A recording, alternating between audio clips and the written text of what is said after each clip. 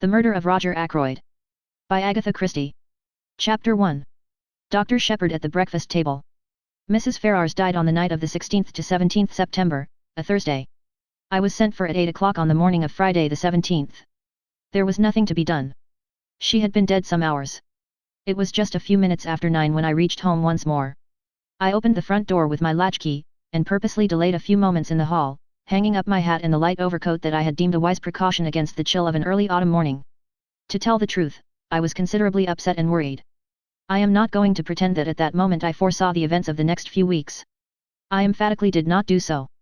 But my instinct told me that there were stirring times ahead. From the dining room on my left there came the rattle of teacups and the short, dry cough of my sister Caroline. "Is that you, James?" she called. An unnecessary question, since who else could it be? To tell the truth, it was precisely my sister Caroline who was the cause of my few minutes' delay. The motto of the mongoose family, so Mr. Kipling tells us, is, "Go and find out." If Caroline ever adopts a crest, I should certainly suggest a mongoose rampant. One might omit the first part of the motto. Caroline can do any amount of finding out by sitting placidly at home. I don't know how she manages it, but there it is. I suspect that the servants and the tradesmen constitute her intelligence corps. When she goes out, it is not to gather in information, but to spread it. At that, too, she is amazingly expert. It was really this last-named trait of hers which was causing me these pangs of indecision. Whatever I told Caroline now concerning the demise of Mrs. Ferrars would be common knowledge all over the village within the space of an hour and a half. As a professional man, I naturally aim at discretion. Therefore I have got into the habit of continually withholding all information possible from my sister. She usually finds out just the same, but I have the moral satisfaction of knowing that I am in no way to blame. Mrs. Ferrars' husband died just over a year ago, and Caroline has constantly asserted, without the least foundation for the assertion, that his wife poisoned him. She scorns my invariable rejoinder that Mr. Ferrars died of acute gastritis, helped on by habitual overindulgence in alcoholic beverages. The symptoms of gastritis and arsenical poisoning are not, I agree, unlike, but Caroline bases her accusation on quite different lines. "You've only got to look at her," I have heard her say.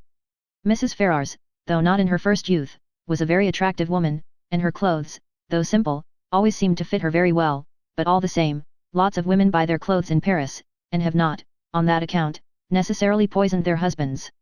As I stood hesitating in the hall, with all this passing through my mind, Caroline's voice came again, with a sharper note in it. "What on earth are you doing out there, James? Why don't you come and get your breakfast?" "Just coming, my dear," I said hastily. "I've been hanging up my overcoat."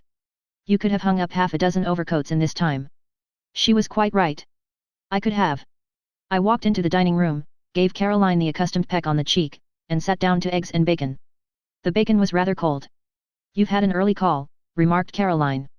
"Yes," I said. "King's paddock. Mrs. Ferrars." "I know," said my sister. "How did you know?" "Annie told me."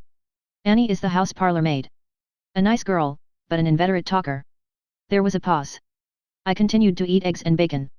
My sister's nose, which is long and thin, quivered a little at the tip, as it always does when she is interested or excited over anything. "Well?" she demanded. "A bad business. Nothing to be done. Must have died in her sleep." "I know," said my sister again. This time I was annoyed. "You can't know," I snapped.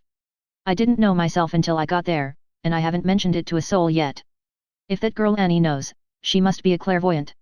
"It wasn't Annie who told me. It was the milkman. He had it from the Ferrars cook. As I say, there is no need for Caroline to go out to get information. She sits at home, and it comes to her." My sister continued. "What did she die of?" "Heart failure." "Didn't the milkman tell you that?" I inquired sarcastically. Sarcasm is wasted on Caroline. She takes it seriously and answers accordingly. "He didn't know," she explained. After all, Caroline was bound to hear sooner or later. She might as well hear from me. "She died of an overdose of veronal. She's been taking it lately for sleeplessness. Must have taken too much." "Nonsense," said Caroline immediately. "She took it on purpose." "Don't tell me."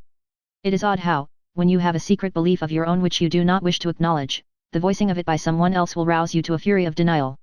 I burst immediately into indignant speech. "There you go again," I said. "Rushing along without rhyme or reason. Why on earth should Mrs. Ferrars wish to commit suicide? A widow, fairly young still, very well off, good health, and nothing to do but enjoy life. It's absurd." Not at all. Even you must have noticed how different she has been looking lately. It's been coming on for the last 6 months. She's looked positively hag-ridden. And you have just admitted that she hasn't been able to sleep. What is your diagnosis? I demanded coldly. An unfortunate love affair, I suppose. My sister shook her head. Remorse, she said, with great gusto. Remorse. Yes. You never would believe me when I told you she poisoned her husband. I'm more than ever convinced of it now. I don't think you are very logical, I objected. Surely if a woman committed a crime like murder, she'd be sufficiently cold-blooded to enjoy the fruits of it without any weak-minded sentimentality such as repentance. Caroline shook her head. There probably are women like that, but Mrs. Ferrars wasn't one of them. She was a mass of nerves. An overmastering impulse drove her on to get rid of her husband because she was the sort of person who simply can't endure suffering of any kind, and there's no doubt that the wife of a man like Ashley Ferrars must have had to suffer a good deal. I nodded. And ever since she's been haunted by what she did. I can't help feeling sorry for her. I don't think Caroline ever felt sorry for Mrs. Ferrars whilst she was alive. Now that she has gone where, presumably, Paris frocks can no longer be worn, Caroline is prepared to indulge in the softer emotions of pity and comprehension. I told her firmly that her whole idea was nonsense. I was all the more firm because I secretly agreed with some part, at least, of what she had said. But it is all wrong that Caroline should arrive at the truth simply by a kind of inspired guesswork. I wasn't going to encourage that sort of thing. She will go round the village airing her views, and everyone will think that she is doing so on medical data supplied by me. Life is very trying. Nonsense, said Caroline, in reply to my strictures. You'll see. 10 to 1 she's left a letter confessing everything. She didn't leave a letter of any kind, I said sharply, and not seeing where the admission was going to land me. Oh. Said Caroline. So you did inquire about that, did you? I believe, James, that in your heart of hearts, you think very much as I do. You're a precious old humbug. One always has to take the possibility of suicide into consideration, I said repressively. Will there be an inquest? There may be. It all depends. If I am able to declare myself absolutely satisfied that the overdose was taken accidentally, an inquest might be dispensed with. And are you absolutely satisfied? Asked my sister shrewdly. I did not answer, but got up from table. Chapter 2. Who's Who in King's Abbot? Before I proceed further with what I said to Caroline and what Caroline said to me, it might be as well to give some idea of what I should describe as our local geography. Our village, King's Abbot, is, I imagine, very much like any other village. Our big town is Cranchester, 9 miles away. We have a large railway station, a small post office, and 2 rival general stores. Able-bodied men are apt to leave the place early in life, but we are rich in unmarried ladies and retired military officers. Our hobbies and recreations can be summed up in the one word, gossip. There are only 2 houses of any importance in King's Abbot. One is King's Paddock, left to Mrs. Ferrars by her late husband. The other, Fernley Park, is owned by Roger Ackroyd. Ackroyd has always interested me by being a man more impossibly like a country squire than any country squire could really be. He reminds one of the red-faced sportsman who always appeared early in the first act of an old-fashioned musical comedy, the setting being the village green. They usually sang a song about going up to London. Nowadays we have reviews, and the country squire has died out of musical fashion. Of course, Ackroyd is not really a country squire.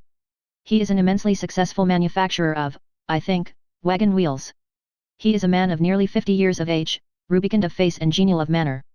He is hand in glove with the vicar, subscribes liberally to parish funds, though rumour has it that he is extremely mean in personal expenditure, encourages cricket matches, lads' clubs, and disabled soldiers' institutes. He is, in fact, the life and soul of our peaceful village of King's Abbot. Now when Roger Ackroyd was a lad of 21, he fell in love with, and married, a beautiful woman some 5 or 6 years his senior. Her name was Peyton, and she was a widow with 1 child. The history of the marriage was short and painful. To put it bluntly, Mrs. Ackroyd was a dipsomaniac. She succeeded in drinking herself into her grave 4 years after her marriage. In the years that followed, Ackroyd showed no disposition to make a second matrimonial adventure. His wife's child by her first marriage was only 7 years old when his mother died. He is now 25. Ackroyd has always regarded him as his own son, and has brought him up accordingly, but he has been a wild lad and a continual source of worry and trouble to his stepfather. Nevertheless we are all very fond of Ralph Peyton in King's Abbot. He is such a good-looking youngster for one thing. As I said before, we are ready enough to gossip in our village. Everybody noticed from the first that Ackroyd and Mrs. Ferrars got on very well together. After her husband's death, the intimacy became more marked. They were always seen about together, and it was freely conjectured that at the end of her period of mourning, Mrs. Ferrars would become Mrs. Roger Ackroyd. It was felt, indeed, that there was a certain fitness in the thing. Roger Ackroyd's wife had admittedly died of drink. Ashley Ferrars had been a drunkard for many years before his death. It was only fitting that these two victims of alcoholic excess should make up to each other for all that they had previously endured at the hands of their former spouses. The Ferrars only came to live here just over a year ago, but a halo of gossip has surrounded Ackroyd for many years past. All the time that Ralph Peyton was growing up to manhood, a series of lady housekeepers presided over Ackroyd's establishment, and each in turn was regarded with lively suspicion by Caroline and her cronies. It is not too much to say that for at least 15 years the whole village has confidently expected Ackroyd to marry one of his housekeepers. The last of them, a redoubtable lady called Miss Russell, has reigned undisputed for 5 years, twice as long as any of her predecessors. It is felt that but for the advent of Mrs. Ferrars, Ackroyd could hardly have escaped. That, and one other factor, the unexpected arrival of a widowed sister-in-law with her daughter from Canada. Mrs. Cecil Ackroyd, widow of Ackroyd's ne'er-do-well younger brother, has taken up her residence at Fernley Park, and has succeeded, according to Caroline, in putting Miss Russell in her proper place. I don't know exactly what a proper place constitutes, it sounds chilly and unpleasant, but I know that Miss Russell goes about with pinched lips, and what I can only describe as an acid smile, and that she professes the utmost sympathy for poor Mrs. Ackroyd, dependent on the charity of her husband's brother. The bread of charity is so bitter, is it not? I should be quite miserable if I did not work for my living. I don't know what Mrs. Cecil Ackroyd thought of the Ferrars affair when it came on the tapis. It was clearly to her advantage that Ackroyd should remain unmarried. She was always very charming, not to say gushing, to Mrs. Ferrars when they met. Caroline says that proves less than nothing. Such have been our preoccupations in King's Abbot for the last few years. We have discussed Ackroyd and his affairs from every standpoint. Mrs. Ferrars has fitted into her place in the scheme. Now there has been a rearrangement of the kaleidoscope. From a mild discussion of probable wedding presents, we have been jerked into the midst of tragedy. Revolving these and sundry other matters in my mind, I went mechanically on my round. I had no cases of special interest to attend, which was, perhaps, as well, for my thoughts returned again and again to the mystery of Mrs. Ferrars's death. Had she taken her own life? Surely, if she had done so, she would have left some word behind to say what she contemplated doing. Women, in my experience, if they once reach the determination to commit suicide, usually wish to reveal the state of mind that led to the fatal action. They covet the limelight. When had I last seen her? Not for over a week. Her manner then had been normal enough considering everything. Then I suddenly remembered that I had seen her, though not to speak to, only yesterday. She had been walking with Ralph Peyton, and I had been surprised because I had had no idea that he was likely to be in King's Abbot. I thought, indeed, that he had quarrelled finally with his stepfather. Nothing had been seen of him down here for nearly 6 months. They had been walking along, side by side, their heads close together, and she had been talking very earnestly. I think I can safely say that it was at this moment that a foreboding of the future first swept over me. Nothing tangible as yet, but a vague premonition of the way things were setting. That earnest tête-à-tête between Ralph Peyton and Mrs. Ferrars the day before struck me disagreeably. I was still thinking of it when I came face to face with Roger Ackroyd. "Shepherd," he exclaimed. "Just the man I wanted to get hold of. This is a terrible business. You've heard then?" He nodded. He had felt the blow keenly, I could see. His big red cheeks seemed to have fallen in, and he looked a positive wreck of his usual jolly, healthy self. "It's worse than you know," he said quietly. "Look here, Shepherd, I've got to talk to you. Can you come back with me now?" "Hardly.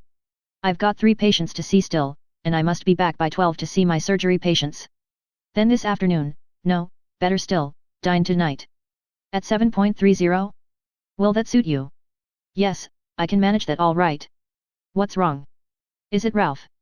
I hardly knew why I said that, except, perhaps, that it had so often been Ralph.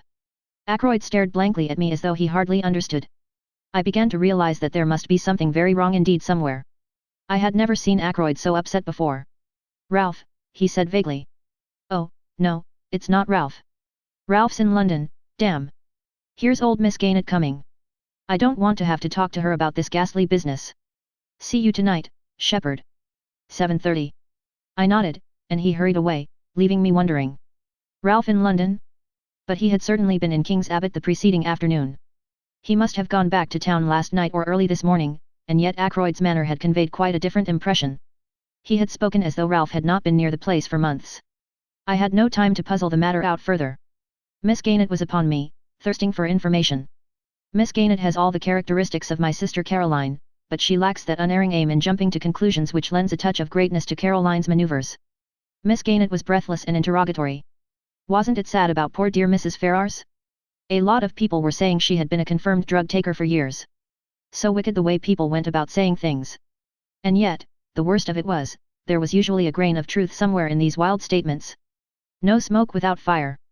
They were saying too that Mr. Ackroyd had found out about it, and had broken off the engagement, because there was an engagement. She, Miss Gaynett, had proof positive of that. Of course I must know all about it, doctors always did, but they never tell? And all this with a sharp beady eye on me to see how I reacted to these suggestions. Fortunately, long association with Caroline has led me to preserve an impassive countenance, and to be ready with small noncommittal remarks. On this occasion I congratulated Miss Gaynett on not joining in ill-natured gossip. Rather a neat counterattack, I thought. It left her in difficulties, and before she could pull herself together, I had passed on. I went home thoughtful, to find several patients waiting for me in the surgery. I had dismissed the last of them, as I thought, and was just contemplating a few minutes in the garden before lunch when I perceived one more patient waiting for me. She rose and came towards me as I stood somewhat surprised.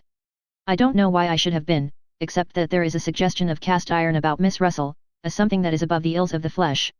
Ackroyd's housekeeper is a tall woman, handsome but forbidding in appearance.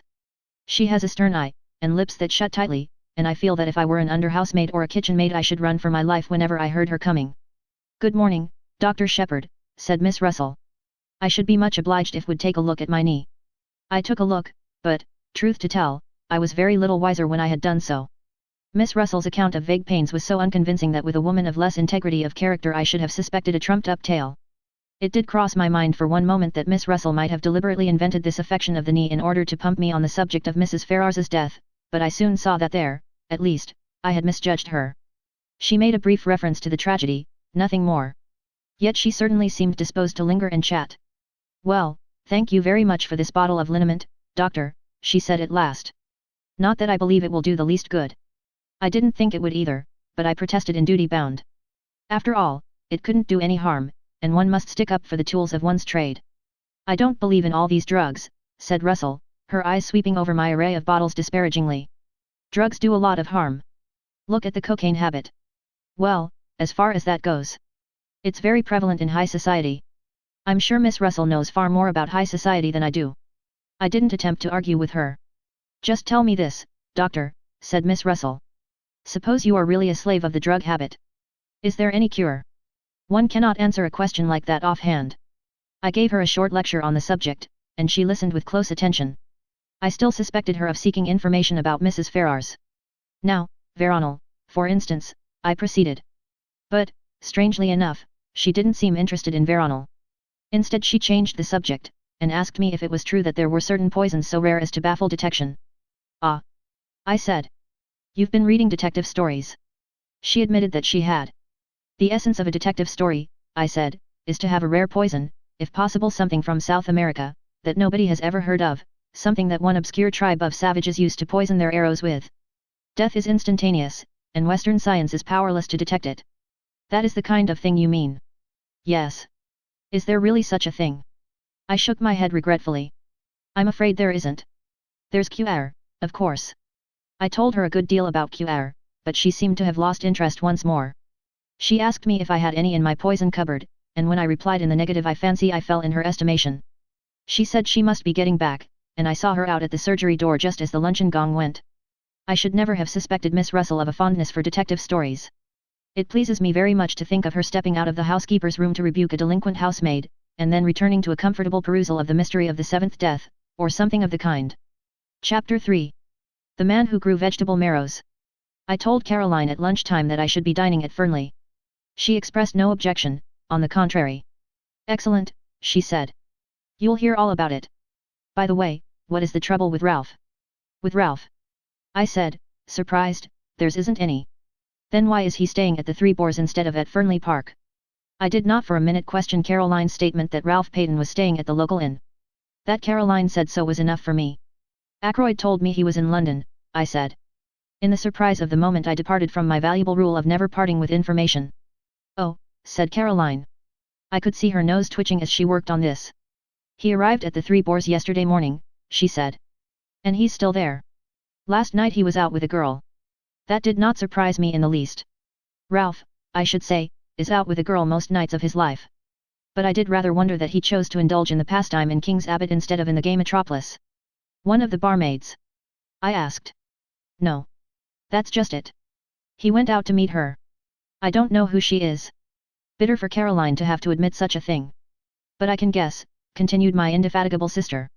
I waited patiently. His cousin. Flora Ackroyd. I exclaimed in surprise. Flora Ackroyd is, of course, no relation whatever really to Ralph Peyton, but Ralph has been looked upon for so long as practically Ackroyd's own son, that cousinship is taken for granted. Flora Ackroyd, said my sister. But why not go to Fernley if he wanted to see her? Secretly engaged, said Caroline, with immense enjoyment. Old Ackroyd won't hear of it, and they have to meet this way. I saw a good many flaws in Caroline's theory, but I forbore to point them out to her. An innocent remark about our new neighbor created a diversion. The house next door, the Larches, has recently been taken by a stranger. To Caroline's extreme annoyance, she has not been able to find out anything about him, except that he is a foreigner. The intelligence corps has proved a broken reed. Presumably the man has milk and vegetables and joints of meat and occasional whitings just like everybody else, but none of the people who make it their business to supply these things seem to have acquired any information. His name, apparently, is Mr. Porot, a name which conveys an odd feeling of unreality. The one thing we do know about him is that he is interested in the growing of vegetable marrows. But that is certainly not the sort of information that Caroline is after. She wants to know where he comes from, what he does, whether he is married, what his wife was, or is, like, whether he has children, what his mother's maiden name was, and so on. Somebody very like Caroline must have invented the questions on passports, I think. My dear Caroline, I said. There's no doubt at all about what the man's profession has been. He's a retired hairdresser. Look at that mustache of his. Caroline dissented. She said that if the man was a hairdresser, he would have wavy hair, not straight. All hairdressers did. I cited several hairdressers personally known to me who had straight hair, but Caroline refused to be convinced. I can't make him out at all, she said in an aggrieved voice. I borrowed some garden tools the other day, and he was most polite, but I couldn't get anything out of him. I asked him point blank at last whether he was a Frenchman, and he said he wasn't, and somehow I didn't like to ask him any more. I began to be more interested in our mysterious neighbor. A man who is capable of shutting up Caroline and sending her, like the Queen of Sheba, empty away must be something of a personality. I believe, said Caroline, that he's got one of those new vacuum cleaners. I saw a meditated loan and the opportunity of further questioning gleaming from her eye. I seized the chance to escape into the garden. I am rather fond of gardening. I was busily exterminating dandelion roots when a shout of warning sounded from close by and a heavy body whizzed by my ear and fell at my feet with a repellent squelch. It was a vegetable marrow. I looked up angrily. Over the wall, to my left, there appeared a face. An egg-shaped head, partially covered with suspiciously black hair, two immense mustaches, and a pair of watchful eyes. It was our mysterious neighbor, Mr. Porot. He broke at once into fluent apologies. I demand of you 1,000 pardons, monsieur. I am without defense. For some months now I cultivate the marrows. This morning suddenly I enrage myself with these marrows. I send them to promenade themselves, alas. Not only mentally but physically. I seize the biggest. I hurl him over the wall. Monsieur, I am ashamed. I prostrate myself. Before such profuse apologies, my anger was forced to melt. After all, the wretched vegetable hadn't hit me. But I sincerely hoped that throwing large vegetables over walls was not our new friend's hobby. Such a habit could hardly endear him to us as a neighbor. The strange little man seemed to read my thoughts. Ah, no, he exclaimed.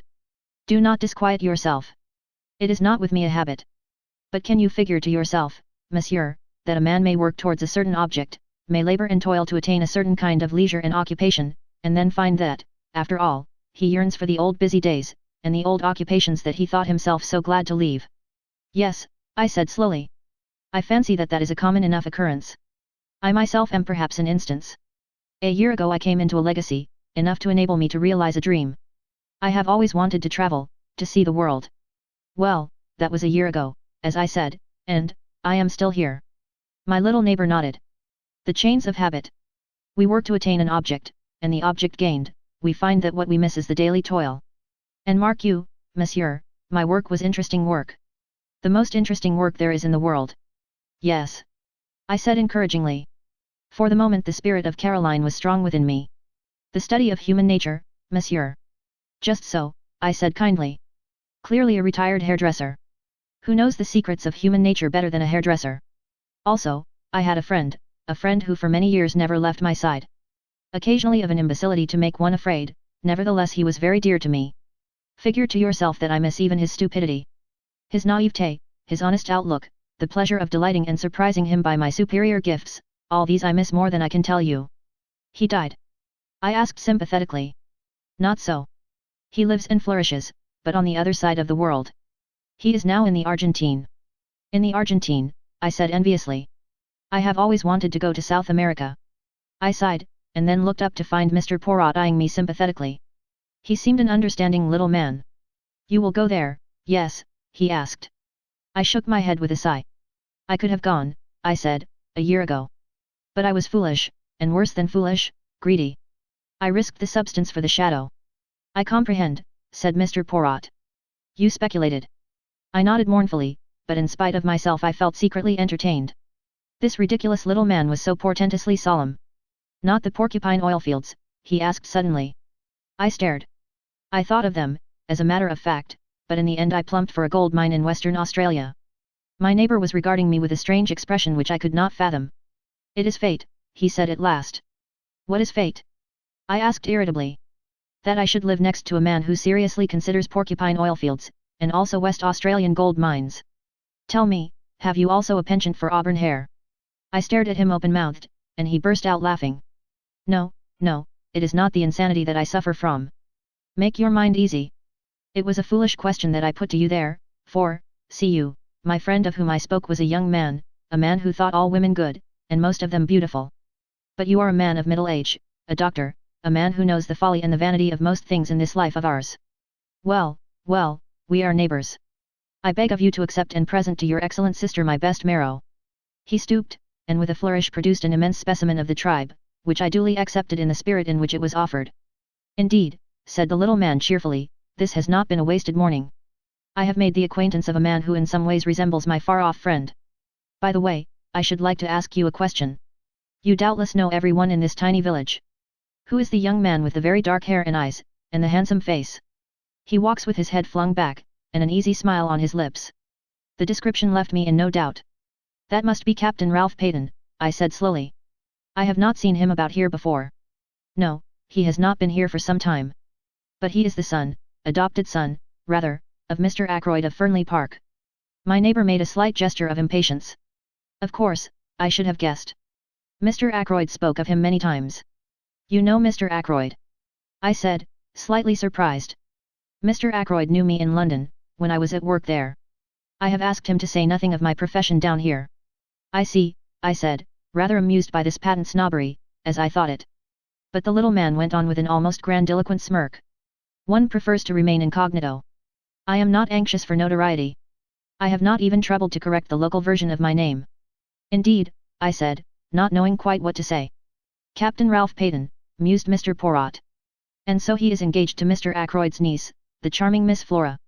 Who told you so? I asked, very much surprised. Mr. Ackroyd. About a week ago.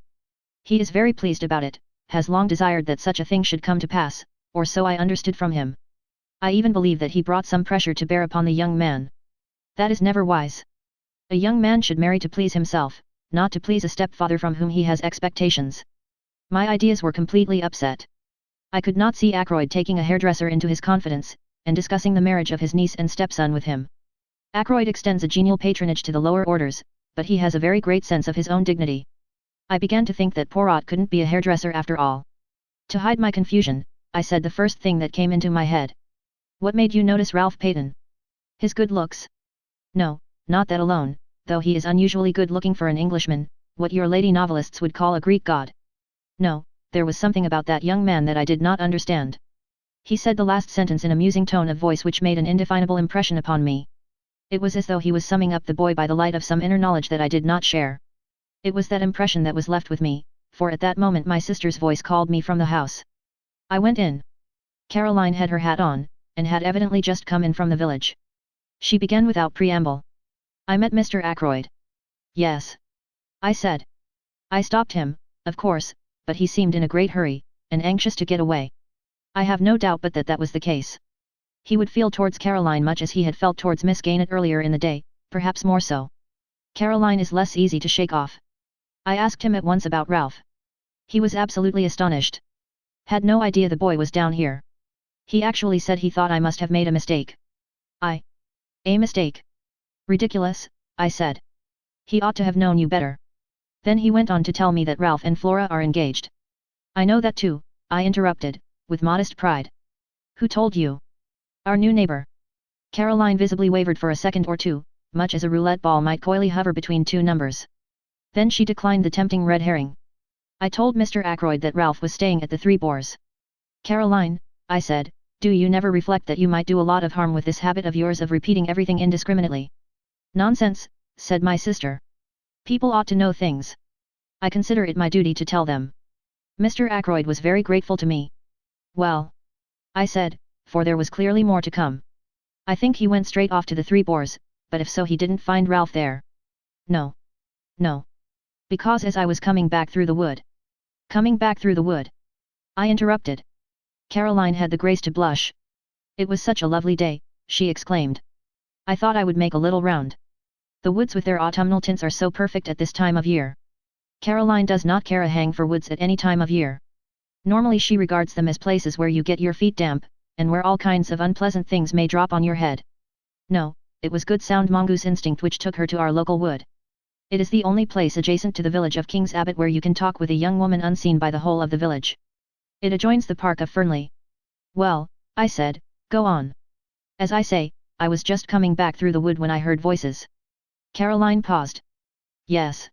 One was Ralph Payton's, I knew it at once. The other was a girl's. Of course I didn't mean to listen.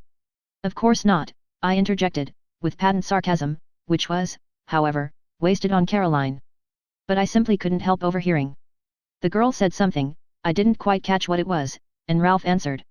He sounded very angry. My dear girl, he said. Don't you realize that it is quite on the cards the old man will cut me off with a shilling? He's been pretty fed up with me for the last few years. A little more would do it. And we need the dibs, my dear. I shall be a very rich man when the old fellow pops off. He's mean as they make him, but he's rolling in money really. I don't want him to go altering his will. You leave it to me, and don't worry. Those were his exact words. I remember them perfectly. Unfortunately, just then I stepped on a dry twig or something, and they lowered their voices and moved away. I couldn't, of course, go rushing after them, so wasn't able to see who the girl was. That must have been most vexing, I said. I suppose, though, you hurried on to the Three Boars, felt faint, and went into the bar for a glass of brandy, and so were able to see if both the barmaids were on duty. It wasn't a barmaid, said Caroline unhesitatingly. In fact, I am almost sure that it was Flora Ackroyd, only it doesn't seem to make sense, I agreed. But if it wasn't Flora, who could it have been? Rapidly my sister ran over a list of maidens living in the neighborhood, with profuse reasons for and against. When she paused for breath, I murmured something about a patient, and slipped out. I proposed to make my way to the Three Boars. It seemed likely that Ralph Payton would have returned there by now. I knew Ralph very well, better, perhaps, than anyone else in King's Abbot, for I had known his mother before him, and therefore I understood much in him that puzzled others. He was, to a certain extent, the victim of heredity. He had not inherited his mother's fatal propensity for drink, but nevertheless he had in him a strain of weakness. As my new friend of this morning had declared, he was extraordinarily handsome. Just on 6 feet, perfectly proportioned, with the easy grace of an athlete, he was dark, like his mother, with a handsome, sunburnt face always ready to break into a smile. Ralph Payton was of those born to charm easily and without effort. He was self-indulgent and extravagant, with no veneration for anything on earth, but he was lovable nevertheless, and his friends were all devoted to him. Could I do anything with the boy? I thought I could. On inquiry at the Three Boars I found that Captain Payton had just come in. I went up to his room and entered unannounced. For a moment, remembering what I had heard and seen, I was doubtful of my reception, but I need have had no misgivings. Why, it's Shepherd. Glad to see you. He came forward to meet me, hand outstretched, a sunny smile lighting up his face. The one person I am glad to see in this infernal place. I raised my eyebrows. What's the place been doing? He gave a vexed laugh. It's a long story. Things haven't been going well with me, doctor. But have a drink, won't you? Thanks, I said, I will. He pressed the bell, then, coming back, threw himself into a chair. Not to mince matters, he said gloomily, I'm in the devil of a mess. In fact, I haven't the least idea what to do next. What's the matter? I asked sympathetically. It's my confounded stepfather. What has he done? It isn't what he's done yet, but what he's likely to do. The bell was answered, and Ralph ordered the drinks. When the man had gone again, he sat hunched in the armchair, frowning to himself. Is it really serious? I asked. He nodded. I'm fairly up against it this time, he said soberly. The unusual ring of gravity in his voice told me that he spoke the truth. It took a good deal to make Ralph grave. In fact, he continued, I can't see my way ahead. I'm damned if I can. If I could help, I suggested diffidently. But he shook his head very decidedly. Good of you, Doctor. But I can't let you in on this. I've got to play a lone hand. He was silent a minute and then repeated in a slightly different tone of voice. Yes, I've got to play a lone hand. Chapter 4. Dinner at Fernley. It was just a few minutes before 7:30 when I rang the front door bell of Fernley Park. The door was opened with admirable promptitude by Parker, the butler. The night was such a fine one that I had preferred to come on foot. I stepped into the big square hall and Parker relieved me of my overcoat. Just then Ackroyd's secretary, a pleasant young fellow by the name of Raymond, passed through the hall on his way to Ackroyd's study, his hands full of papers. Good evening, Doctor. Coming to dine? Or is this a professional call? The last was in allusion to my black bag, which I had laid down on the oak chest. I explained that I expected a summons to a confinement case at any moment, and so had come out prepared for an emergency call. Raymond nodded, and went on his way, calling over his shoulder. Go into the drawing room. You know the way. The ladies will be down in a minute. I must just take these papers to Mr. Ackroyd, and I'll tell him you're here. On Raymond's appearance Parker had withdrawn, so I was alone in the hall. I settled my tie, glanced in a large mirror which hung there, and crossed to the door directly facing me, which was, as I knew, the door of the drawing room. I noticed, just as I was turning the handle, a sound from within, the shutting down of a window. I took it to be. I noted it, I may say, quite mechanically, without attaching any importance to it at the time. I opened the door and walked in. As I did so, I almost collided with Miss Russell, who was just coming out. We both apologized. For the first time I found myself appraising the housekeeper and thinking what a handsome woman she must once have been, indeed, as far as that goes, still was. Her dark hair was unstreaked with grey, and when she had a color, as she had at this minute, the stern quality of her looks was not so apparent. Quite subconsciously I wondered whether she had been out, for she was breathing hard, as though she had been running. I'm afraid I'm a few minutes early, I said. Oh. I don't think so. It's gone 7:30, Dr. Shepherd. She paused a minute before saying, I didn't know you were expected to dinner tonight. Mr. Ackroyd didn't mention it. I received a vague impression that my dining there displeased her in some way, but I couldn't imagine why. How's the knee? I inquired.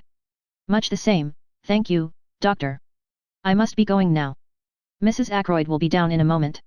I only came in here to see if the flowers were all right. She passed quickly out of the room. I strolled to the window, wondering at her evident desire to justify her presence in the room.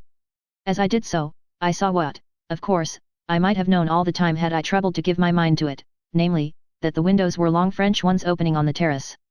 The sound I had heard, therefore, could not have been that of a window being shut down. Quite idly, and more to distract my mind from painful thoughts than for any other reason, I amused myself by trying to guess what could have caused the sound in question. Coals on the fire? No, that was not the kind of noise at all. A drawer of the bureau pushed in? No, not that. Then my eye was caught by what, I believe, is called a silver table, the lid of which lifts, and through the glass of which you can see the contents. I crossed over to it, studying the things. There were 1 or 2 pieces of old silver, a baby shoe belonging to King Charles I, some Chinese jade figures, and quite a number of African implements and curios. Wanting to examine one of the jade figures more closely, I lifted the lid. It slipped through my fingers and fell. At once I recognized the sound I had heard. It was this same table lid being shut down gently and carefully. I repeated the action once or twice for my own satisfaction. Then I lifted the lid to scrutinize the contents more closely. I was still bending over the open silver table when Flora Ackroyd came into the room. Quite a lot of people do not like Flora Ackroyd, but nobody can help admiring her. And to her friends she can be very charming. The first thing that strikes you about her is her extraordinary fairness. She has the real Scandinavian pale gold hair. Her eyes are blue, blue as the waters of a Norwegian fjord, and her skin is cream and roses. She has square, boyish shoulders and slight hips. And to a jaded medical man it is very refreshing to come across such perfect health. A simple straightforward English girl, I may be old-fashioned, but I think the genuine article takes a lot of beating. Flora joined me by the silver table, and expressed heretical doubts as to King Charles I ever having worn the baby shoe. And anyway, continued Miss Flora, all this making a fuss about things because someone wore or used them seems to me all nonsense. They're not wearing or using them now. The pen that George Eliot wrote the mill on the floss with, that sort of thing, well, it's only just a pen after all. If you're really keen on George Eliot, why not get the mill on the floss in a cheap edition and read it? I suppose you never read such old out-of-date stuff, Miss Flora. You're wrong, Dr. Shepherd. I love the mill on the floss. I was rather pleased to hear it. The things young women read nowadays and profess to enjoy positively frighten me. You haven't congratulated me yet, Dr. Shepherd, said Flora. Haven't you heard? She held out her left hand. On the third finger of it was an exquisitely set single pearl. I'm going to marry Ralph, you know, she went on. Uncle is very pleased. It keeps me in the family, you see. I took both her hands in mine. My dear, I said, I hope you'll be very happy. We've been engaged for about a month, continued Flora in her cool voice, but it was only announced yesterday. Uncle is going to do up cross stones, and give it to us to live in, and we're going to pretend to farm. Really, we shall hunt all the winter, town for the season, and then go yachting. I love the sea. And, of course, I shall take a great interest in the parish affairs, and attend all the mothers' meetings. Just then Mrs. Ackroyd rustled in, full of apologies for being late. I am sorry to say I detest Mrs. Ackroyd. She is all chains and teeth and bones. A most unpleasant woman. She has small pale flinty blue eyes, and however gushing her words may be, those eyes of hers always remain coldly speculative. I went across to her, leaving Flora by the window. She gave me a handful of assorted knuckles and rings to squeeze, and began talking volubly. Had I heard about Flora's engagement? So suitable in every way. The dear young things had fallen in love at first sight. Such a perfect pair, he's so dark and she's so fair. I can't tell you, my dear Dr. Shepherd, the relief to a mother's heart.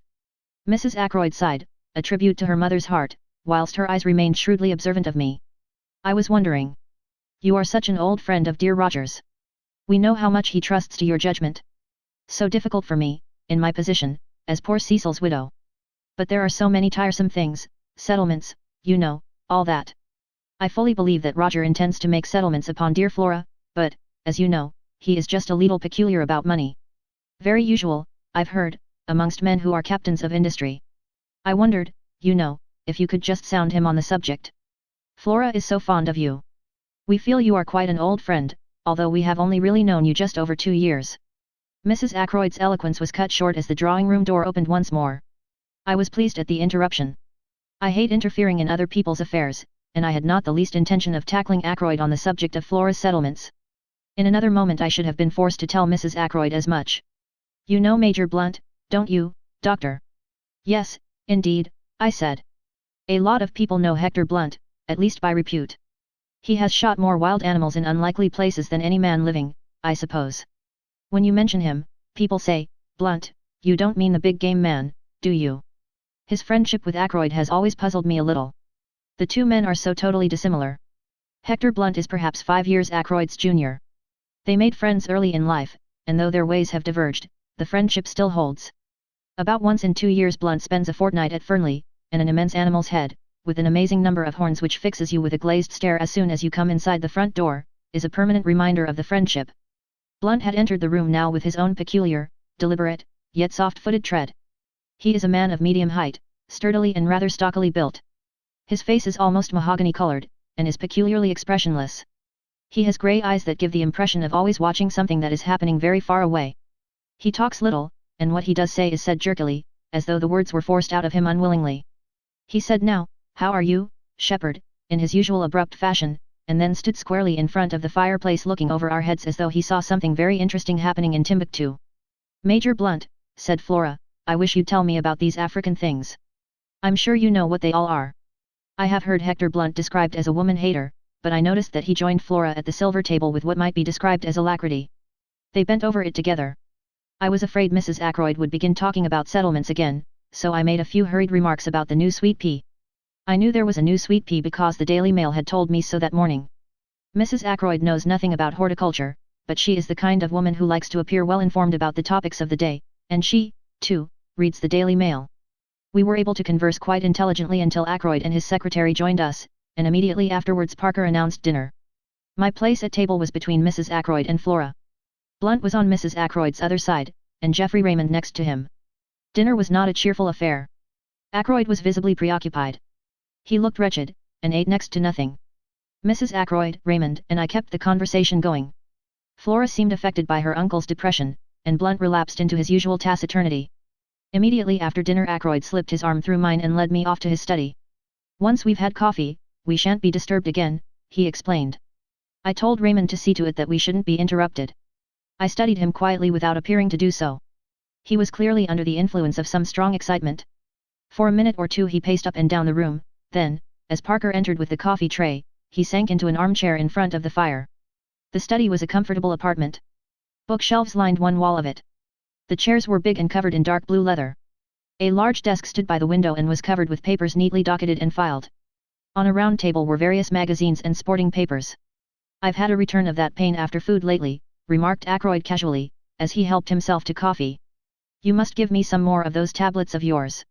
It struck me that he was anxious to convey the impression that our conference was a medical one. I played up accordingly. "I thought as much. I brought some up with me." "Good man. Hand them over now. They're in my bag in the hall." "I'll get them." Ackroyd arrested me. "Don't you trouble. Parker will get them. Bring in the doctor's bag, will you, Parker?" "Very good, sir." Parker withdrew. As I was about to speak, Ackroyd threw up his hand. "Not yet. Wait. Don't you see I'm in such a state of nerves that I can hardly contain myself?" I saw that plainly enough. And I was very uneasy. All sorts of forebodings assailed me. Ackroyd spoke again almost immediately. "Make certain that window's closed, will you?" he asked. Somewhat surprised, I got up and went to it. It was not a French window, but one of the ordinary sash type. The heavy blue velvet curtains were drawn in front of it, but the window itself was open at the top. Parker re-entered the room with my bag while I was still at the window. "That's all right," I said, emerging again into the room. "You've put the latch across." "Yes, yes." "What's the matter with you, Ackroyd?" The door had just closed behind Parker, or I would not have put the question. Ackroyd waited just a minute before replying. "I'm in hell," he said slowly, after a minute. "No, don't bother with those damned tablets. I only said that for Parker. Servants are so curious. Come here and sit down. The door's closed too, isn't it?" "Yes. Nobody can overhear, don't be uneasy. Shepherd, nobody knows what I've gone through in the last 24 hours. If a man's house ever fell in ruins about him, mine has about me. This business of Ralph's is the last straw. But we won't talk about that now. It's the other. I don't know what to do about it. And I've got to make up my mind soon." "What's the trouble?" Ackroyd remained silent for a minute or two. He seemed curiously averse to begin. When he did speak, the question he asked came as a complete surprise. It was the last thing I expected. "Shepherd, you attended Ashley Ferrars in his last illness, didn't you?" "Yes, I did." He seemed to find even greater difficulty in framing his next question. "Did you never suspect, did it ever enter your head, that, well, that he might have been poisoned?" I was silent for a minute or two. Then I made up my mind what to say. "Roger Ackroyd was not Caroline." "I'll tell you the truth," I said.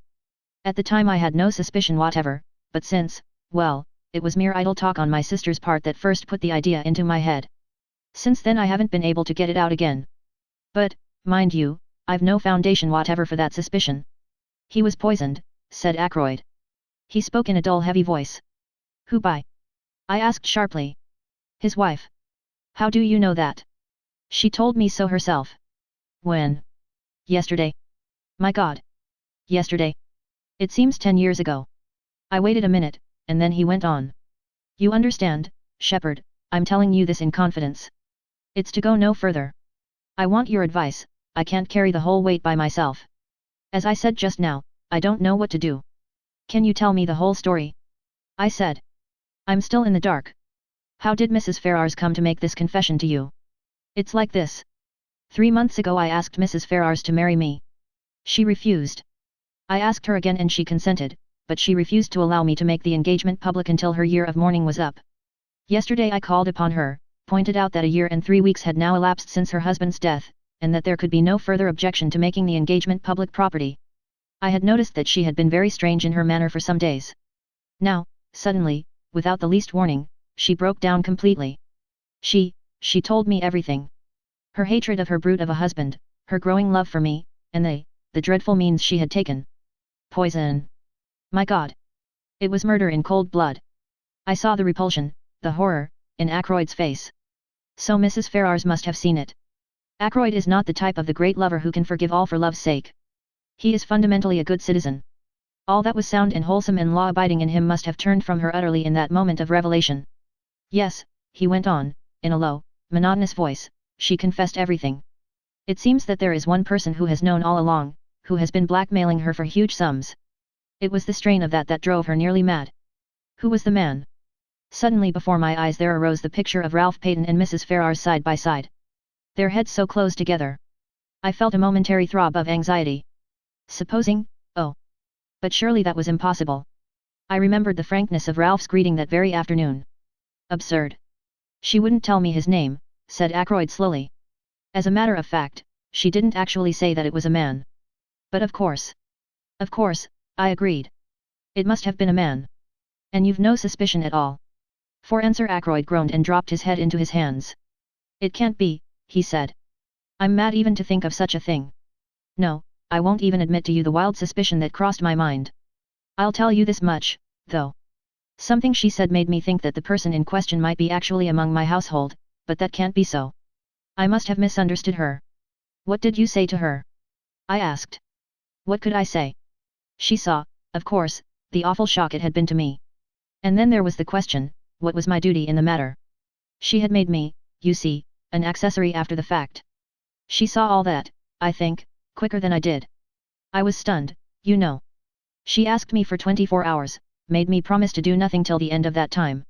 And she steadfastly refused to give me the name of the scoundrel who had been blackmailing her. I suppose she was afraid that I might go straight off and hammer him, and then the fat would have been in the fire as far as she was concerned. She told me that I should hear from her before 24 hours had passed. My God! I swear to you, Shepherd, that it never entered my head what she meant to do. Suicide. And I drove her to it. No, no, I said. Don't take an exaggerated view of things. The responsibility for her death doesn't lie at your door. The question is, what am I to do now? The poor lady is dead. Why rake up past trouble? I rather agree with you, I said. But there's another point. How am I to get hold of that scoundrel who drove her to death as surely as if he'd killed her? He knew of the first crime, and he fastened onto it like some obscene vulture. She's paid the penalty. Is he to go scot-free? I see, I said slowly. You want to hunt him down? It will mean a lot of publicity, you know. Yes, I've thought of that. I've zigzagged to and fro in my mind. I agree with you that the villain ought to be punished, but the cost has got to be reckoned. Ackroyd rose and walked up and down. Presently he sank into the chair again. Look here, Shepherd, suppose we leave it like this. If no word comes from her, we'll let the dead things be. What do you mean by word coming from her? I asked curiously. I have the strongest impression that somewhere or somehow she must have left a message for me, before she went. I can't argue about it, but there it is. I shook my head. She left no letter or word of any kind. I asked.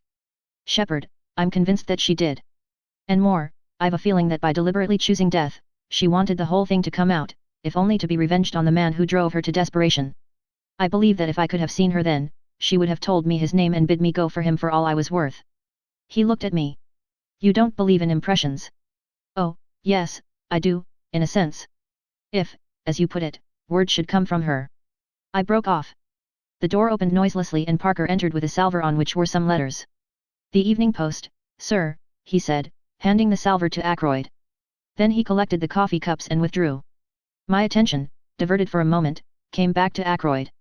He was staring like a man turned to stone at a long blue envelope. The other letters he had let drop to the ground. Her writing, he said in a whisper. She must have gone out and posted it last night, just before. He ripped open the envelope and drew out a thick enclosure. Then he looked up sharply. You're sure you shut the window? He said. Quite sure, I said, surprised. Why? All this evening I've had a queer feeling of being watched, spied upon. What's that? He turned sharply. So did I. We both had the impression of hearing the latch of the door give ever so slightly. I went across to it and opened it. There was no one there. Nerves, murmured Ackroyd to himself. He unfolded the thick sheets of paper, and read aloud in a low voice. My dear, my very dear Roger, a life calls for a life. I see that, I saw it in your face this afternoon. So I am taking the only road open to me. I leave to you the punishment of the person who has made my life a hell upon earth for the last year. I would not tell you the name this afternoon, but I propose to write it to you now. I have no children or near relations to be spared, so do not fear publicity. If you can, Roger, my very dear Roger, forgive me the wrong I meant to do you, since when the time came, I could not do it after all. Ackroyd, his finger on the sheet to turn it over, paused. Shepherd, forgive me, but I must read this alone, he said unsteadily. It was meant for my eyes, and my eyes only. He put the letter in the envelope and laid it on the table. Later, when I am alone. No, I cried impulsively, read it now. Ackroyd stared at me in some surprise. I beg your pardon, I said, reddening. I do not mean read it aloud to me. But read it through whilst I am still here. Ackroyd shook his head. No, I'd rather wait. But for some reason, obscure to myself, I continued to urge him. At least, read the name of the man, I said. Now Ackroyd is essentially pig-headed. The more you urge him to do a thing, the more determined he is not to do it. All my arguments were in vain. The letter had been brought in at 20 minutes to 9. It was just on 10 minutes to 9 when I left him, the letter still unread. I hesitated with my hand on the door handle, looking back and wondering if there was anything I had left undone. I could think of nothing. With a shake of the head I passed out and closed the door behind me. I was startled by seeing the figure of Parker close at hand. He looked embarrassed, and it occurred to me that he might have been listening at the door. What a fat, smug, oily face the man had, and surely there was something decidedly shifty in his eye. Mr. Ackroyd particularly does not want to be disturbed, I said coldly. He told me to tell you so. Quite so, sir. I fancied I heard the bell ring. This was such a palpable untruth that I did not trouble to reply.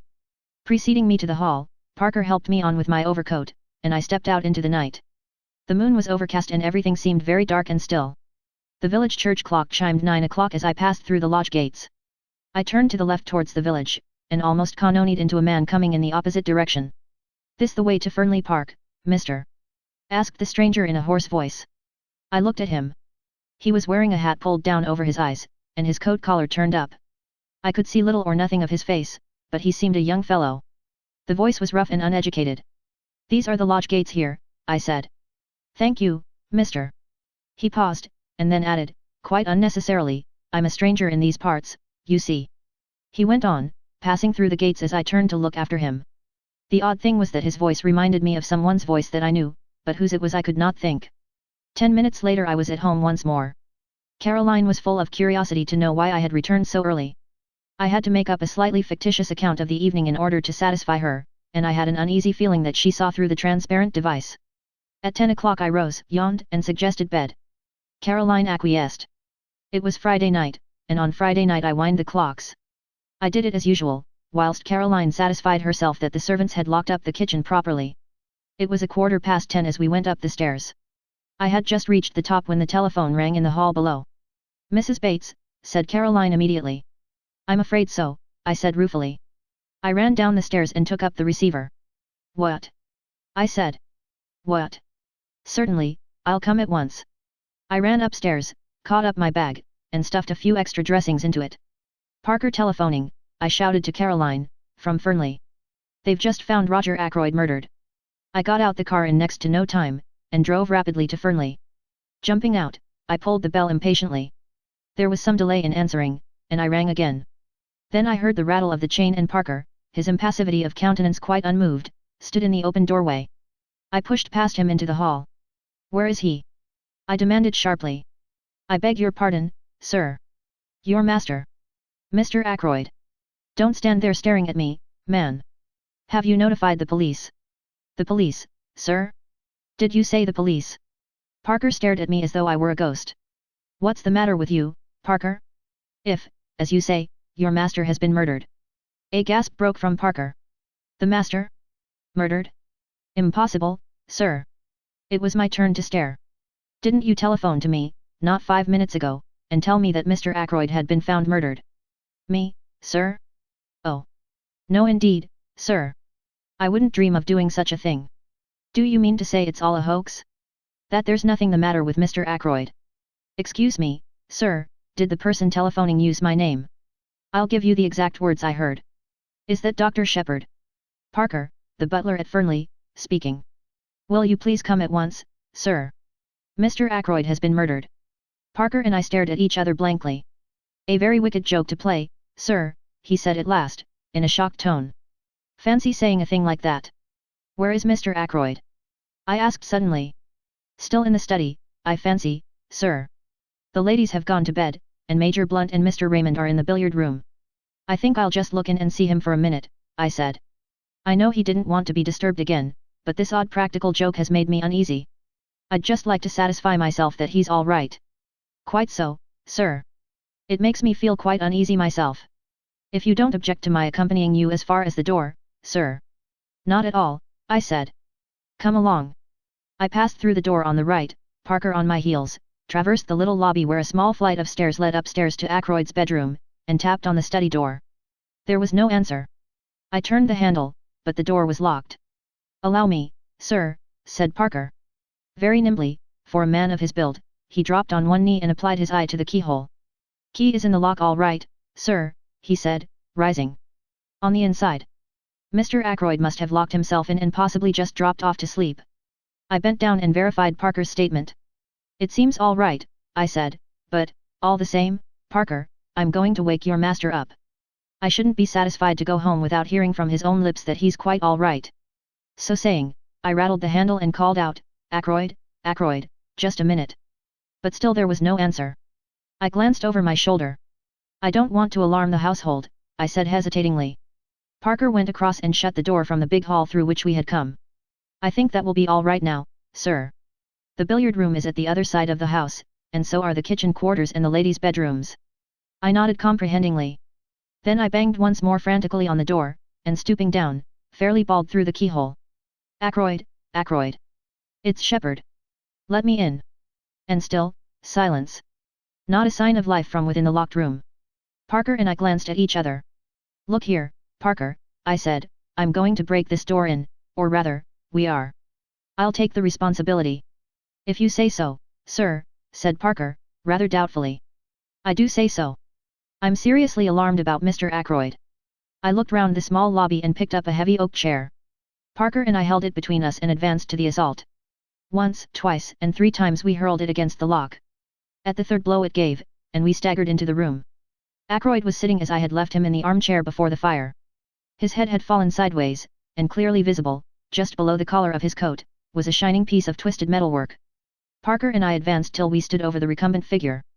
I heard the butler draw in his breath with a sharp hiss. Stabbed from behind, he murmured. Horrible. He wiped his moist brow with his handkerchief, then stretched out a hand gingerly towards the hilt of the dagger. You mustn't touch that, I said sharply. Go at once to the telephone and ring up the police station. Inform them of what has happened. Then tell Mr. Raymond and Major Blunt.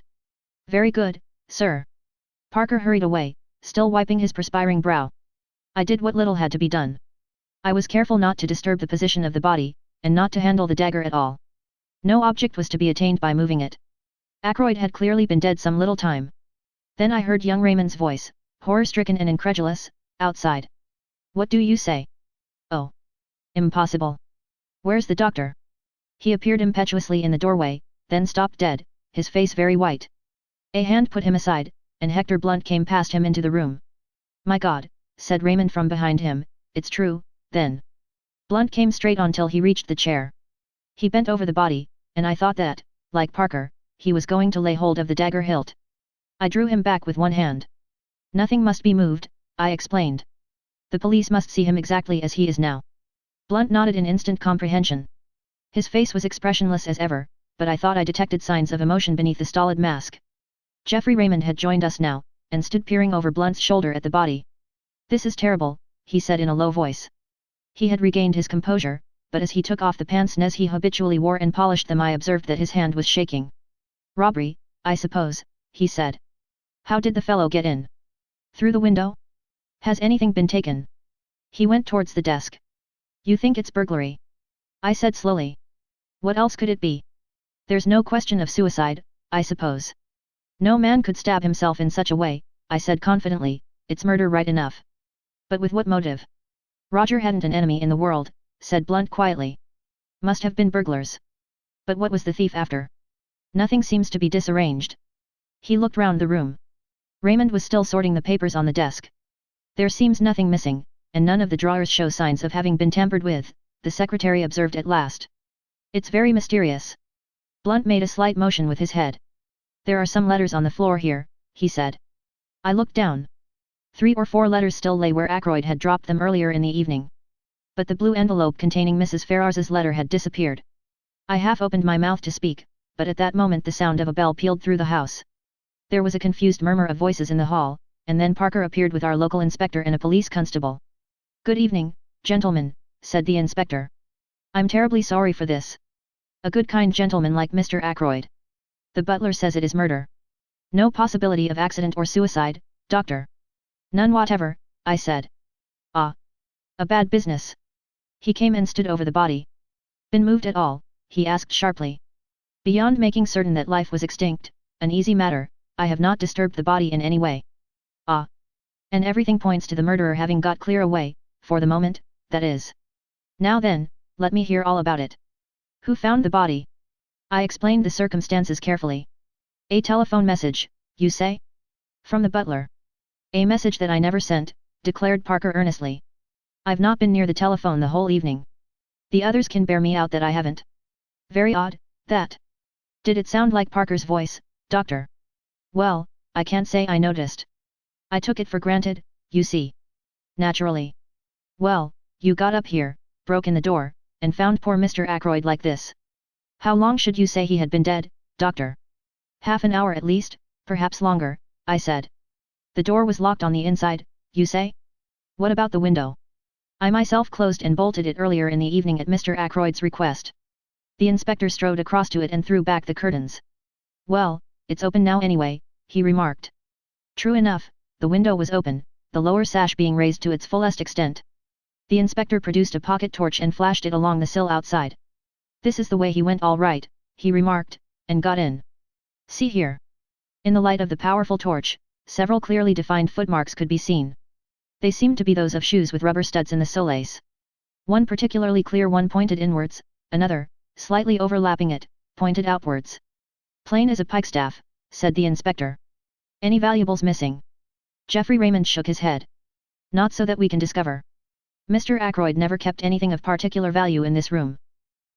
Said the inspector. Man found an open window. Climbed in, saw Mr. Ackroyd sitting there, maybe he'd fallen asleep. Man stabbed him from behind, then lost his nerve and made off. But he's left his tracks pretty clearly. We ought to get hold of him without much difficulty. No suspicious strangers been hanging about anywhere. Oh. I said suddenly. What is it, doctor? I met a man this evening, just as I was turning out of the gate. He asked me the way to Fernley Park. What time would that be? Just 9 o'clock. I heard it chime the hour as I was turning out of the gate. Can you describe him? I did so to the best of my ability. The inspector turned to the butler. Anyone answering that description come to the front door? No, sir. No one has been to the house at all this evening. What about the back? I don't think so, sir, but I'll make inquiries. He moved towards the door, but the inspector held up a large hand. No, thanks. I'll do my own inquiring. But first of all I want to fix the time a little more clearly. When was Mr. Ackroyd last seen alive? Probably by me, I said, when I left it, let me see, about 10 minutes to 9. He told me that he didn't wish to be disturbed, and I repeated the order to Parker. Just so, sir, said Parker respectfully. Mr. Ackroyd was certainly alive at 9:30, put in Raymond, for I heard his voice in here talking. Who was he talking to? That I don't know. Of course, at the time I took it for granted that it was Dr. Shepherd who was with him. I wanted to ask him a question about some papers I was engaged upon, but when I heard the voices I remembered that he had said he wanted to talk to Dr. Shepherd without being disturbed, and I went away again. But now it seems that the doctor had already left. I nodded. I was at home by 9:15, I said. I didn't go out again until I received the telephone call. Who could have been with him at 9:30? Queried the inspector. It wasn't you, Mr. E.R. Major Blunt, I said. Major Hector Blunt? Asked the inspector, a respectful tone creeping into his voice. Blunt merely jerked his head affirmatively. I think we've seen you down here before, sir, said the inspector. I didn't recognize you for the moment, but you were staying with Mr. Ackroyd a year ago last May. June, corrected Blunt. Just so, June it was. Now, as I was saying, it wasn't you with Mr. Ackroyd at 9:30 this evening. Blunt shook his head. Never saw him after dinner, he volunteered. The inspector turned once more to Raymond. You didn't overhear any of the conversation going on, did you, sir? I did catch just a fragment of it, said the secretary, and, supposing as I did that it was Dr. Shepherd who was with Mr. Ackroyd, that fragment struck me as distinctly odd. As far as I can remember, the exact words were these. Mr. Ackroyd was speaking. The calls on my purse have been so frequent of late, that is what he was saying, of late, that I fear it is impossible for me to accede to your request. I went away again at once, of course, so did not hear any more.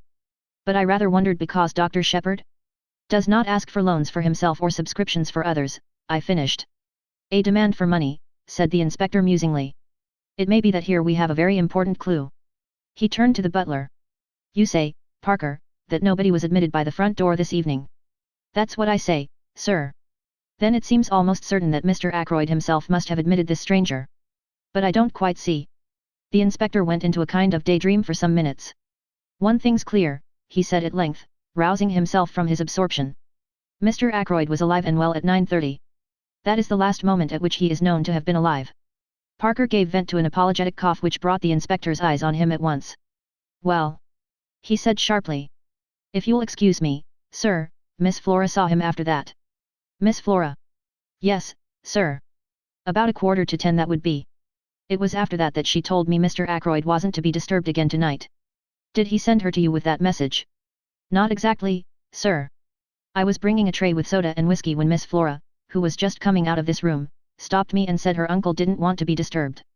The inspector looked at the butler with rather closer attention than he had bestowed on him up to now. You'd already been told that Mr. Ackroyd didn't want to be disturbed, hadn't you? Parker began to stammer. His hands shook. Yes, sir. Yes, sir.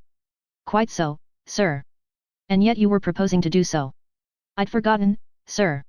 At least I mean, I always bring the whiskey and soda about that time, sir, and ask if there's anything more, and I thought, well, I was doing as usual without thinking. It was at this moment that it began to dawn upon me that Parker was most suspiciously flustered. The man was shaking and twitching all over. Said the inspector. I must see Miss Ackroyd at once. For the moment we'll leave this room exactly as it is. I can return here after I've heard what Miss Ackroyd has to tell me. I shall just take the precaution of shutting and bolting the window. This precaution accomplished, he led the way into the hall and we followed him. He paused a moment, as he glanced up at the little staircase, then spoke over his shoulder to the constable. Jones, you'd better stay here. Don't let anyone go into that room. Parker interposed deferentially. If you'll excuse me, sir. If you were to lock the door into the main hall, nobody could gain access to this part. That staircase leads only to Mr. Ackroyd's bedroom and bathroom. There is no communication with the other part of the house. There once was a door through, but Mr. Ackroyd had it blocked up.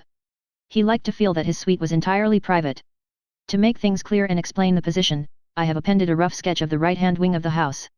The small staircase leads, as Parker explained, to a big bedroom, made by two being knocked into one, and an adjoining bathroom and lavatory. The inspector took in the position at a glance. We went through into the large hall and he locked the door behind him, slipping the key into his pocket. Then he gave the constable some low-voiced instructions, and the latter prepared to depart. We must get busy on those shoe tracks, explained the inspector. But first of all, I must have a word with Miss Ackroyd. She was the last person to see her uncle alive. Does she know yet? Raymond shook his head.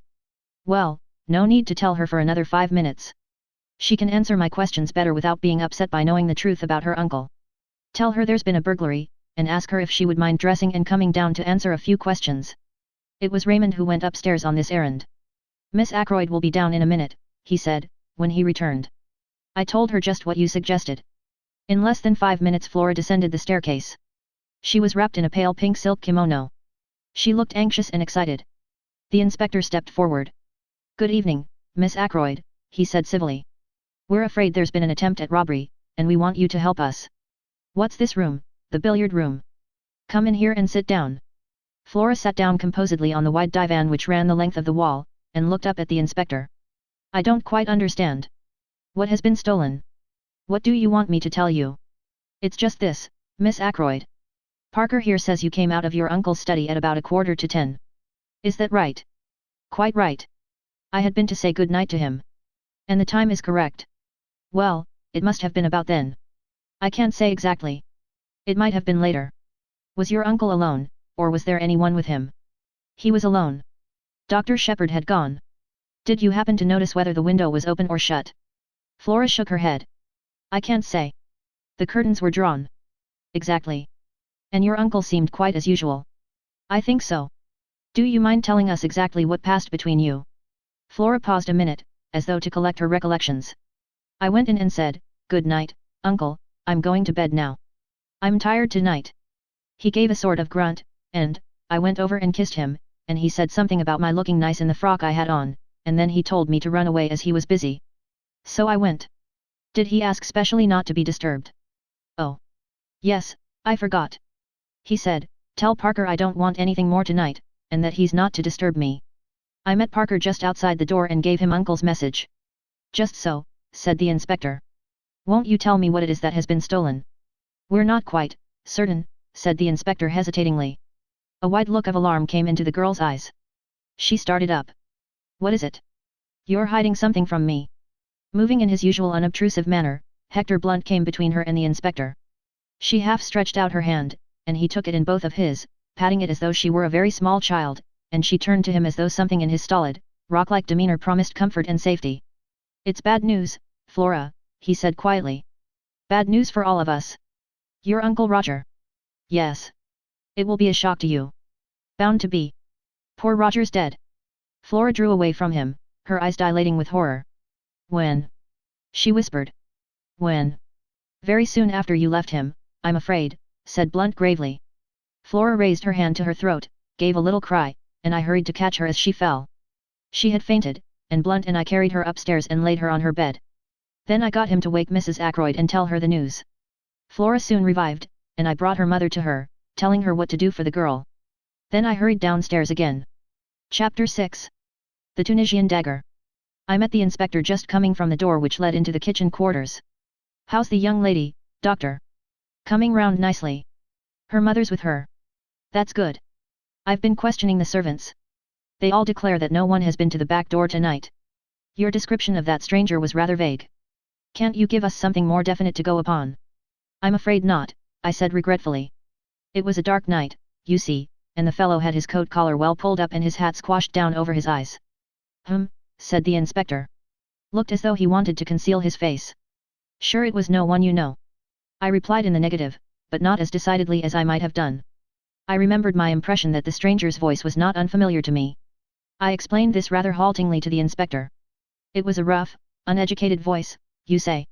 I agreed, but it occurred to me that the roughness had been of an almost exaggerated quality. If, as the inspector thought, the man had wished to hide his face, he might equally well have tried to disguise his voice. Do you mind coming into the study with me again, doctor? There are one or two things I want to ask you. I acquiesced. Inspector Davis unlocked the door of the lobby, we passed through, and he locked the door again behind him. We don't want to be disturbed, he said grimly. And we don't want any eavesdropping either. What's all this about blackmail? Blackmail? I exclaimed, very much startled. Is it an effort of Parker's imagination? Or is there something in it? If Parker heard anything about blackmail, I said slowly, he must have been listening outside this door with his ear glued against the keyhole. Davis nodded. Nothing more likely, you see. I've been instituting a few inquiries as to what Parker has been doing with himself this evening. To tell the truth, I didn't like his manner. The man knows something. When I began to question him, he got the wind up, and plumped out some garbled story of blackmail. I took an instant decision. I'm rather glad you've brought the matter up, I said. I've been trying to decide whether to make a clean breast of things or not. I'd already practically decided to tell you everything, but I was going to wait for a favorable opportunity. You might as well have it now. And then and there I narrated the whole events of the evening as I have set them down here.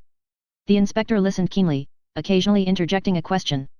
Most extraordinary story I ever heard, he said, when I had finished. And you say that letter has completely disappeared? It looks bad, it looks very bad indeed. It gives us what we've been looking for, a motive for the murder. I nodded. I realize that. You say that Mr. Ackroyd hinted at a suspicion he had that some member of his household was involved? Household's rather an elastic term. You don't think that Parker himself might be the man we're after? I suggested. It looks very like it. He was obviously listening at the door when you came out. Then Miss Ackroyd came across him later bent on entering the study. Say he tried again when she was safely out of the way. He stabbed Ackroyd, locked the door on the inside, opened the window, and got out that way, and went round to a side door which he had previously left open. How's that? There's only one thing against it, I said slowly.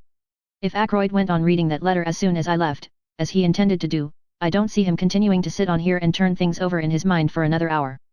He'd have had Parker in at once, accused him then and there would have been a fine old uproar. Remember, Ackroyd was a man of choleric temper. Mightn't have had time to go on with the letter just then, suggested the inspector. We know someone was with him at 9:30. If that visitor turned up as soon as you left, and after he went, Miss Ackroyd came in to say good night, well, he wouldn't be able to go on with the letter until close upon 10 o'clock. And the telephone call. Parker sent that all right, perhaps before he thought of the locked door and open window.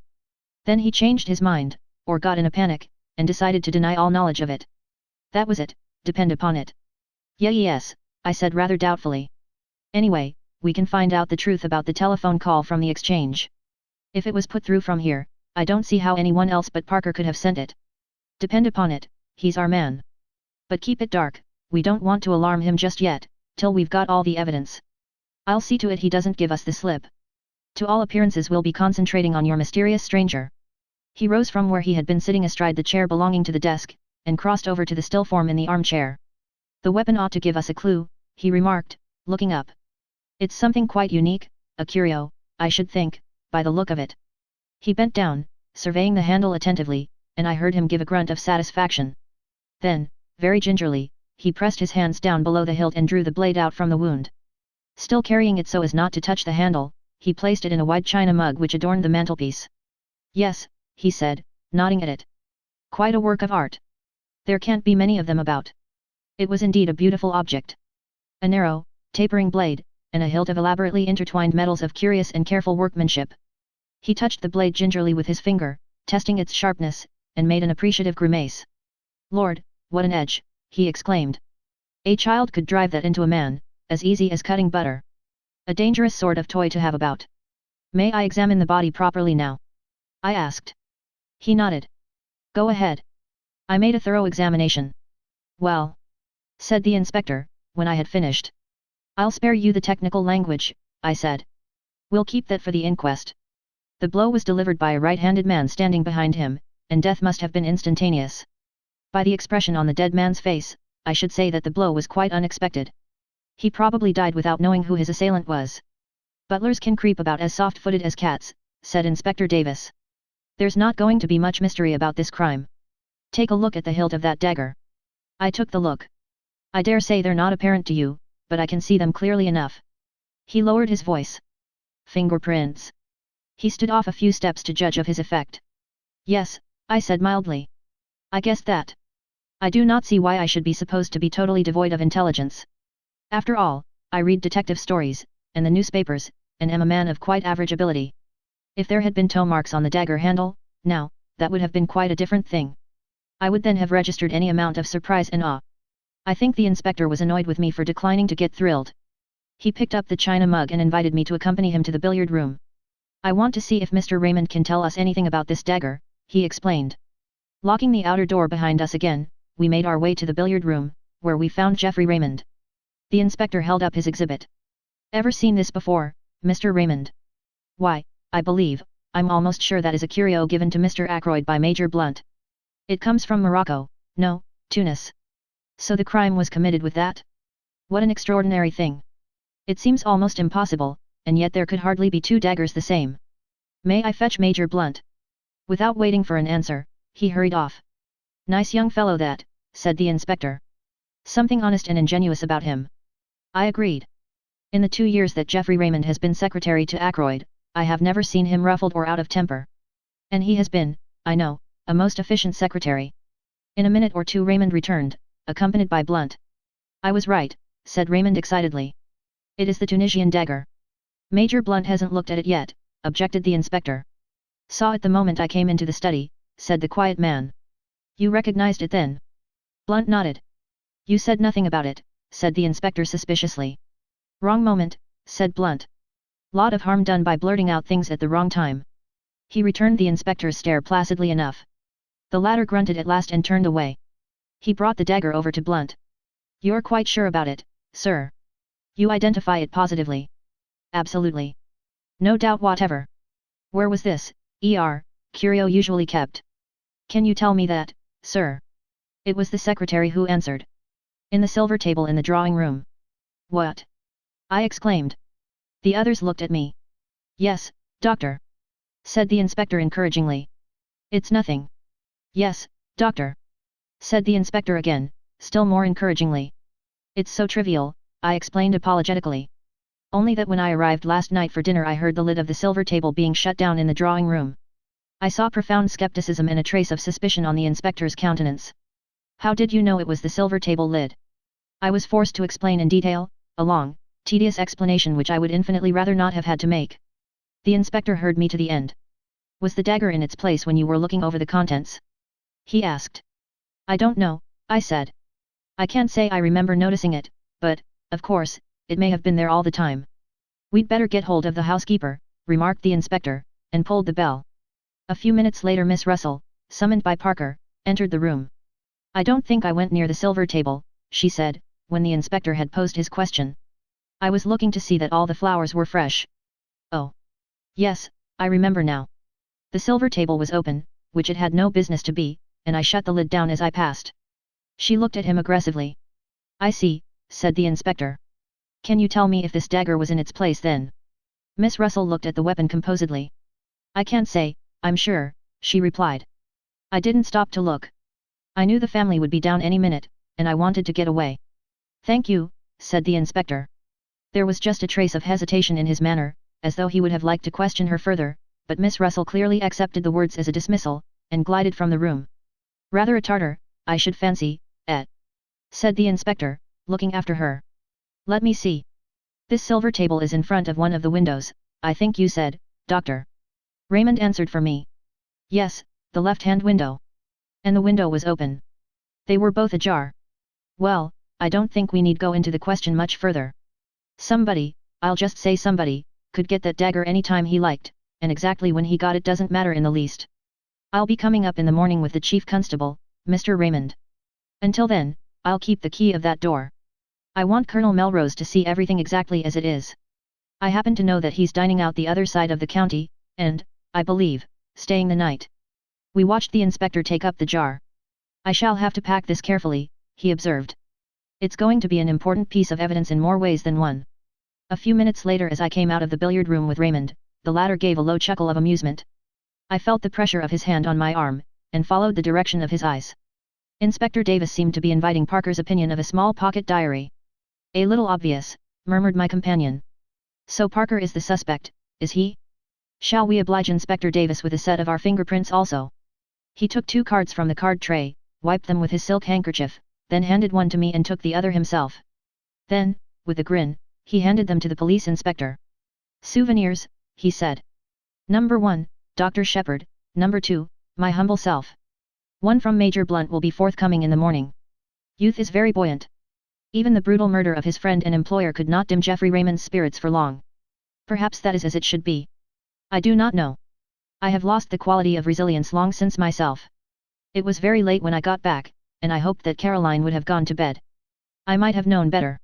She had hot cocoa waiting for me, and whilst I drank it, she extracted the whole history of the evening from me. I said nothing of the blackmailing business, but contented myself with giving her the facts of the murder. The police suspect Parker, I said, as I rose to my feet and prepared to ascend to bed. There seems a fairly clear case against him. Parker, said my sister. Fiddlesticks. That inspector must be a perfect fool. Parker indeed. Don't tell me. With which obscure pronouncement we went up to bed. Chapter 7. I learn my neighbor's profession. On the following morning I hurried unforgivably over my round. My excuse can be that I had no very serious cases to attend. On my return Caroline came into the hall to greet me. Flora Ackroyd is here, she announced in an excited whisper. What? I concealed my surprise as best I could. She's very anxious to see you. She's been here half an hour. Caroline led the way into our small sitting room, and I followed. Flora was sitting on the sofa by the window. She was in black and she sat nervously twisting her hands together. I was shocked by the sight of her face. All the color had faded away from it. But when she spoke her manner was as composed and resolute as possible. Dr. Shepard, I have come to ask you to help me. Of course he'll help you, my dear, said Caroline. I don't think Flora really wished Caroline to be present at the interview. She would, I am sure, have infinitely preferred to speak to me privately. But she also wanted to waste no time, so she made the best of it. I want you to come to the Larches with me. The Larches? I queried, surprised. To see that funny little man? Exclaimed Caroline. Yes. You know who he is, don't you? We fancied, I said, that he might be a retired hairdresser. Flora's blue eyes opened very wide. Why, he's Hercule Poirot. You know who I mean, the private detective. They say he's done the most wonderful things, just like detectives do in books. A year ago he retired and came to live down here. Uncle knew who he was, but he promised not to tell anyone, because M. Poirot wanted to live quietly without being bothered by people. So that's who he is, I said slowly. You've heard of him, of course. I'm rather an old fogey, as Caroline tells me, I said, but I have just heard of him. Extraordinary. Commented Caroline. I don't know what she was referring to, possibly her own failure to discover the truth. You want to go and see him? I asked slowly. Now why? To get him to investigate this murder, of course, said Caroline sharply. Don't be so stupid, James. I was not really being stupid. Caroline does not always understand what I am driving at. You haven't got confidence in Inspector Davis. I went on. Of course she hasn't, said Caroline. I haven't either. Anyone would have thought it was Caroline's uncle who had been murdered. And how do you know he would take up the case? I asked. Remember, he has retired from active work. That's just it, said Flora simply. I've got to persuade him. You are sure you are doing wisely? I asked gravely. Of course she is, said Caroline. I'll go with her myself if she likes. I'd rather the doctor came with me if you don't mind, Miss Shepherd, said Flora. She knows the value of being direct on certain occasions. Any hints would certainly have been wasted on Caroline. You see, she explained, following directness with tact, Dr. Shepherd being the doctor, and having found the body, he would be able to give all the details to M. Poirot.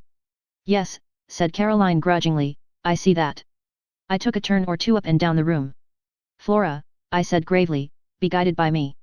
I advise you not to drag this detective into the case. Flora sprang to her feet. The color rushed into her cheeks. I know why you say that, she cried. But it's exactly for that reason I'm so anxious to go. You're afraid. But I'm not. I know Ralph better than you do. Ralph, said Caroline. What has Ralph got to do with it? Neither of us heeded her. Ralph may be weak, continued Flora. He may have done foolish things in the past, wicked things even, but he wouldn't murder anyone. No, no, I exclaimed. I never thought it of him. Then why did you go to the Three Boars last night? Demanded Flora, on your way home, after Uncle's body was found. I was momentarily silenced. I had hoped that that visit of mine would remain unnoticed. How did you know about that? I countered.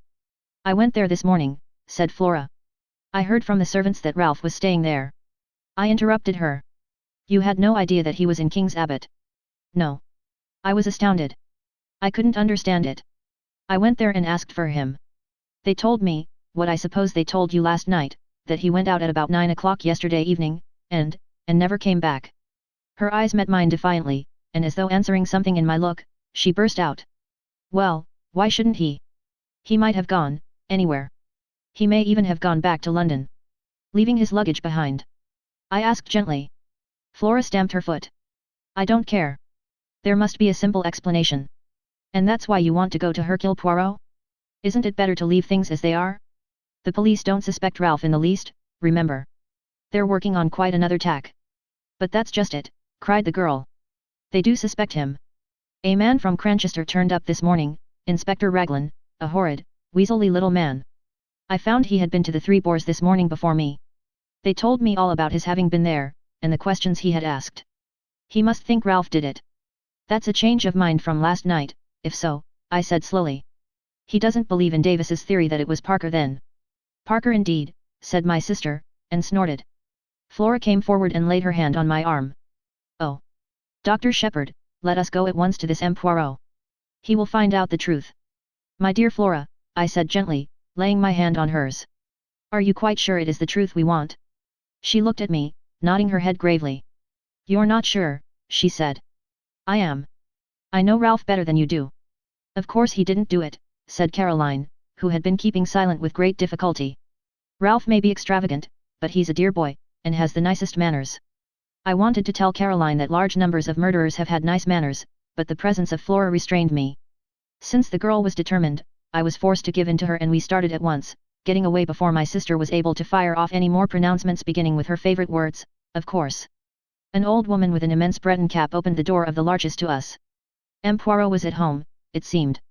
We were ushered into a little sitting room arranged with formal precision, and there, after the lapse of a minute or so, my friend of yesterday came to us. "Monsieur le Docteur," he said, smiling. "Mademoiselle." He bowed to Flora. "Perhaps," I began, "you have heard of the tragedy which occurred last night." His face grew grave. "But certainly I have heard. It is horrible. I offer Mademoiselle all my sympathy. In what way can I serve you?" "Miss Ackroyd," I said, "wants you to find the murderer," said Flora in a clear voice. "I see," said the little man. "But the police will do that, will they not?" "They might make a mistake," said Flora. "They are on their way to make a mistake now, I think. Please, M. Poirot, won't you help us? If it is a question of money." Poirot held up his hand. "Not that, I beg of you, mademoiselle. Not that I do not care for money." His eyes showed a momentary twinkle. "Money, it means much to me and always has done. No, if I go into this, you must understand one thing clearly. I shall go through with it to the end. The good dog, he does not leave the scent, remember. You may wish that, after all, you had left it to the local police." "I want the truth," said Flora, looking him straight in the eyes. "All the truth. All the truth." "Then I accept," said the little man quietly. "And I hope you will not regret those words. Now, tell me all the circumstances." "Dr. Shepherd had better tell you," said Flora. "He knows more than I do." Thus enjoined, I plunged into a careful narrative, embodying all the facts I have previously set down. Poirot listened carefully, inserting a question here and there, but for the most part sitting in silence, his eyes on the ceiling. I brought my story to a close with the departure of the inspector and myself from Fernley Park the previous night. "And now," said Flora, as I finished, "tell him all about Ralph." I hesitated, but her imperious glance drove me on. "You went to this inn, this Three Boars, last night on your way home?" asked Poirot, as I brought my tale to a close. "Now exactly why was that?" I paused a moment to choose my words carefully. "I thought someone ought to inform the young man of his uncle's death. It occurred to me after I had left Fernley that possibly no one but myself and Mr. Ackroyd were aware that he was staying in the village." Poirot nodded. "Quite so. That was your only motive in going there, eh?" "That was my only motive," I said stiffly. "It was not to, shall we say, reassure yourself about ce jeune homme." "Reassure myself? I think, MLE Docteur, that you know very well what I mean, though you pretend not to do so.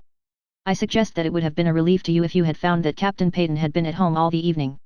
"Not at all," I said sharply. The little detective shook his head at me gravely. "You have not the trust in me of Miss Flora," he said. "But no matter. What we have to look at is this: Captain Peyton is missing, under circumstances which call for an explanation. I will not hide from you that the matter looks grave. Still, it may admit of a perfectly simple explanation." "That's just what I keep saying," cried Flora eagerly. Poirot touched no more upon that theme. Instead he suggested an immediate visit to the local police. He thought it better for Flora to return home, and for me to be the one to accompany him there and introduce him to the officer in charge of the case. We carried out this plan forthwith. We found Inspector Davis outside the police station looking very glum indeed. With him was Colonel Melrose, the chief constable, and another man whom, from Flora's description of Weaseley, I had no difficulty in recognizing as Inspector Raglan from Cranchester. I know Melrose fairly well, and I introduced Poirot to him and explained the situation. The chief constable was clearly vexed, and Inspector Raglan looked as black as thunder. Davis, however, seemed slightly exhilarated by the sight of his superior officer's annoyance. "The case is going to be plain as a pikestaff," said Raglan. "Not the least need for amateurs to come butting in. You'd think any fool would have seen the way things were last night, and then we shouldn't have lost 12 hours. He directed a vengeful glance at poor Davis, who received it with perfect stolidity. "Mr. Ackroyd's family must, of course, do what they see fit," said Colonel Melrose. "But we cannot have the official investigation hampered in any way. I know M. Poirot's great reputation, of course," he added courteously. "The police can't advertise themselves, worse luck," said Raglan. It was Poirot who saved the situation. "It is true that I have retired from the world," he said. "I never intended to take up a case again. Above all things, I have a horror of publicity. I must beg, that in the case of my being able to contribute something to the solution of the mystery, my name may not be mentioned." Inspector Raglan's face lightened a little. "I've heard of some very remarkable successes of yours," observed the colonel, thawing. "I have had much experience," said Poirot quietly. But most of my successes have been obtained by the aid of the police. I admire enormously your English police. If Inspector Raglan permits me to assist him, I shall be both honored and flattered. The inspector's countenance became still more gracious. Colonel Melrose drew me aside. From all I hear, this little fellow's done some really remarkable things, he murmured. We're naturally anxious not to have to call in Scotland Yard. Raglan seems very sure of himself, but I'm not quite certain that I agree with him. You see, know the parties concerned better than he does. This fellow doesn't seem out after kudos, does he? Would work in with us unobtrusively, to the greater glory of Inspector Raglan, I said solemnly. Well, said Colonel Melrose breezily in a louder voice, we must put you wise to the latest developments, M. Poirot. I thank you, said Poirot. My friend, Dr. Shepherd, said something of the butler being suspected. That's all bunkum, said Raglan instantly. These high-class servants get in such a funk that they act suspiciously for nothing at all. The fingerprints? I hinted. Nothing like Parker's.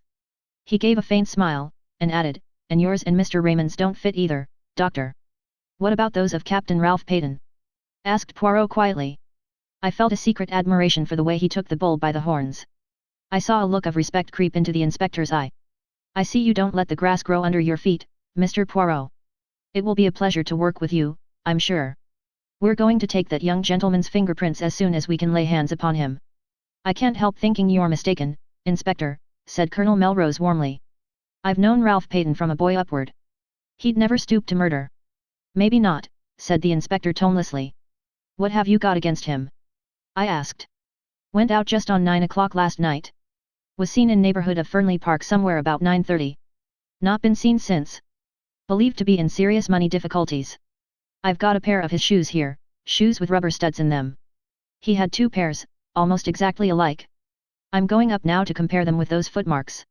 The constable is up there seeing that no one tampers with them. We'll go at once, said Colonel Melrose. You and M. Poirot will accompany us, will you not? We assented, and all drove up in the colonel's car.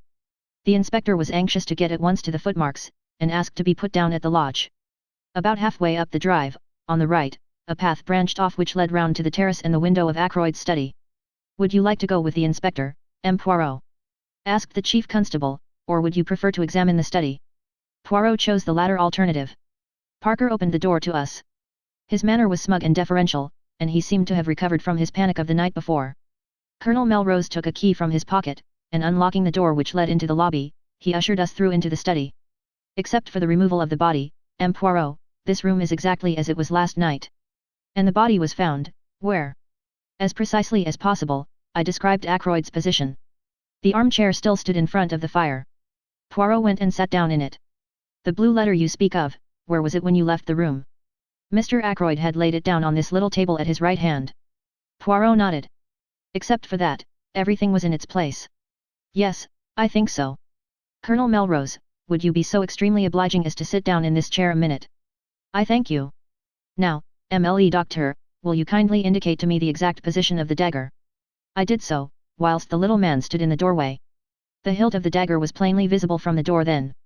Both you and Parker could see it at once. Poirot went next to the window. The electric light was on, of course, when you discovered the body? He asked over his shoulder. I assented, and joined him where he was studying the marks on the windowsill. The rubber studs are the same pattern as those in Captain Peyton's shoes, he said quietly. Then he came back once more to the middle of the room. His eye travelled round, searching everything in the room with a quick, trained glance. Are you a man of good observation, Dr. Shepherd? He asked at last. I think so, I said, surprised. There was a fire in the grate, I see. When you broke the door down and found Mr. Ackroyd dead, how was the fire? Was it low? I gave a vexed laugh. I really can't say. I didn't notice. Perhaps Mr. Raymond or Major Blunt. The little man opposite me shook his head with a faint smile. One must always proceed with method. I made an error of judgment in asking you that question. To each man his own knowledge. You could tell me the details of the patient's appearance, nothing there would escape you. If I wanted information about the papers on that desk, Mr. Raymond would have noticed anything there was to see. To find out about the fire, I must ask the man whose business it is to observe such things. You permit? He moved swiftly to the fireplace and rang the bell. After a lapse of a minute or two Parker appeared. The bell rang, sir, he said hesitatingly. Come in, Parker, said Colonel Melrose. This gentleman wants to ask you something. Parker transferred a respectful attention to Poirot. Parker, said the little man, when you broke down the door with Dr. Shepherd last night, and found your master dead, what was the state of the fire? Parker replied without a pause. It had burned very low, sir. It was almost out. Ah! Said Poirot. The exclamation sounded almost triumphant. He went on. Look round you, my good Parker. Is this room exactly as it was then? The butler's eye swept round. It came to rest on the windows. The curtains were drawn, sir, and the electric light was on. Poirot nodded approval. Anything else? Yes, sir, this chair was drawn out a little more. He indicated a big grandfather chair to the left of the door between it and the window. I append a plan of the room with the chair in question marked with an X. Just show me, said Poirot. The butler drew the chair in question out a good 2 feet from the wall, turning it so that the seat faced the door. Voila, c'est curieux, murmured Poirot. No one would want to sit in a chair in such a position, I fancy. Now who pushed it back into place again, I wonder? Did you, my friend? No, sir, said Parker. I was too upset with seeing the master and all. Poirot looked across at me. Did you, doctor? I shook my head. It was back in position when I arrived with the police, sir, put in Parker. I'm sure of that. Curious, said Poirot again. Raymond or Blunt must have pushed it back, I suggested. Surely it isn't important. It is completely unimportant, said Poirot. That is why it is so interesting, he added softly. Excuse me a minute, said Colonel Melrose. He left the room with Parker. Do you think Parker is speaking the truth? I asked. About the chair, yes. Otherwise I do not know. You will find, MLE Doctor, if you have much to do with cases of this kind, that they all resemble each other in one thing. What is that? I asked curiously. Everyone concerned in them has something to hide. Have I? I asked, smiling. Poirot looked at me attentively. I think you have, he said quietly. But have you told me everything known to you about this young man Peyton? He smiled as I grew red. Oh. Do not fear. I will not press you. I shall learn it in good time. I wish you'd tell me something of your methods, I said hastily, to cover my confusion. The point about the fire, for instance. Oh. That was very simple. You leave Mr. Ackroyd at 10 minutes to 9, was it not? Yes, exactly, I should say. The window is then closed and bolted and the door unlocked. At 10:15 when the body is discovered, the door is locked and the window is open. Who opened it? Clearly only Mr. Ackroyd himself could have done so, and for one of two reasons. Either because the room became unbearably hot, but since the fire was nearly out and there was a sharp drop in temperature last night, that cannot be the reason, or because he admitted someone that way. And if he admitted someone that way, it must have been someone well known to him, since he had previously shown himself uneasy on the subject of that same window. It sounds very simple, I said. Everything is simple, if you arrange the facts methodically. We are concerned now with the personality of the person who was with him at 9:30 last night. Everything goes to show that that was the individual admitted by the window, and though Mr. Ackroyd was seen alive later by Miss Flora, we cannot approach a solution of the mystery until we know who that visitor was. The window may have been left open after his departure and so afforded entrance to the murderer, or the same person may have returned a second time. Ah! Here is the Colonel who returns. Colonel Melrose entered with an animated manner. That telephone call has been traced at last, he said. It did not come from here. It was put through to Dr. Shepherd at 10:15 last night from a public call office at King's Abbot Station. And at 10:23 the night mail leaves for Liverpool. Chapter 8. Inspector Raglan is confident. We looked at each other. You'll have inquiries made at the station, of course. I said. Naturally, but I'm not over-sanguine as to the result. You know what that station is like? I did. King's Abbot is a mere village, but its station happens to be an important junction. Most of the big expresses stop there, and trains are shunted, resorted, and made up. It has 2 or 3 public telephone boxes. At that time of night 3 local trains come in close upon each other, to catch the connection with the express for the north which comes in at 10:19 and leaves at 10:23. The whole place is in a bustle, and the chances of one particular person being noticed telephoning or getting into the express are very small indeed. But why telephone at all? Demanded Melrose. That is what I find so extraordinary. There seems no rhyme or reason in the thing. Poirot carefully straightened a china ornament on one of the bookcases. Be sure there was a reason, he said over his shoulder. But what reason could it be? When we know that, we shall know everything. This case is very curious and very interesting. There was something almost indescribable in the way he said those last words. I felt that he was looking at the case from some peculiar angle of his own, and what he saw I could not tell. He went to the window and stood there, looking out. You say it was 9 o'clock, Dr. Shepherd, when you met this stranger outside the gate? He asked the question without turning round. Yes, I replied. I heard the church clock chime the hour. How long would it take him to reach the house, to reach this window, for instance? 5 minutes at the outside. 2 or 3 minutes only if he took the path at the right of the drive and came straight here. But to do that he would have to know the way. How can I explain myself? It would mean that he had been here before, that he knew his surroundings. That is true, replied Colonel Melrose. We could find out, doubtless, if Mr. Ackroyd had received any strangers during the past week. Young Raymond could tell us that, I said. Or Parker, suggested Colonel Melrose. Oh, you two lay do, suggested Poirot, smiling. Colonel Melrose went in search of Raymond, and I rang the bell once more for Parker.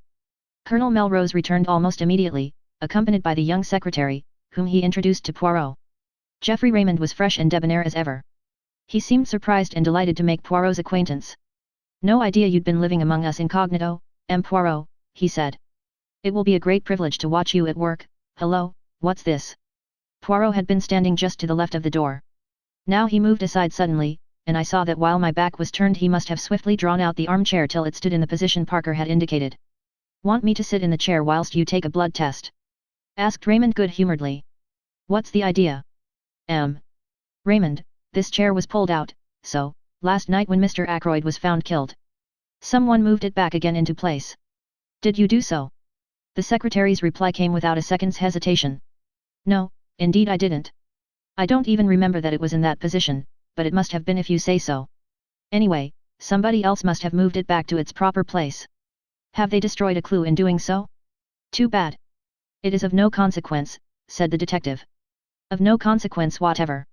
What I really want to ask you is this, M. Raymond, did any stranger come to see Mr. Ackroyd during this past week? The secretary reflected for a minute or two, knitting his brows, and during the pause Parker appeared in answer to the bell. No, said Raymond at last. I can't remember anyone. Can you, Parker? I beg your pardon, sir. Any stranger coming to see Mr. Ackroyd this week? The butler reflected for a minute or two.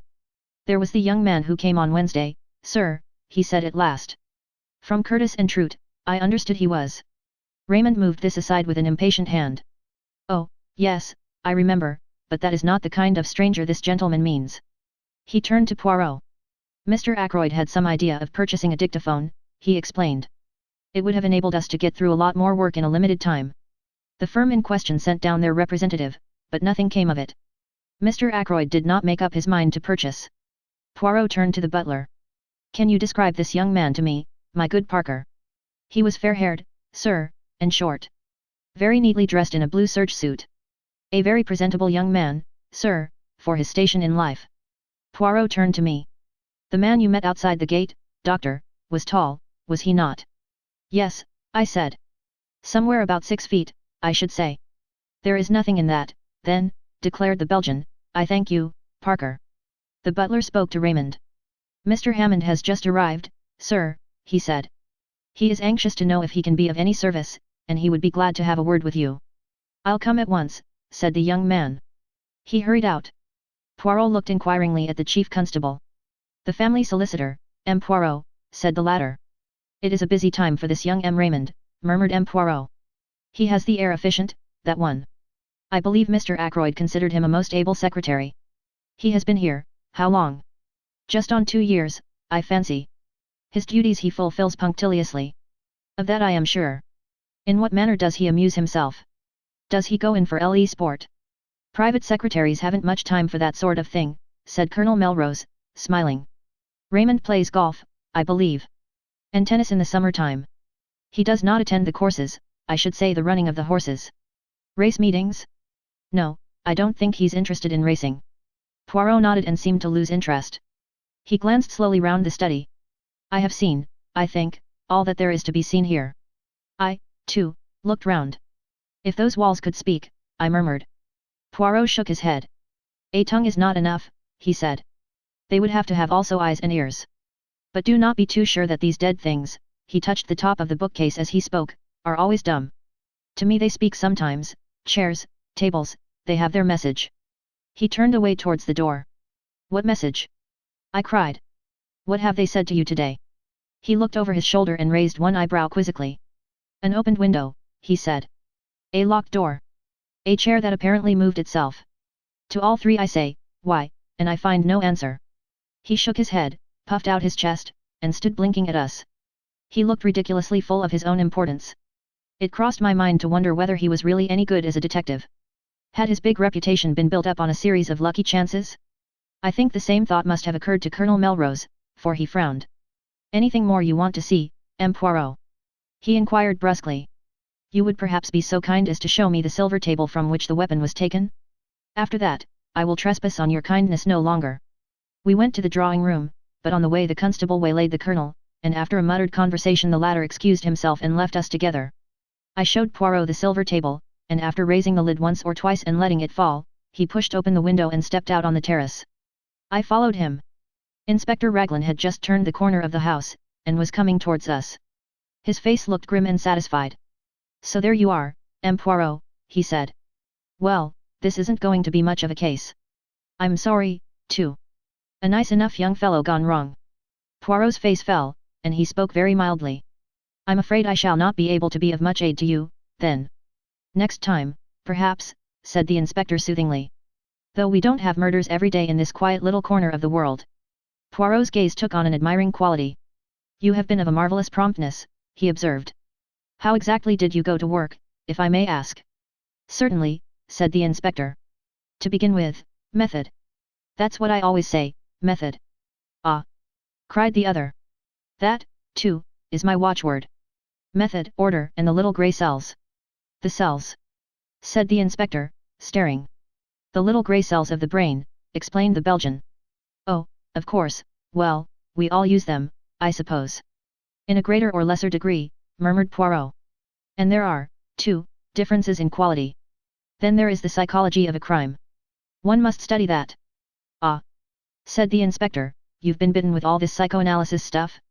Now, I'm a plain man. Mrs. Raglan would not agree, I am sure, to that, said Poirot, making him a little bow. Inspector Raglan, a little taken aback, bowed.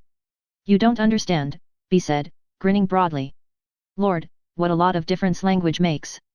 I'm telling you how I set to work. First of all, method. Mr. Ackroyd was last seen alive at 9:45 by his niece, Miss Flora Ackroyd. That's fact number one, isn't it? If you say so. Well, it is. At 10:30, the doctor here says that Mr. Ackroyd has been dead at least half an hour. You stick to that, doctor? Certainly, I said. Half an hour or longer. Very good. That gives us exactly a quarter of an hour in which the crime must have been committed. I make a list of everyone in the house, and work through it, setting down opposite their names where they were and what they were doing between the hour of 9:45 and 10 p.m. He handed a sheet of paper to Poirot. I read it over his shoulder. It ran as follows, written in a neat script. Major Blunt, in billiard room with Mr. Raymond. Latter confirms. Mr. Raymond, billiard room. See above. Mrs. Ackroyd, 9:45 watching billiard match. Went up to bed 9:55. Raymond and Blunt watched her up staircase. Miss Ackroyd, went straight from her uncle's room upstairs. Confirmed by Parker, also housemaid, Elsie Dale. Servants. Parker, went straight to butler's pantry. Confirmed by housekeeper, Miss Russell, who came down to speak to him about something at 9:47, and remained at least 10 minutes. Miss Russell, as above. Spoke to housemaid, Elsie Dale, upstairs at 9:45. Ursula Bourne, parlour maid, in her own room until 9:55. Then in servants' hall. Mrs. Cooper, cook, in servants' hall. Gladys Jones, second housemaid, in servants' hall. Elsie Dale, upstairs in bedroom. Seen there by Miss Russell and Miss Flora Ackroyd. Mary Thripp, kitchen maid, servants' hall. The cook has been here 7 years, the parlour maid 18 months, and Parker just over a year. The others are new. Except for something fishy about Parker, they all seem quite all right. A very complete list, said Poirot, handing it back to him. I am quite sure that Parker did not do the murder, he added gravely. So is my sister, I struck in. And she's usually right. Nobody paid any attention to my interpolation. That disposes pretty effectually of the household, continued the inspector. Now we come to a very grave point. The woman at the lodge, Mary Black, was pulling the curtains last night when she saw Ralph Peyton turn in at the gate and go up towards the house. She is sure of that? I asked sharply. Quite sure. She knows him well by sight. He went past very quickly and turned off by the path to the right, which is a short cut to the terrace. And what time was that? Asked Poirot, who had sat with an immovable face. Exactly 25 minutes past 9, said the inspector gravely. There was a silence. Then the inspector spoke again. It's all clear enough. It fits in without a flaw. At 25 minutes past 9, Captain Peyton is seen passing the lodge. At 9:30 or thereabouts, Mr. Geoffrey Raymond hears someone in here asking for money and Mr. Ackroyd refusing. What happens next? Captain Peyton leaves the same way, through the window. He walks along the terrace, angry and baffled. He comes to the open drawing room window. Say it's now 9:45. Miss Flora Ackroyd is saying good night to her uncle. Major Blunt, Mr. Raymond and Mrs. Ackroyd are in the billiard room. The drawing room is empty. He steals in, takes the dagger from the silver table, and returns to the study window. He slips off his shoes, climbs in, and, well, I don't need to go into details. Then he slips out again and goes off. Hadn't the nerve to go back to the inn. He makes for the station, rings up from there. Why? Said Poirot softly. I jumped at the interruption. The little man was leaning forward. His eyes shone with a queer green light. For a moment Inspector Raglan was taken aback by the question. It's difficult to say exactly why he did that, he said at last. But murderers do funny things. You'd know that if you were in the police force. The cleverest of them make stupid mistakes sometimes. But come along and I'll show you those footprints. We followed him round the corner of the terrace to the study window. At a word from Raglan a police constable produced the shoes which had been obtained from the local inn. The inspector laid them over the marks. They're the same, he said confidently. That is to say, they're not the same pair that actually made these prints. He went away in those. This is a pair just like them, but older, see how the studs are worn down. Surely a great many people wear shoes with rubber studs in them? Asked Poirot.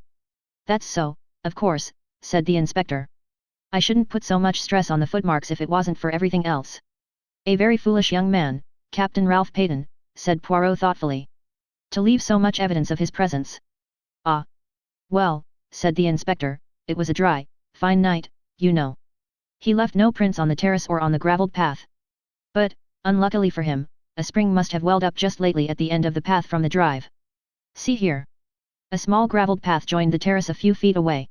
In one spot, a few yards from its termination, the ground was wet and boggy. Crossing this wet place there were again the marks of footsteps, and amongst them the shoes with rubber studs. Poirot followed the path on a little way, the inspector by his side. You noticed the women's footprints? He said suddenly. The inspector laughed. Naturally. But several different women have walked this way, and men as well. It's a regular shortcut to the house, you see. It would be impossible to sort out all the footsteps. After all, it's the ones on the windowsill that are really important. Poirot nodded. It's no good going farther, said the inspector, as we came in view of the drive. It's all gravelled again here, and hard as it can be. Again Poirot nodded, but his eyes were fixed on a small garden house, a kind of superior summer house.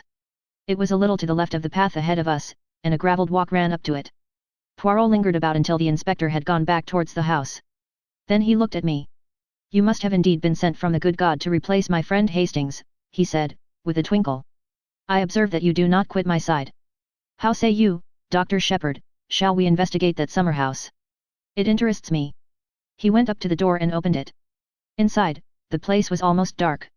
There were 1 or 2 rustic seats, a croquet set, and some folded deck chairs. I was startled to observe my new friend. He had dropped to his hands and knees and was crawling about the floor. Every now and then he shook his head as though not satisfied. Finally, he sat back on his heels.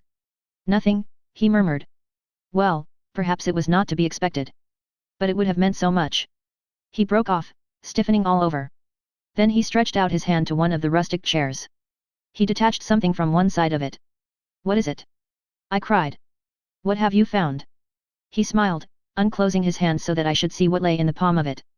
A scrap of stiff white cambric. I took it from him, looked at it curiously, and then handed it back. What do you make of it, my friend? He asked, eyeing me keenly. A scrap torn from a handkerchief, I suggested, shrugging my shoulders. He made another dart and picked up a small quill, a goose quill by the look of it. And that? He cried triumphantly. What do you make of that? I only stared. He slipped the quill into his pocket, and looked again at the scrap of white stuff. A fragment of a handkerchief. He mused. Perhaps you are right. But remember this, a good laundry does not starch a handkerchief. He nodded at me triumphantly, then he put away the scrap carefully in his pocketbook. Chapter 9. The Goldfish Pond. We walked back to the house together. There was no sign of the inspector. Poirot paused on the terrace and stood with his back to the house, slowly turning his head from side to side. "Un bel propriété," he said at last appreciatively. "Who inherits it?" His words gave me almost a shock. It is an odd thing, but until that moment the question of inheritance had never come into my head. Poirot watched me keenly. "It is a new idea to you, that," he said at last. "You had not thought of it before, eh?" "No," I said truthfully. "I wish I had." He looked at me again curiously. "I wonder just what you mean by that," he said thoughtfully. "Ah. No," as I was about to speak. "Inutile. You would not tell me your real thought." "Everyone has something to hide," I quoted, smiling. "Exactly. You still believe that?" "More than ever, my friend. But it is not easy to hide things from Hercule Poirot. He has a knack of finding out." He descended the steps of the Dutch garden as he spoke. "Let us walk a little," he said over his shoulder. "The air is pleasant today." I followed him. He led me down a path to the left enclosed in yew hedges. A walk led down the middle, bordered each side with formal flower beds, and at the end was a round paved recess with a seat and a pond of goldfish. Instead of pursuing the path to the end, Poirot took another which wound up the side of a wooded slope. In one spot the trees had been cleared away, and a seat had been put. Sitting there one had a splendid view over the countryside, and one looked right down on the paved recess and the goldfish pond. "England is very beautiful," said Poirot, his eyes straying over the prospect. Then he smiled. "And so are English girls," he said in a lower tone. "Hush, my friend, and look at the pretty picture below us." It was then that I saw Flora. She was moving along the path we had just left and she was humming a little snatch of song. Her step was more dancing than walking, and in spite of her black dress, there was nothing but joy in her whole attitude. She gave a sudden pirouette on her toes, and her black draperies swung out. At the same time she flung her head back and laughed outright. As she did so a man stepped out from the trees. It was Hector Blunt. The girl started. Her expression changed a little. "How you startled me, I didn't see you." Blunt said nothing, but stood looking at her for a minute or two in silence. "What I like about you," said Flora, with a touch of malice, "is your cheery conversation." I fancy that at that Blunt reddened under his tan. His voice, when he spoke, sounded different, it had a curious sort of humility in it. "Never was much of a fellow for talking. Not even when I was young."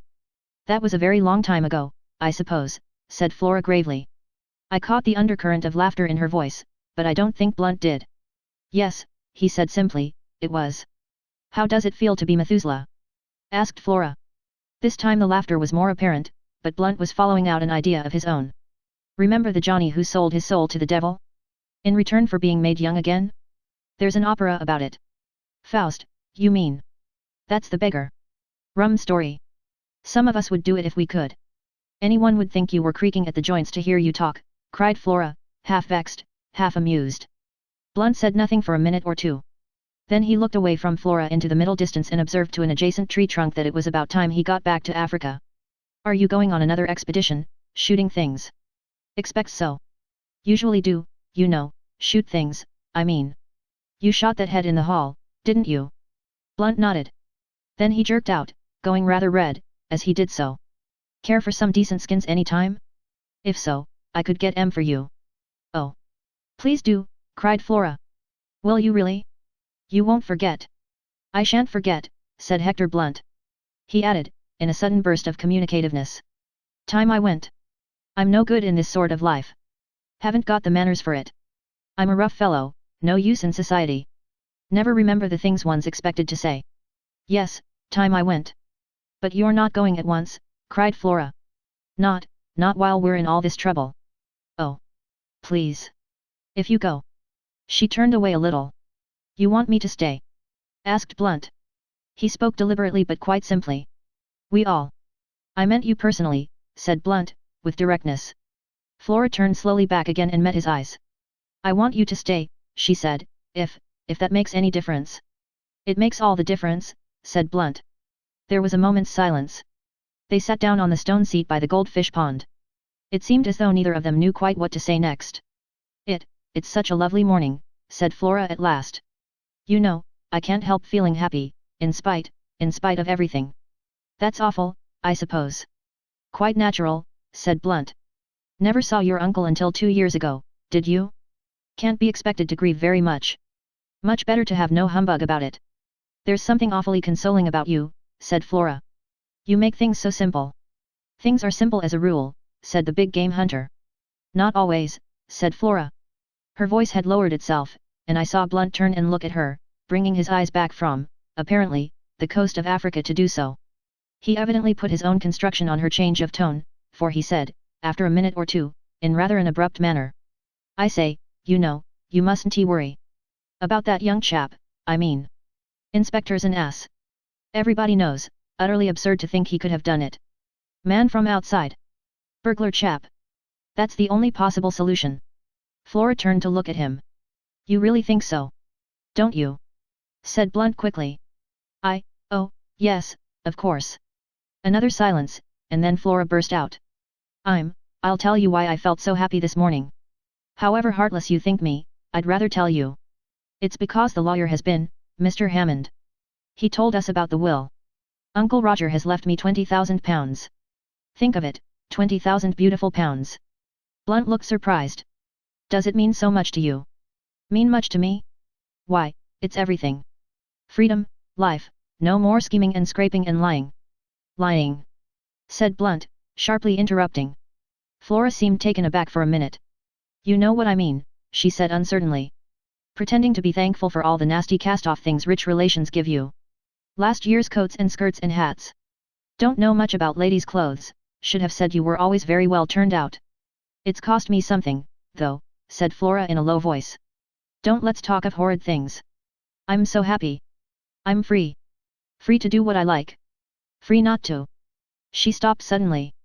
Not to what? Asked Blunt quickly. I forget now. Nothing important. Blunt had a stick in his hand, and he thrust it into the pond, poking at something. What are you doing, Major Blunt? There's something bright down there. Wondered what it was, looks like a gold brooch. Now I've stirred up the mud and it's gone. Perhaps it's a crown, suggested Flora. Like the one Melisande saw in the water. Melisande, said Blunt reflectively, she's in an opera, isn't she? Yes, you seem to know a lot about operas.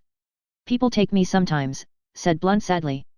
Funny idea of pleasure, worse racket than the natives make with their tom-toms. Flora laughed. I remember Melisande, continued Blunt, married an old chap old enough to be her father. He threw a small piece of flint into the goldfish pond. Then, with a change of manner, he turned to Flora. Miss Ackroyd, can I do anything? About Peyton, I mean. I know how dreadfully anxious you must be. Thank you, said Flora in a cold voice. There is really nothing to be done. Ralph will be all right. I've got hold of the most wonderful detective in the world, and he's going to find out all about it. For some time I had felt uneasy as to our position. We were not exactly eavesdropping, since the two in the garden below had only to lift their heads to see us. Nevertheless, I should have drawn attention to our presence before now, had not my companion put a warning pressure on my arm. Clearly he wished me to remain silent. But now he rose briskly to his feet, clearing his throat. I demand pardon, he cried. I cannot allow mademoiselle thus extravagantly to compliment me, and not draw attention to my presence. They say the listener hears no good of himself, but that is not the case this time. To spare my blushes, I must join you and apologize. He hurried down the path with me close behind him, and joined the others by the pond. This is M. Hercule Poirot, said Flora. I expect you've heard of him. Poirot bowed. I know Major Blunt by reputation, he said politely. I am glad to have encountered you, monsieur. I am in need of some information that you can give me. Blunt looked at him inquiringly. When did you last see M. Ackroyd alive? At dinner. And you neither saw nor heard anything of him after that? Didn't see him. Heard his voice. How was that? I strolled out on the terrace. Pardon me, what time was this? About 9:30. I was walking up and down smoking in front of the drawing-room window. I heard Ackroyd talking in his study. Poirot stooped and removed a microscopic weed. Surely you couldn't hear voices in the study from that part of the terrace, he murmured. He was not looking at Blunt, but I was, and to my intense surprise, I saw the latter flush. Went as far as the corner, he explained unwillingly. Ah. Indeed. Said Poirot. In the mildest manner he conveyed an impression that more was wanted. Thought I saw a woman disappearing into the bushes. Just a gleam of white, you know. Must have been mistaken. It was while I was standing at the corner of the terrace that I heard Ackroyd's voice speaking to that secretary of his. Speaking to Mr. Geoffrey Raymond. Yes, that's what I supposed at the time. Seems I was wrong. Mr. Ackroyd didn't address him by name. Oh, no. Then, if I may ask, why did you think? Blunt explained laboriously. Took it for granted that it would be Raymond, because he had said just before I came out that he was taking some papers to Ackroyd. Never thought of it being anybody else. Can you remember what the words you heard were? Afraid I can't. Something quite ordinary and unimportant. Only caught a scrap of it. I was thinking of something else at the time. It is of no importance, murmured Poirot. Did you move a chair back against the wall when you went into the study after the body was discovered? Chair? No, why should I? Poirot shrugged his shoulders but did not answer.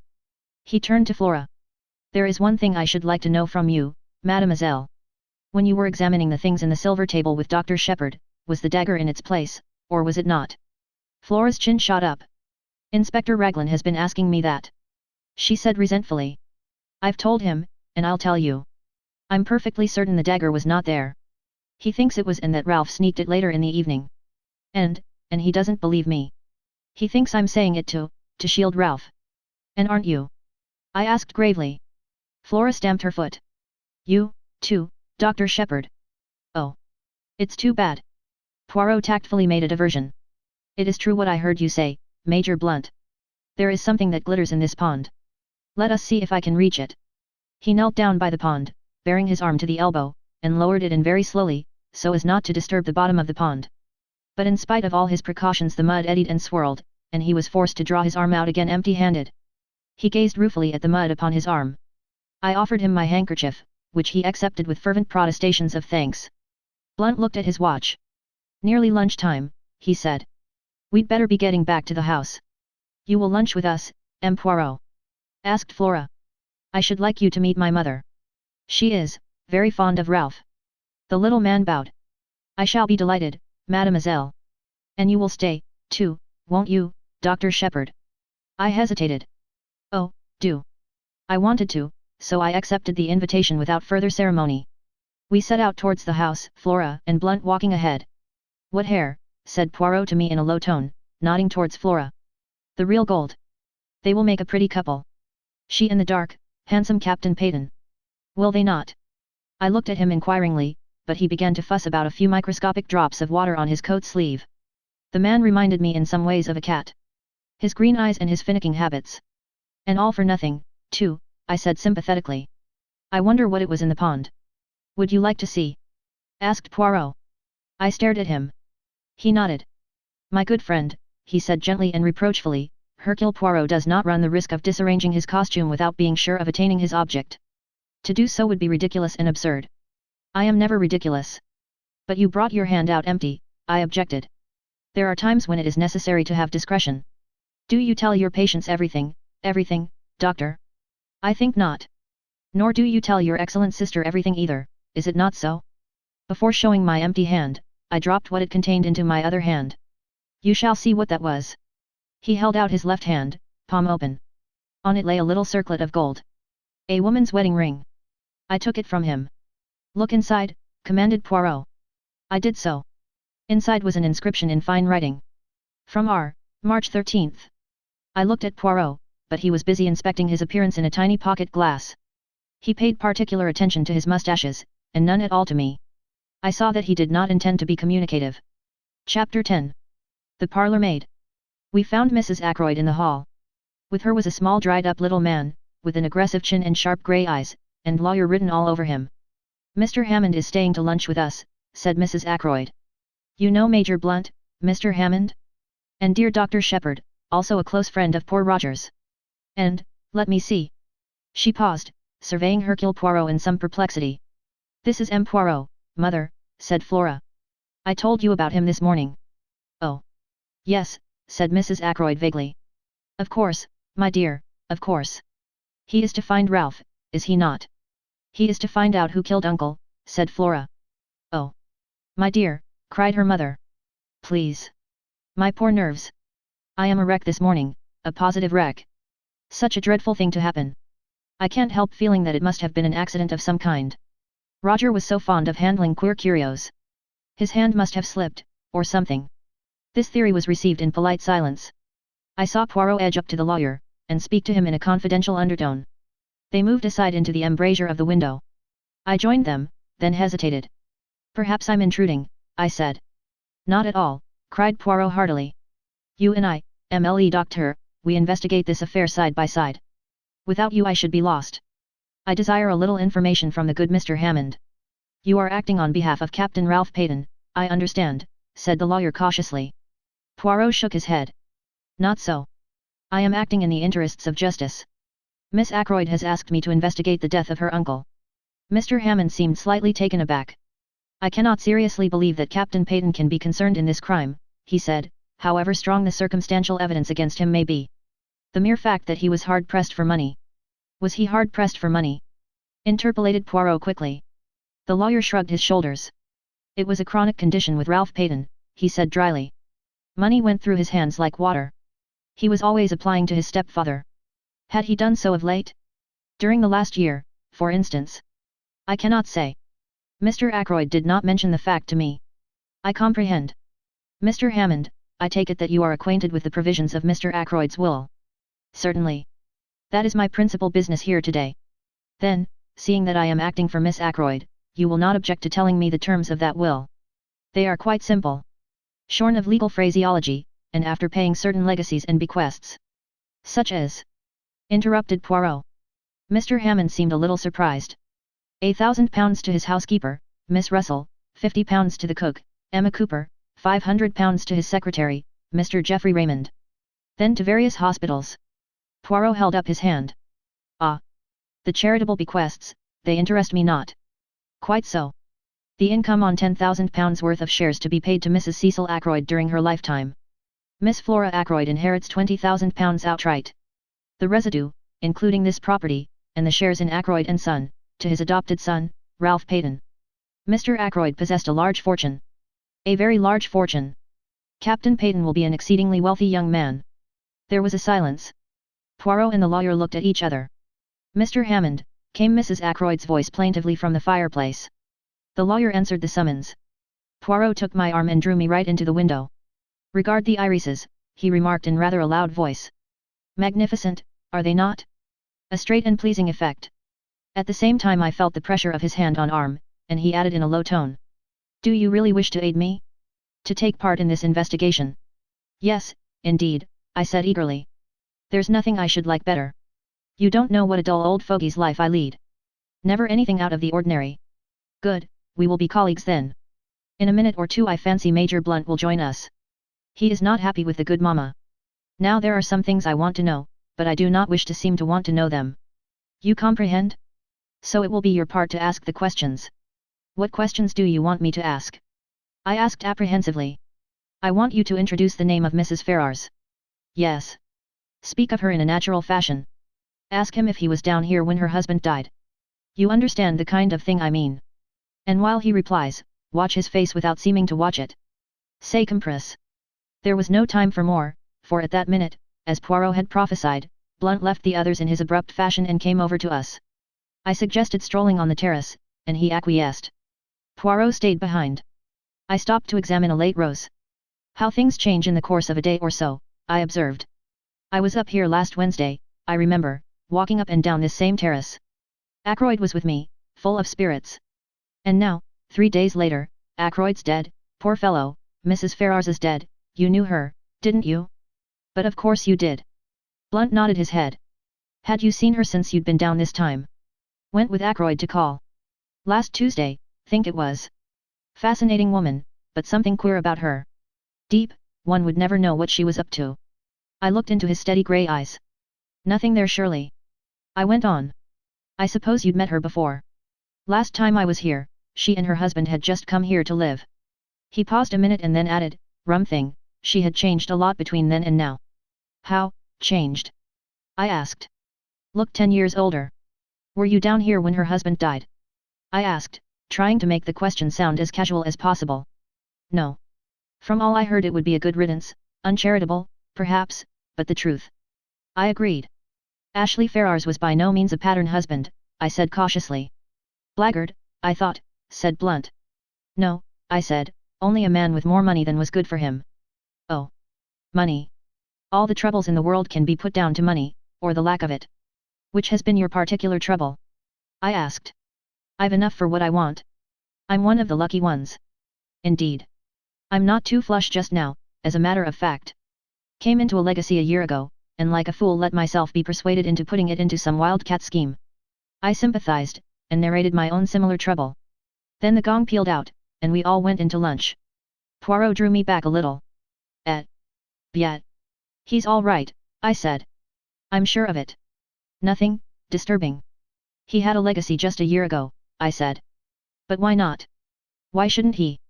I'll swear the man is perfectly square and aboveboard. Without doubt, said Poirot soothingly. Do not upset yourself. He spoke as though to a fractious child. We all trooped into the dining room.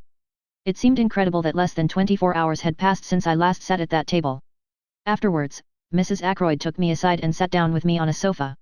I can't help feeling a little hurt, she murmured, producing a handkerchief of the kind obviously not meant to be cried into. Hurt, I mean, by Roger's lack of confidence in me. That £20,000 ought to have been left to me, not to Flora. A mother could be trusted to safeguard the interests of her child. A lack of trust, I call it. You forget, Mrs. Ackroyd, I said, Flora was Ackroyd's own niece, a blood relation. It would have been different had you been his sister instead of his sister-in-law. As poor Cecil's widow, I think my feelings ought to have been considered, said the lady, touching her eyelashes gingerly with the handkerchief. But Roger was always most peculiar, not to say mean, about money matters. It has been a most difficult position for both Flora and myself. He did not even give the poor child an allowance. He would pay her bills, you know, and even that with a good deal of reluctance and asking what she wanted all those fal-lals for, so like a man, but, now I've forgotten what it was I was going to say. Oh, yes, not a penny we could call our own, you know. Flora resented it, yes, I must say she resented it, very strongly. Though devoted to her uncle, of course. But any girl would have resented it. Yes, I must say Roger had very strange ideas about money. He wouldn't even buy new face towels, though I told him the old ones were in holes. And then, proceeded Mrs. Ackroyd, with a sudden leap highly characteristic of her conversation, to leave all that money, £1,000, fancy, £1,000, to that woman. What woman? That Russell woman. Something very queer about her, and so I've always said. But Roger wouldn't hear a word against her. Said she was a woman of great force of character, and that he admired and respected her. He was always going on about her rectitude and independence and moral worth. I think there's something fishy about her. She was certainly doing her best to marry Roger. But I soon put a stop to that. She's always hated me. Naturally. I saw through her. I began to wonder if there was any change of stemming Mrs. Ackroyd's eloquence, and getting away. Mr. Hammond provided the necessary diversion by coming up to say goodbye. I seized my chance and rose also. About the inquest, I said. Where would you prefer it to be held? Here, or at the Three Boars? Mrs. Ackroyd stared at me with a dropped jaw. The inquest? She asked, the picture of consternation. But surely there won't have to be an inquest. Mr. Hammond gave a dry little cough and murmured, inevitable. Under the circumstances, in two short little barks. But surely Dr. Shepherd can arrange. There are limits to my powers of arrangement, I said dryly. If his death was an accident. He was murdered, Mrs. Ackroyd, I said brutally. She gave a little cry. No theory of accident will hold water for a minute. Mrs. Ackroyd looked at me in distress. I had no patience with what I thought was her silly fear of unpleasantness. If there's an inquest, I shan't have to answer questions and all that, shall I? She asked. I don't know what will be necessary, I answered. I imagine Mr. Raymond will take the brunt of it off you. He knows all the circumstances, and can give formal evidence of identification. The lawyer assented with a little bow. I really don't think there is anything to dread, Mrs. Ackroyd, he said. You will be spared all unpleasantness. Now, as to the question of money, have you all you need for the present? I mean, he added, as she looked at him inquiringly, ready money. Cash, you know. If not, I can arrange to let you have whatever you require. That ought to be all right, said Raymond, who was standing by. Mr. Ackroyd cashed a cheque for £100 yesterday. £100? Yes. For wages and other expenses due today. At the moment it is still intact. Where is this money? In his desk. No, he always kept his cash in his bedroom. In an old collar box, to be accurate. Funny idea, wasn't it? I think, said the lawyer, we ought to make sure the money is there before I leave. Certainly, agreed the secretary. I'll take you up now. Oh. I forgot. The door's locked. Inquiry from Parker elicited the information that Inspector Raglan was in the housekeeper's room asking a few supplementary questions. A few minutes later the inspector joined the party in the hall, bringing the key with him. He unlocked the door and we passed into the lobby and up the small staircase. At the top of the stairs the door into Ackroyd's bedroom stood open. Inside the room it was dark, the curtains were drawn, and the bed was turned down just as it had been last night. The inspector drew the curtains, letting in the sunlight, and Geoffrey Raymond went to the top drawer of a rosewood bureau. He kept his money like that, in an unlocked drawer. Just fancy, commented the inspector. The secretary flushed a little. Mr. Ackroyd had perfect faith in the honesty of all the servants, he said hotly. Oh. Quite so, said the inspector hastily. Raymond opened the drawer, took out a round leather collar box from the back of it, and opening it, drew out a thick wallet. Here is the money, he said, taking out a fat roll of notes. You will find the 100 intact, I know, for Mr. Ackroyd put it in the collar box in my presence last night when he was dressing for dinner, and of course it has not been touched since. Mr. Hammond took the roll from him and counted it. He looked up sharply. £100, you said. But there is only 60 here. Raymond stared at him. Impossible, he cried, springing forward. Taking the notes from the other's hand, he counted them aloud. Mr. Hammond had been right. The total amounted to £60. But, I can't understand it, cried the secretary, bewildered. Poirot asked a question. You saw Mr. Ackroyd put this money away last night when he was dressing for dinner? You are sure he had not paid away any of it already? I'm sure he hadn't. He even said, I don't want to take £100 down to dinner with me. Too bulgy. Then the affair is very simple, remarked Poirot. Either he paid out that £40 sometime last evening, or else it has been stolen. That's the matter in a nutshell, agreed the inspector. He turned to Mrs. Ackroyd. Which of the servants would come in here yesterday evening?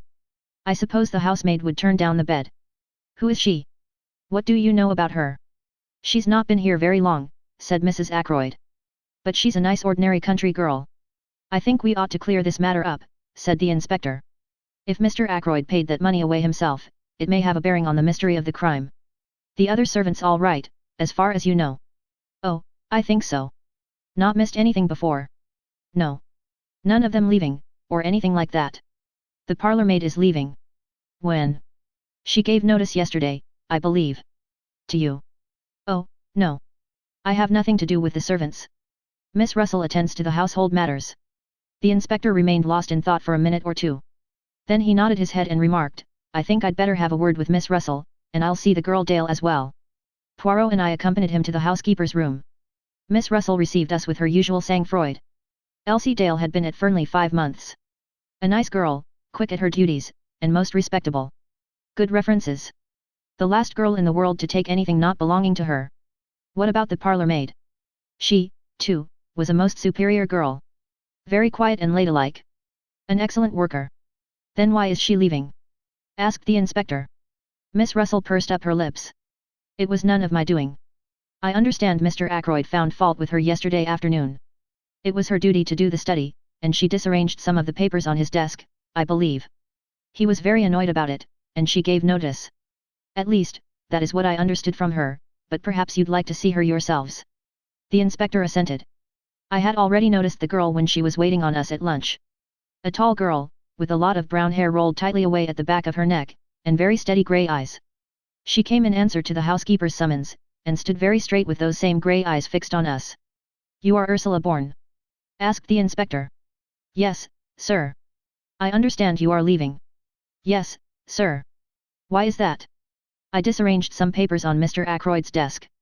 He was very angry about it, and I said I had better leave. He told me to go as soon as possible. Were you in Mr. Ackroyd's bedroom at all last night? Tidying up or anything? No, sir. That is Elsie's work. I never went near that part of the house. I must tell you, my girl, that a large sum of money is missing from Mr. Ackroyd's room. At last I saw her roused. A wave of colour swept over her face. I know nothing about any money. If you think I took it, and that is why Mr. Ackroyd dismissed me, you are wrong. I'm not accusing you of taking it, my girl, said the inspector. Don't flare up so. The girl looked at him coldly. You can search my things if you like, she said disdainfully. But you won't find anything. Poirot suddenly interposed. It was yesterday afternoon that Mr. Ackroyd dismissed you, or you dismissed yourself, was it not? He asked. The girl nodded. How long did the interview last? The interview? Yes, the interview between you and Mr. Ackroyd in the study. I don't know. 20 minutes? Half an hour? Something like that. Not longer. Not longer than half an hour, certainly. Thank you, mademoiselle. I looked curiously at him. He was rearranging a few objects on the table, setting them straight with precise fingers. His eyes were shining. That'll do, said the inspector. Ursula Bourne disappeared. The inspector turned to Miss Russell. How long has she been here? Have you got a copy of the reference you had with her? Without answering the first question, Miss Russell moved to an adjacent bureau, opened one of the drawers, and took out a handful of letters clipped together with a patent fastener. She selected one and handed it to the inspector. Said he. Reads all right. Mrs. Richard Folliot, Marby Grange, Marby. Who's this woman? Quite good county people, said Miss Russell. Well, said the inspector, handing it back, let's have a look at the other one, Elsie Dale. Elsie Dale was a big fair girl, with a pleasant but slightly stupid face. She answered our questions readily enough, and showed much distress and concern at the loss of the money. I don't think there's anything wrong with her, observed the inspector, after he had dismissed her. What about Parker? Miss Russell pursed her lips together and made no reply. I've a feeling there's something wrong about that man, the inspector continued thoughtfully. The trouble is that I don't quite see when he got his opportunity. He'd be busy with his duties immediately after dinner, and he's got a pretty good alibi all through the evening. I know, for I've been devoting particular attention to it. Well, thank you very much, Miss Russell. We'll leave things as they are for the present. It's highly probable Mr. Ackroyd paid that money away himself. The housekeeper bade us a dry good afternoon, and we took our leave. I left the house with Poirot. I wonder, I said, breaking the silence, what the papers the girl disarranged could have been for Ackroyd to have got into such a state about them? I wonder if there is any clue there to the mystery. The secretary said there were no papers of particular importance on the desk, said Poirot quietly. Yes, but, I paused. It strikes you as odd that Ackroyd should have flown into a rage about so trivial a matter. Yes, it does rather. But was it a trivial matter? Of course, I admitted, we don't know what those papers may have been. But Raymond certainly said. Leave Raymond out of it for a minute. What did you think of that girl? Which girl? The parlour maid. Yes, the parlour maid. Ursula Bourne. She seemed a nice girl, I said hesitatingly. Poirot repeated my words, but whereas I had laid a slight stress on the fourth word, he put it on the second. She seemed a nice girl, yes. Then, after a minute's silence, he took something from his pocket and handed it to me. See, my friend, I will show you something. Look there. The paper he had handed me was that compiled by the inspector and given by him to Poirot that morning. Following the pointing finger, I saw a small cross marked in pencil opposite the name Ursula Bourne. You may not have noticed it at the time, my good friend, but there was one person on this list whose alibi had no kind of confirmation. Ursula Bourne. You don't think? Dr. Shepherd, I dare to think anything.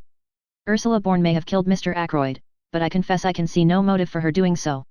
Can you? He looked at me very hard, so hard that I felt uncomfortable. Can you? He repeated. No motive whatsoever, I said firmly. His gaze relaxed. He frowned and murmured to himself. Since the blackmailer was a man, it follows that she cannot be the blackmailer, then. I coughed. As far as that goes, I began doubtfully. He spun round on me. What?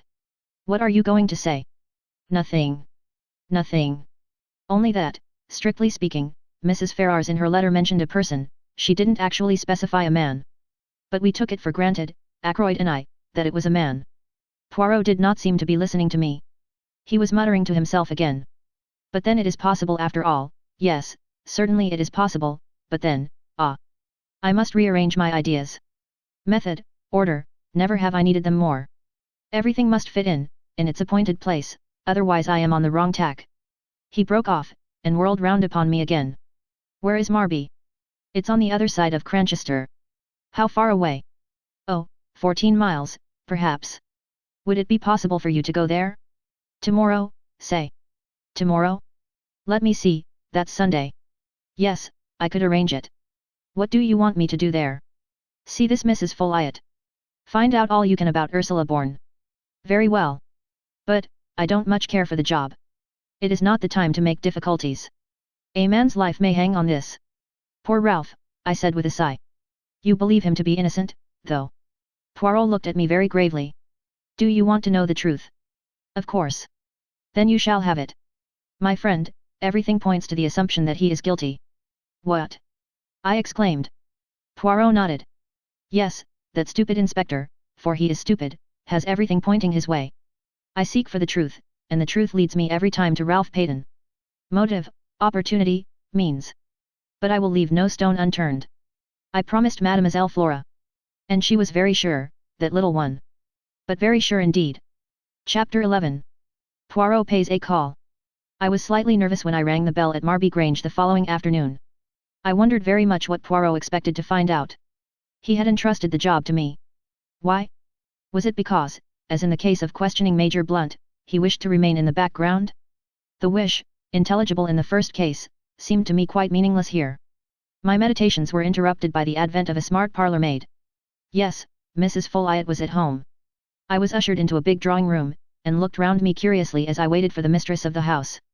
A large bare room, some good bits of old china, and some beautiful etchings, shabby covers and curtains. A lady's room in every sense of the term. I turned from the inspection of a Bartolozzi on the wall as Mrs. Folliot came into the room.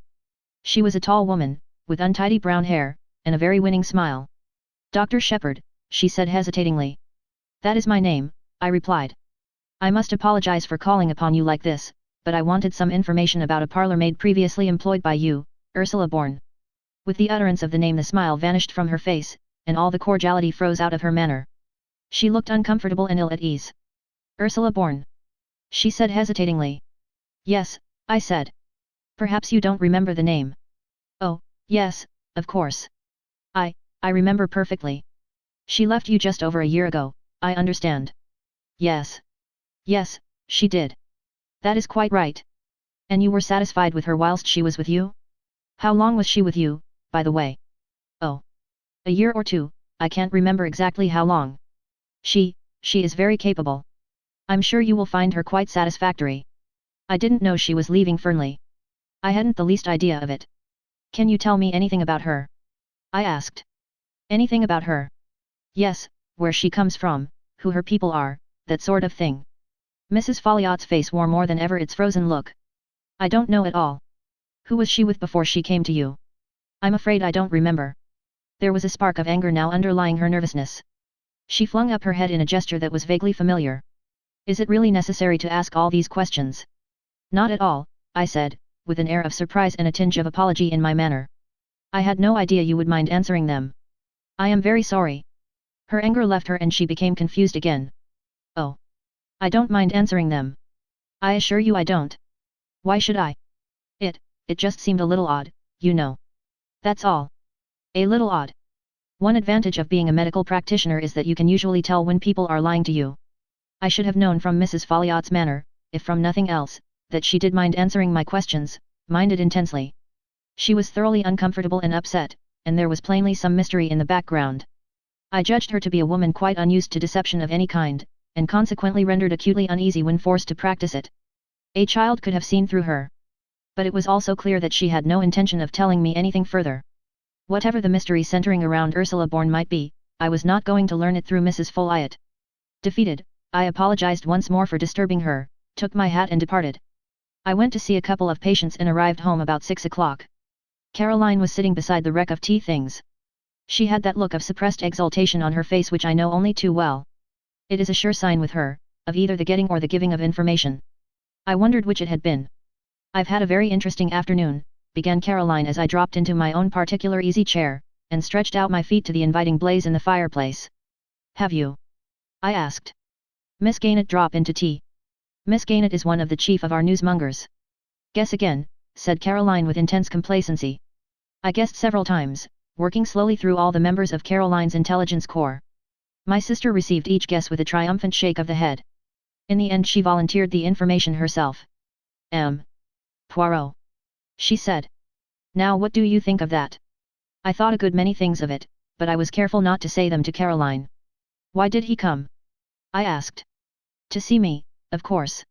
He said that knowing my brother so well, he hoped he might be permitted to make the acquaintance of his charming sister, your charming sister. I've got mixed up, but you know what I mean. What did he talk about? I asked. He told me a lot about himself and his cases. You know that Prince Paul of Mauritania, the one who's just married a dancer? Yes. I saw a most intriguing paragraph about her in Society Snippets the other day, hinting that she was really a Russian Grand Duchess, one of the Tsar's daughters who managed to escape from the Bolsheviks. Well, it seems that M. Poirot solved a baffling murder mystery that threatened to involve them both. Prince Paul was beside himself with gratitude.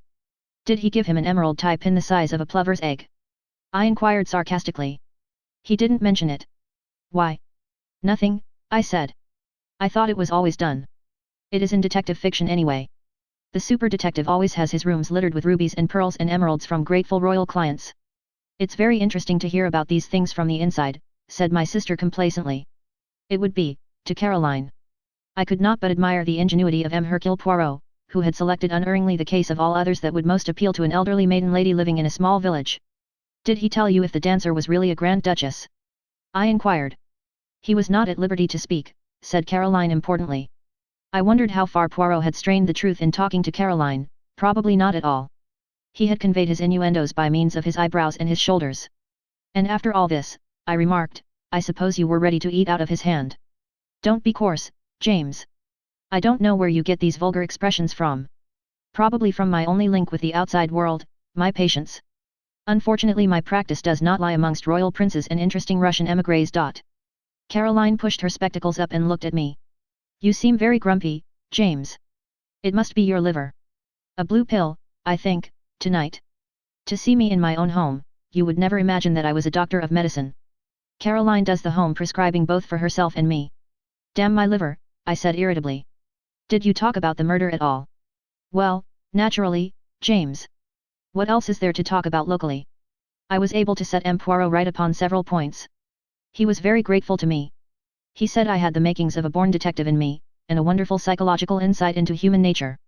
Caroline was exactly like a cat that is full to overflowing with rich cream. She was positively purring. He talked a lot about the little grey cells of the brain, and of their functions. His own, he says, are of the first quality. He would say so, I remarked bitterly. Modesty is certainly not his middle name. I wish you would not be so horribly American, James. He thought it very important that Ralph should be found as soon as possible, and induced to come forward and give an account of himself. He says that his disappearance will produce a very unfortunate impression at the inquest. And what did you say to that? I agreed with him, said Caroline importantly. And I was able to tell him the way people were already talking about it. Caroline, I said sharply, did you tell M. Poirot what you overheard in the wood that day? I did, said Caroline complacently. I got up and began to walk about. You realize what you're doing, I hope, I jerked out. You're putting a halter round Ralph Payton's neck as surely as you're sitting in that chair. Not at all, said Caroline, quite unruffled. I was surprised you hadn't told him. I took very good care not to, I said. I'm fond of that boy. So am I. That's why I say you're talking nonsense. I don't believe Ralph did it, and so the truth can't hurt him, and we ought to give M. Poirot all the help we can. Why, think, very likely Ralph was out with that identical girl on the night of the murder, and if so, he's got a perfect alibi. If he's got a perfect alibi, I retorted, why doesn't he come forward and say so? Might get the girl into trouble, said Caroline sapiently. But if M. Poirot gets hold of her, and puts it to her as her duty, she'll come forward of her own accord and clear Ralph. You seem to have invented a romantic fairy story of your own, I said. You read too many trashy novels, Caroline. I've always told you so. I dropped into my chair again. Did Poirot ask you any more questions? I inquired. Only about the patients you had that morning. The patients? I demanded, unbelievingly. Yes, your surgery patients. How many and who they were? Do you mean to say you were able to tell him that? I demanded. Caroline is really amazing. Why not? Asked my sister triumphantly. I can see the path up to the surgery door perfectly from this window. And I've got an excellent memory, James. Much better than yours, let me tell you. I'm sure you have, I murmured mechanically. My sister went on, checking the names on her fingers. There was old Mrs. Bennet, and that boy from the farm with the bad finger, Dolly Grice to have a needle out of her finger, that American steward off the liner. Let me see, that's 4. Yes, and old George Evans with his ulcer. And lastly. She paused significantly. Well. Caroline brought out her climax triumphantly. She hissed in the most approved style, aided by the fortunate number of SS at her disposal. Miss Russell. She sat back in her chair and looked at me meaningly, and when Caroline looks at you meaningly, it is impossible to miss it. I don't know what you mean, I said, quite untruthfully. Why shouldn't Miss Russell consult me about her bad knee? Bad knee, said Caroline. Fiddlesticks. No more bad knee than you and I. She was after something else. What? I asked. Caroline had to admit that she didn't know. But depend upon it, that was what he was trying to get at, Poirot, I mean. There's something fishy about that woman, and he knows it. Precisely the remark Mrs. Ackroyd made to me yesterday, I said. That there was something fishy about Miss Russell. Ah, said Caroline darkly, Mrs. Ackroyd. There's another. Another what? Caroline refused to explain her remarks. She merely nodded her head several times, rolled up her knitting, and went upstairs to don the high mauve silk blouse and the gold locket which she calls dressing for dinner. I stayed there staring into the fire and thinking over Caroline's words. Had Poirot really come to gain information about Miss Russell, or was it only Caroline's tortuous mind that interpreted everything according to her own ideas? There had certainly been nothing in Miss Russell's manner that morning to arouse suspicion. At least, I remembered her persistent conversation on the subject of drug taking, and from that she had led the conversation to poisons and poisoning. But there was nothing in that. Ackroyd had not been poisoned. Still, it was odd. I heard Caroline's voice, rather acid in note, calling from the top of the stairs. James, you will be late for dinner. I put some coal on the fire and went upstairs obediently. It is well at any price to have peace in the home. Chapter 12. Round the table. A joint inquest was held on Monday. I do not propose to give the proceedings in detail. To do so would only be to go over the same ground again and again. By arrangement with the police, very little was allowed to come out. I gave evidence as to the cause of Ackroyd's death and the probable time. The absence of Ralph Peyton was commented on by the coroner, but not unduly stressed. Afterwards, Poirot and I had a few words with Inspector Raglan. The inspector was very grave. It looks bad, Mr. Poirot, he said. I'm trying to judge the thing fair and square. I'm a local man, and I've seen Captain Peyton many times in Cranchester. I'm not wanting him to be the guilty one, but it's bad whichever way you look at it. If he's innocent, why doesn't he come forward? We've got evidence against him, but it's just possible that that evidence could be explained away. Then why doesn't he give an explanation? A lot more lay behind the inspector's words than I knew at the time. Ralph's description had been wired to every port and railway station in England. The police everywhere were on the alert. His rooms in town were watched, and any houses he had been known to be in the habit of frequenting. With such a cordon it seemed impossible that Ralph should be able to evade detection. He had no luggage, and, as far as anyone knew, no money. I can't find anyone who saw him at the station that night, continued the inspector. And yet he's well known down here, and you'd think somebody would have noticed him. There's no news from Liverpool either. You think he went to Liverpool? Queried Poirot. Well, it's on the cards. That telephone message from the station, just 3 minutes before the Liverpool express left, there ought to be something in that. Unless it was deliberately intended to throw you off the scent. That might just possibly be the point of the telephone message. That's an idea, said the inspector eagerly. Do you really think that's the explanation of the telephone call? My friend, said Poirot gravely, I do not know. But I will tell you this, I believe that when we find the explanation of that telephone call we shall find the explanation of the murder. You said something like that before, I remember, I observed, looking at him curiously. Poirot nodded. I always come back to it, he said seriously. It seems to me utterly irrelevant, I declared. I wouldn't say that, demurred the inspector. But I must confess I think Mr. Poirot here harps on it a little too much.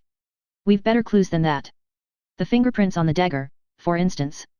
Poirot became suddenly very foreign in manner, as he often did when excited over anything. M.L. Inspector, he said, beware of the blind comment Dyer, the little street that has no end to it. Inspector Raglan stared, but I was quicker. You mean a blind alley? I said. That is it, the blind street that leads nowhere. So it may be with those fingerprints they may lead you nowhere. I don't see how that can well be, said the police officer. I suppose you're hinting that they're faked? I've read of such things being done, though I can't say I've ever come across it in my experience.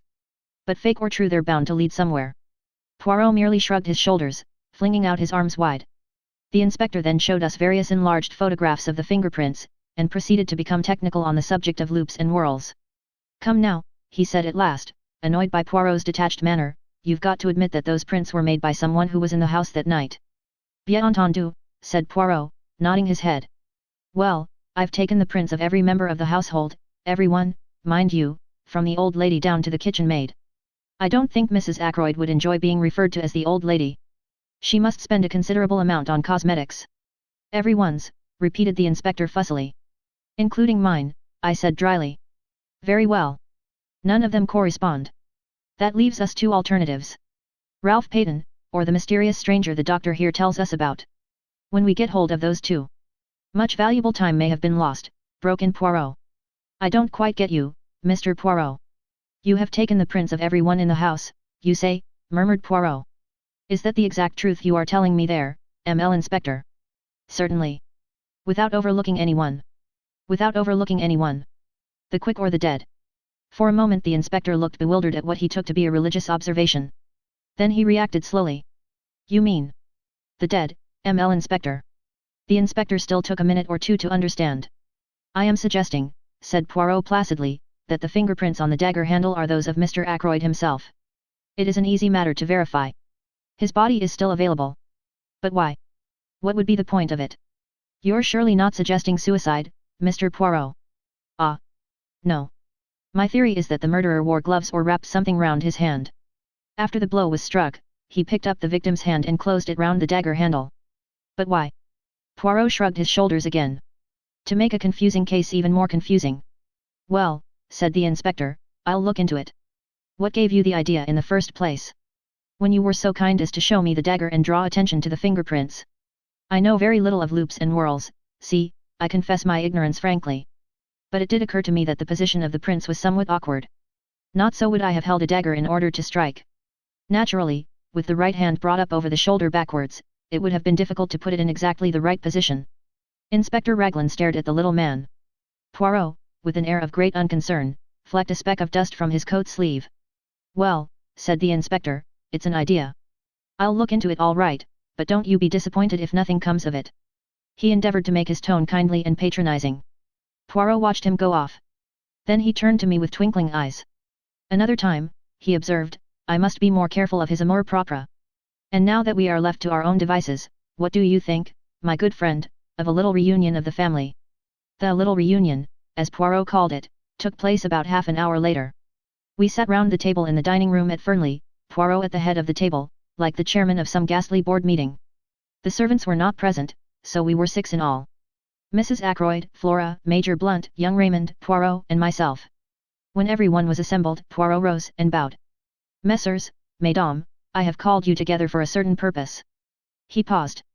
To begin with, I want to make a very special plea to Mademoiselle. To me, said Flora. Mademoiselle, you are engaged to Captain Ralph Peyton. If anyone is in his confidence, you are. I beg you, most earnestly, if you know of his whereabouts, to persuade him to come forward. 1 little minute, as Flora raised her head to speak, say nothing till you have well reflected. Mademoiselle, his position grows daily more dangerous. If he had come forward at once, no matter how damning the facts, he might have had a chance of explaining them away. But this silence, this flight, what can it mean? Surely only one thing, knowledge of guilt. Mademoiselle, if you really believe in his innocence, persuade him to come forward before it is too late. Flora's face had gone very white. Too late. She repeated, very low. Poirot leant forward, looking at her. See now, Mademoiselle, he said very gently, it is Papa Poirot who asks you this. The old Papa Poirot who has much knowledge and much experience. I would not seek to entrap you, Mademoiselle. Will you not trust me, and tell me where Ralph Peyton is hiding? The girl rose, and stood facing him. Poirot, she said in a clear voice, I swear to you, swear solemnly, that I have no idea where Ralph is, and that I have neither seen him nor heard from him either on the day of the murder, or since. She sat down again. Poirot gazed at her in silence for a minute or two, then he brought his hand down on the table with a sharp rap. Yet. That is that, he said. His face hardened. Now I appeal to these others who sit round this table, Mrs. Ackroyd, Major Blunt, Dr. Shepherd, Mr. Raymond. You are all friends and intimates of the missing man. If you know where Ralph Peyton is hiding, speak out. There was a long silence. Poirot looked to each in turn. I beg of you, he said in a low voice, speak out. But still there was silence, broken at last by Mrs. Ackroyd. I must say, she observed in a plaintive voice, that Ralph's absence is most peculiar indeed. Not to come forward at such a time. It looks, you know, as though there were something behind it. I can't help thinking, Flora dear, that it was a very fortunate thing your engagement was never formally announced. Mother! Cried Flora angrily. Providence, declared Mrs. Ackroyd. I have a devout belief in Providence, a divinity that shapes our ends, as Shakespeare's beautiful line runs. Surely you don't make the Almighty directly responsible for thick ankles, Mrs. Ackroyd, do you? Asked Geoffrey Raymond, his irresponsible laugh ringing out. His idea was, I think, to loosen the tension, but Mrs. Ackroyd threw him a glance of reproach and took out her handkerchief. Flora has been saved a terrible amount of notoriety and unpleasantness. Not for a moment that I think dear Ralph had anything to do with poor Roger's death. I don't think so. But then I have a trusting heart, I always have had, ever since a child. I am loath to believe the worst of anyone. But, of course, one must remember that Ralph was in several air raids as a young boy. The results are apparent long after. Sometimes, they say. People are not responsible for their actions in the least. They lose control, you know, without being able to help it. Mother, cried Flora, you don't think Ralph did it? Come, Mrs. Ackroyd, said Blunt. I don't know what to think, said Mrs. Ackroyd tearfully. It's all very upsetting. What would happen to the estate, I wonder, if Ralph were found guilty? Raymond pushed his chair away from the table violently. Major Blunt remained, very quiet, looking thoughtfully at her. Like shell shock, you know, said Mrs. Ackroyd obstinately, and I dare say Roger kept him very short of money, with the best intentions, of course. I can see you are all against me, but I do think it is very odd that Ralph has not come forward, and I must say I am thankful Flora's engagement was never announced formally. It will be tomorrow, said Flora in a clear voice. Flora! Cried her mother, aghast. Flora had turned to the secretary. Will you send the announcement to the Morning Post and the Times, please, Mr. Raymond? If you are sure that it is wise, Miss Ackroyd, he replied gravely. She turned impulsively to Blunt. You understand, she said. What else can I do? As things are, I must stand by Ralph. Don't you see that I must? She looked very searchingly at him, and after a long pause he nodded abruptly. Mrs. Ackroyd burst out into shrill protests. Flora remained unmoved. Then Raymond spoke. I appreciate your motives, Miss Ackroyd. But don't you think you are being rather precipitate? Wait a day or two. Tomorrow, said Flora, in a clear voice. It's no good, Mother, going on like this. Whatever else I am, I'm not disloyal to my friends. Poirot, Mrs. Ackroyd appealed tearfully, can't you say anything at all? Nothing to be said, interpolated Blunt. She's doing the right thing. I'll stand by her through thick and thin. Flora held out her hand to him. Thank you, Major Blunt, she said. Mademoiselle, said Poirot, will you let an old man congratulate you on your courage and your loyalty? And will you not misunderstand me if I ask you most solemnly, to postpone the announcement you speak of for at least 2 days more? Flora hesitated. I ask it in Ralph Peyton's interests as much as in yours, mademoiselle. You frown. You do not see how that can be. But I assure you that it is so. Pas de blogs. You put the case into my hands, you must not hamper me now. Flora paused a few minutes before replying. I do not like it, she said at last, but I will do what you say. She sat down again at the table. And now, Messrs. et Mesdames, said Poirot rapidly, I will continue with what I was about to say. Understand this, I mean to arrive at the truth. The truth, however ugly in itself, is always curious and beautiful to the seeker after it. I am much aged, my powers may not be what they were. Here he clearly expected a contradiction. In all probability this is the last case I shall ever investigate. But Hercule Poirot does not end with a failure. Messrs. et Mesdames, I tell you, I mean to know. And I shall know, in spite of you all. He brought out the last words provocatively, hurling them in our face as it were. I think we all flinched back a little, excepting Geoffrey Raymond, who remained good-humoured and imperturbable as usual. How do you mean, in spite of us all? He asked, with slightly raised eyebrows. But, just that, monsieur. Every one of you in this room is concealing something from me. He raised his hand as a faint murmur of protest arose. Yes, yes, I know what I am saying. It may be something unimportant, trivial, which is supposed to have no bearing on the case, but there it is. Each one of you has something to hide. Come, now, am I right? His glance, challenging and accusing, swept round the table. And every pair of eyes dropped before his. Yes, mine as well. I am answered, said Poirot, with a curious laugh. He got up from his seat. I appeal to you all. Tell me the truth, the whole truth. There was a silence. Will no one speak? He gave the same short laugh again. Say domage, he said, and went out. Chapter 13. The Goose Quill. That evening, at Poirot's request, I went over to his house after dinner.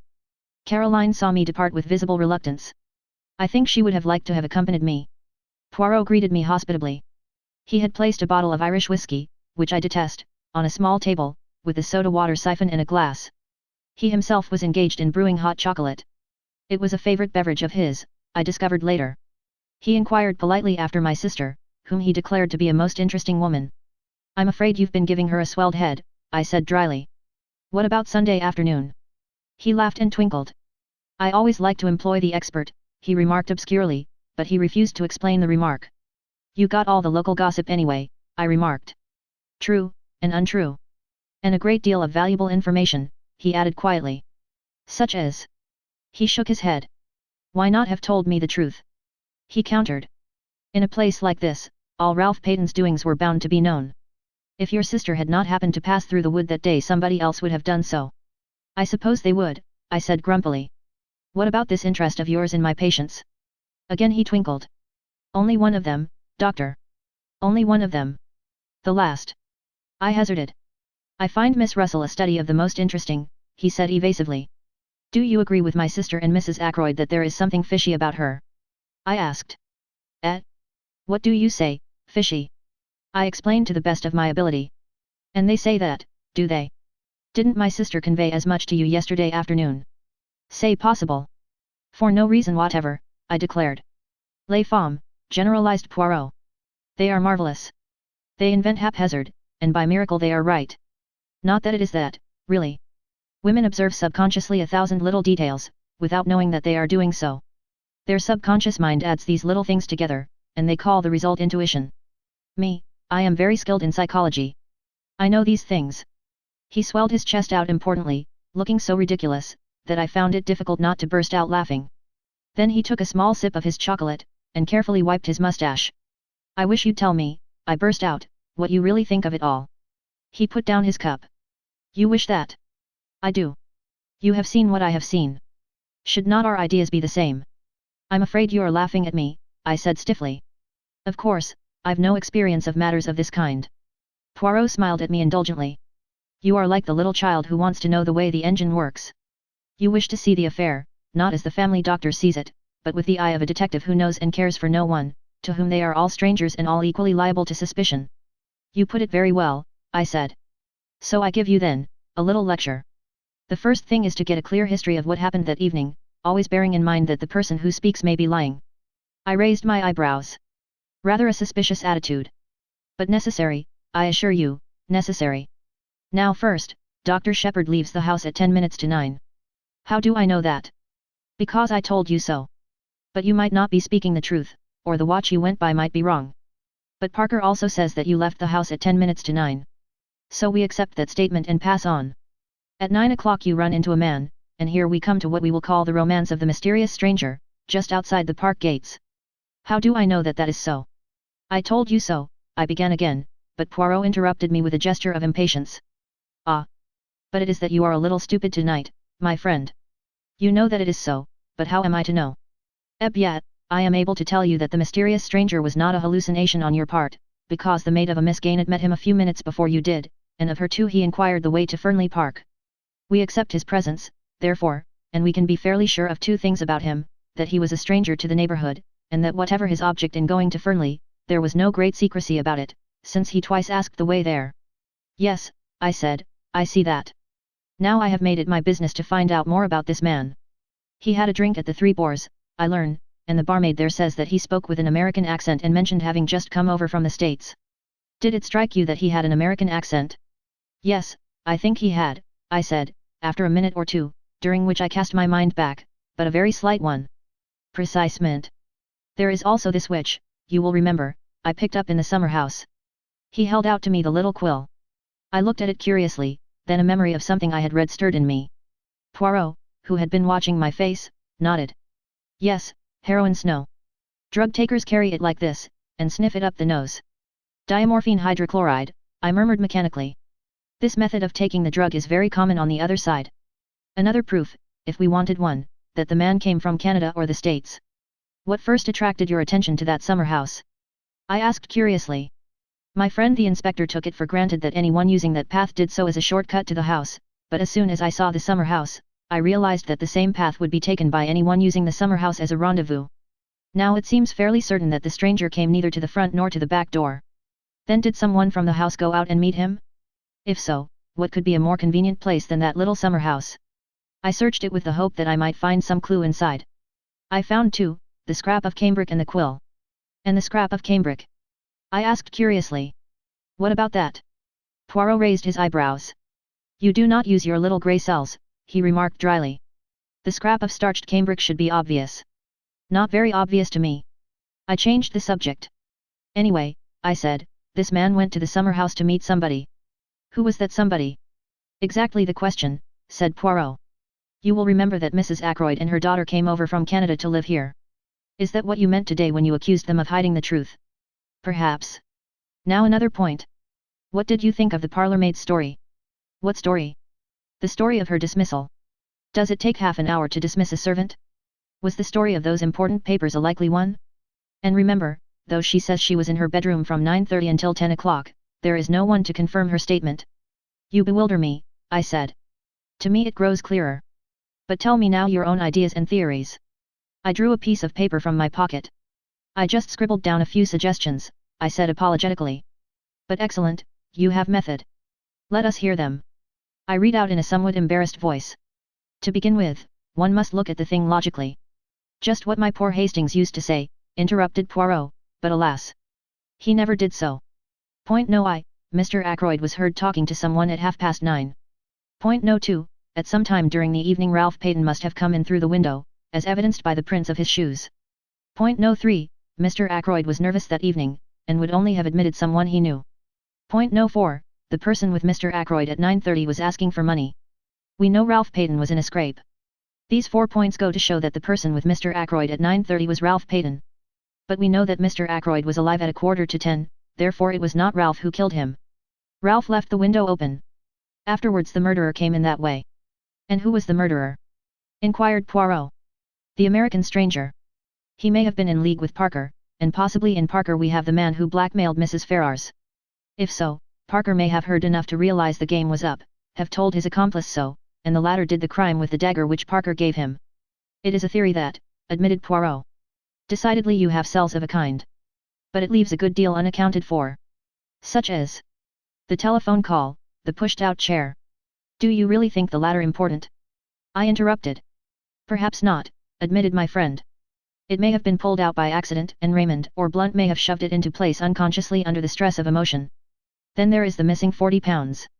Given by Ackroyd to Ralph, I suggested. He may have reconsidered his first refusal. That still leaves one thing unexplained. What?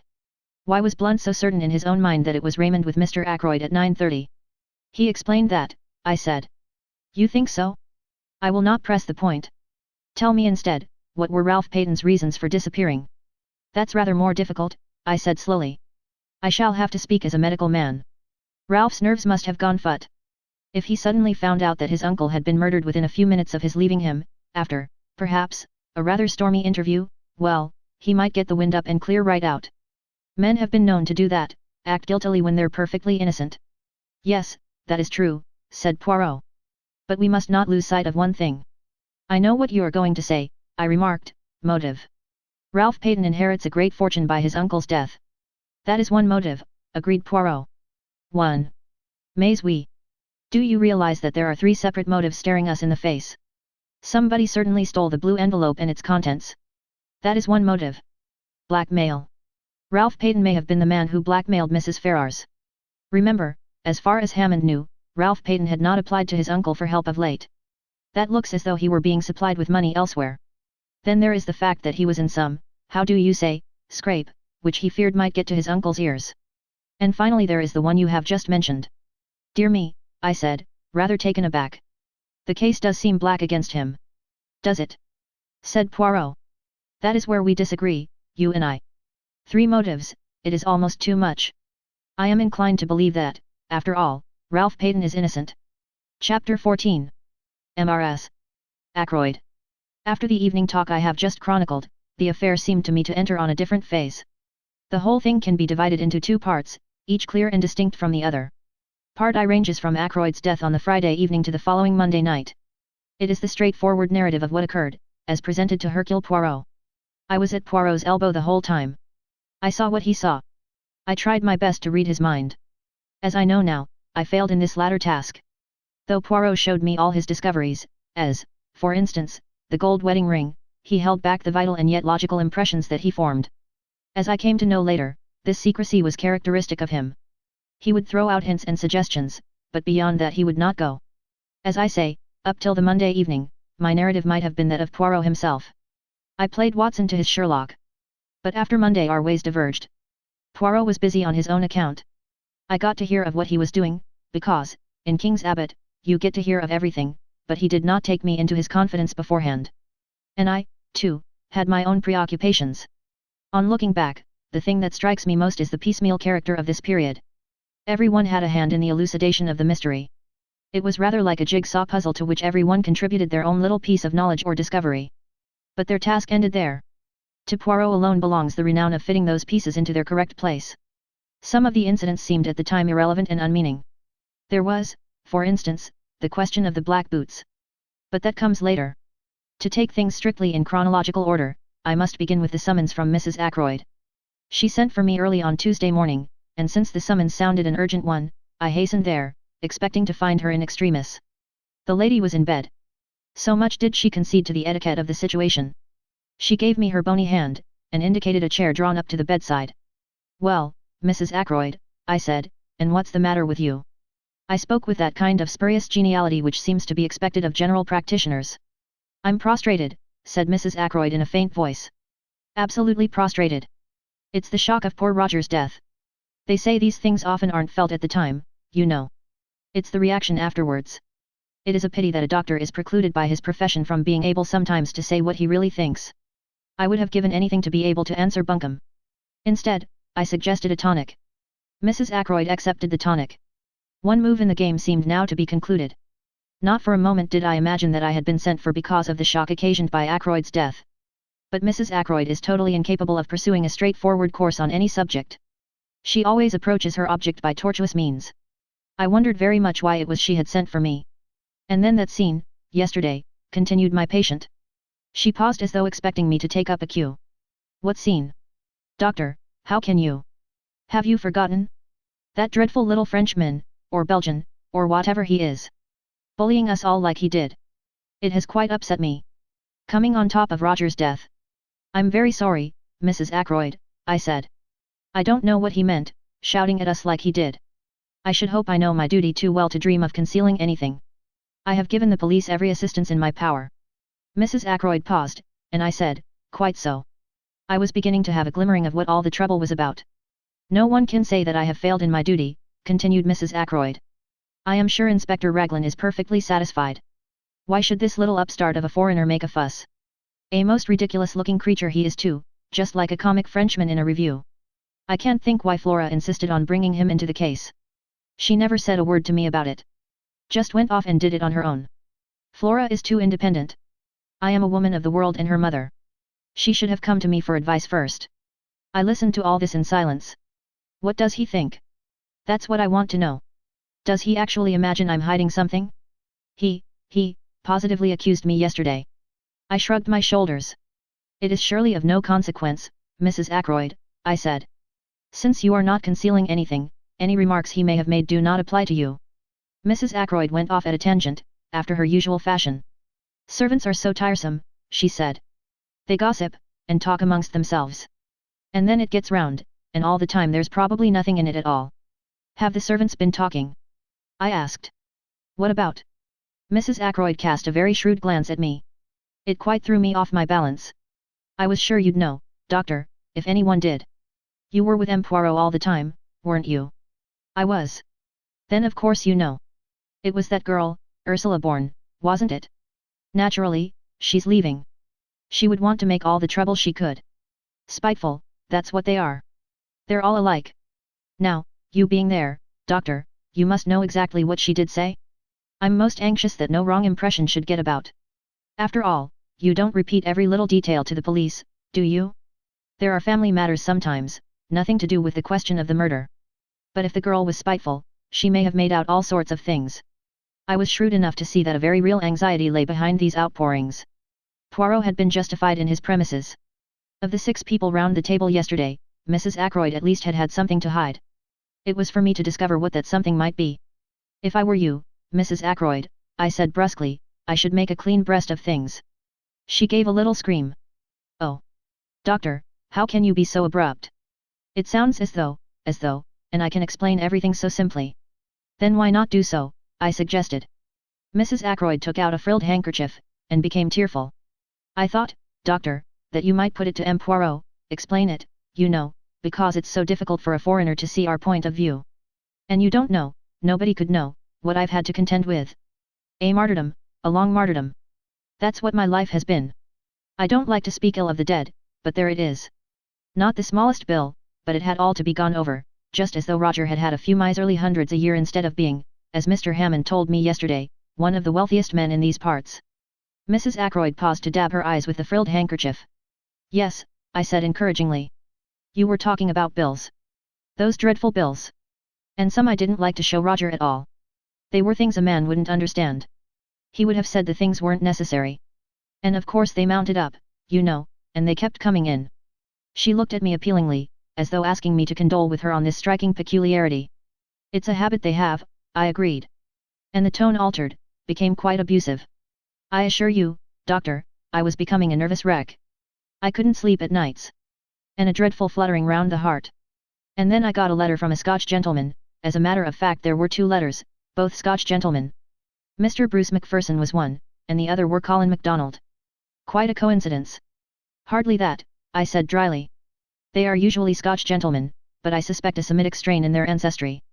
£10 to 10,000 on note of hand alone, murmured Mrs. Ackroyd reminiscently. I wrote to one of them, but it seemed there were difficulties. She paused. I gathered that we were just coming to delicate ground. I have never known anyone more difficult to bring to the point. You see, murmured Mrs. Ackroyd, it's all a question of expectations, isn't it? Testamentary expectations. And though, of course, I expected that Roger would provide for me, I didn't know. I thought that if only I could glance over a copy of his will, not in any sense of vulgar prying, but just so that I could make my own arrangements. She glanced sideways at me. The position was now very delicate indeed. Fortunately words, ingeniously used, will serve to mask the ugliness of naked facts. I could only tell this to you, dear Dr. Shepherd, said Mrs. Ackroyd rapidly. I can trust you not to misjudge me, and to represent the matter in the right light to M. Poirot. It was on Friday afternoon. She came to a stop and swallowed uncertainly. Yes, I repeated encouragingly. On Friday afternoon. Well. Everyone was out, or so I thought. And I went into Roger's study. I had some real reason for going there, I mean, there was nothing underhand about it. And as I saw all the papers heaped on the desk, it just came to me, like a flash, I wonder if Roger keeps his will in one of the drawers of the desk. I'm so impulsive, always was, from a child. I do things on the spur of the moment. He'd left his keys, very careless of him, in the lock of the top drawer. I see, I said helpfully. So you searched the desk. Did you find the will? Mrs. Ackroyd gave a little scream, and I realized that I had not been sufficiently diplomatic. How dreadful it sounds. But it wasn't at all like that really. Of course it wasn't, I said hastily. You must forgive my unfortunate way of putting things. You see, men are so peculiar. In dear Roger's place, I should not have objected to revealing the provisions of my will. But men are so secretive. One is forced to adopt little subterfuges in self-defense. And the result of the little subterfuge? I asked. That's just what I'm telling you. As I got to the bottom drawer, Bourne came in. Most awkward. Of course I shut the drawer and stood up, and I called her attention to a few specks of dust on the surface. But I didn't like the way she looked, quite respectful in manner, but a very nasty light in her eyes. Almost contemptuous, if you know what I mean. I never have liked that girl very much. She's a good servant, and she says and doesn't object to wearing caps and aprons, which I declare to you a lot of them do nowadays, and she can say not at home without scruples if she has to answer the door instead of Parker, and she doesn't have those peculiar gurgling noises inside which so many parlour maids seem to have when they wait at table. Let me see, where was I? You were saying, that in spite of several qualities, you never liked Bourne. No more I do. She's odd. There's something different about her from the others. Too well educated, that's my opinion. You can't tell who are ladies and who aren't nowadays. And what happened next? I asked. Nothing. At least, Roger came in. And I thought he was out for a walk. And he said, "What's all this?" and I said, "Nothing. I just came in to fetch punch." And I took Punch and went out with it. Bourne stayed behind. I heard her asking Roger if she could speak to him for a minute. I went straight up to my room, to lie down. I was very upset. There was a pause. You will explain to M. Poirot, won't you? You can see for yourself what a trivial matter the whole thing was.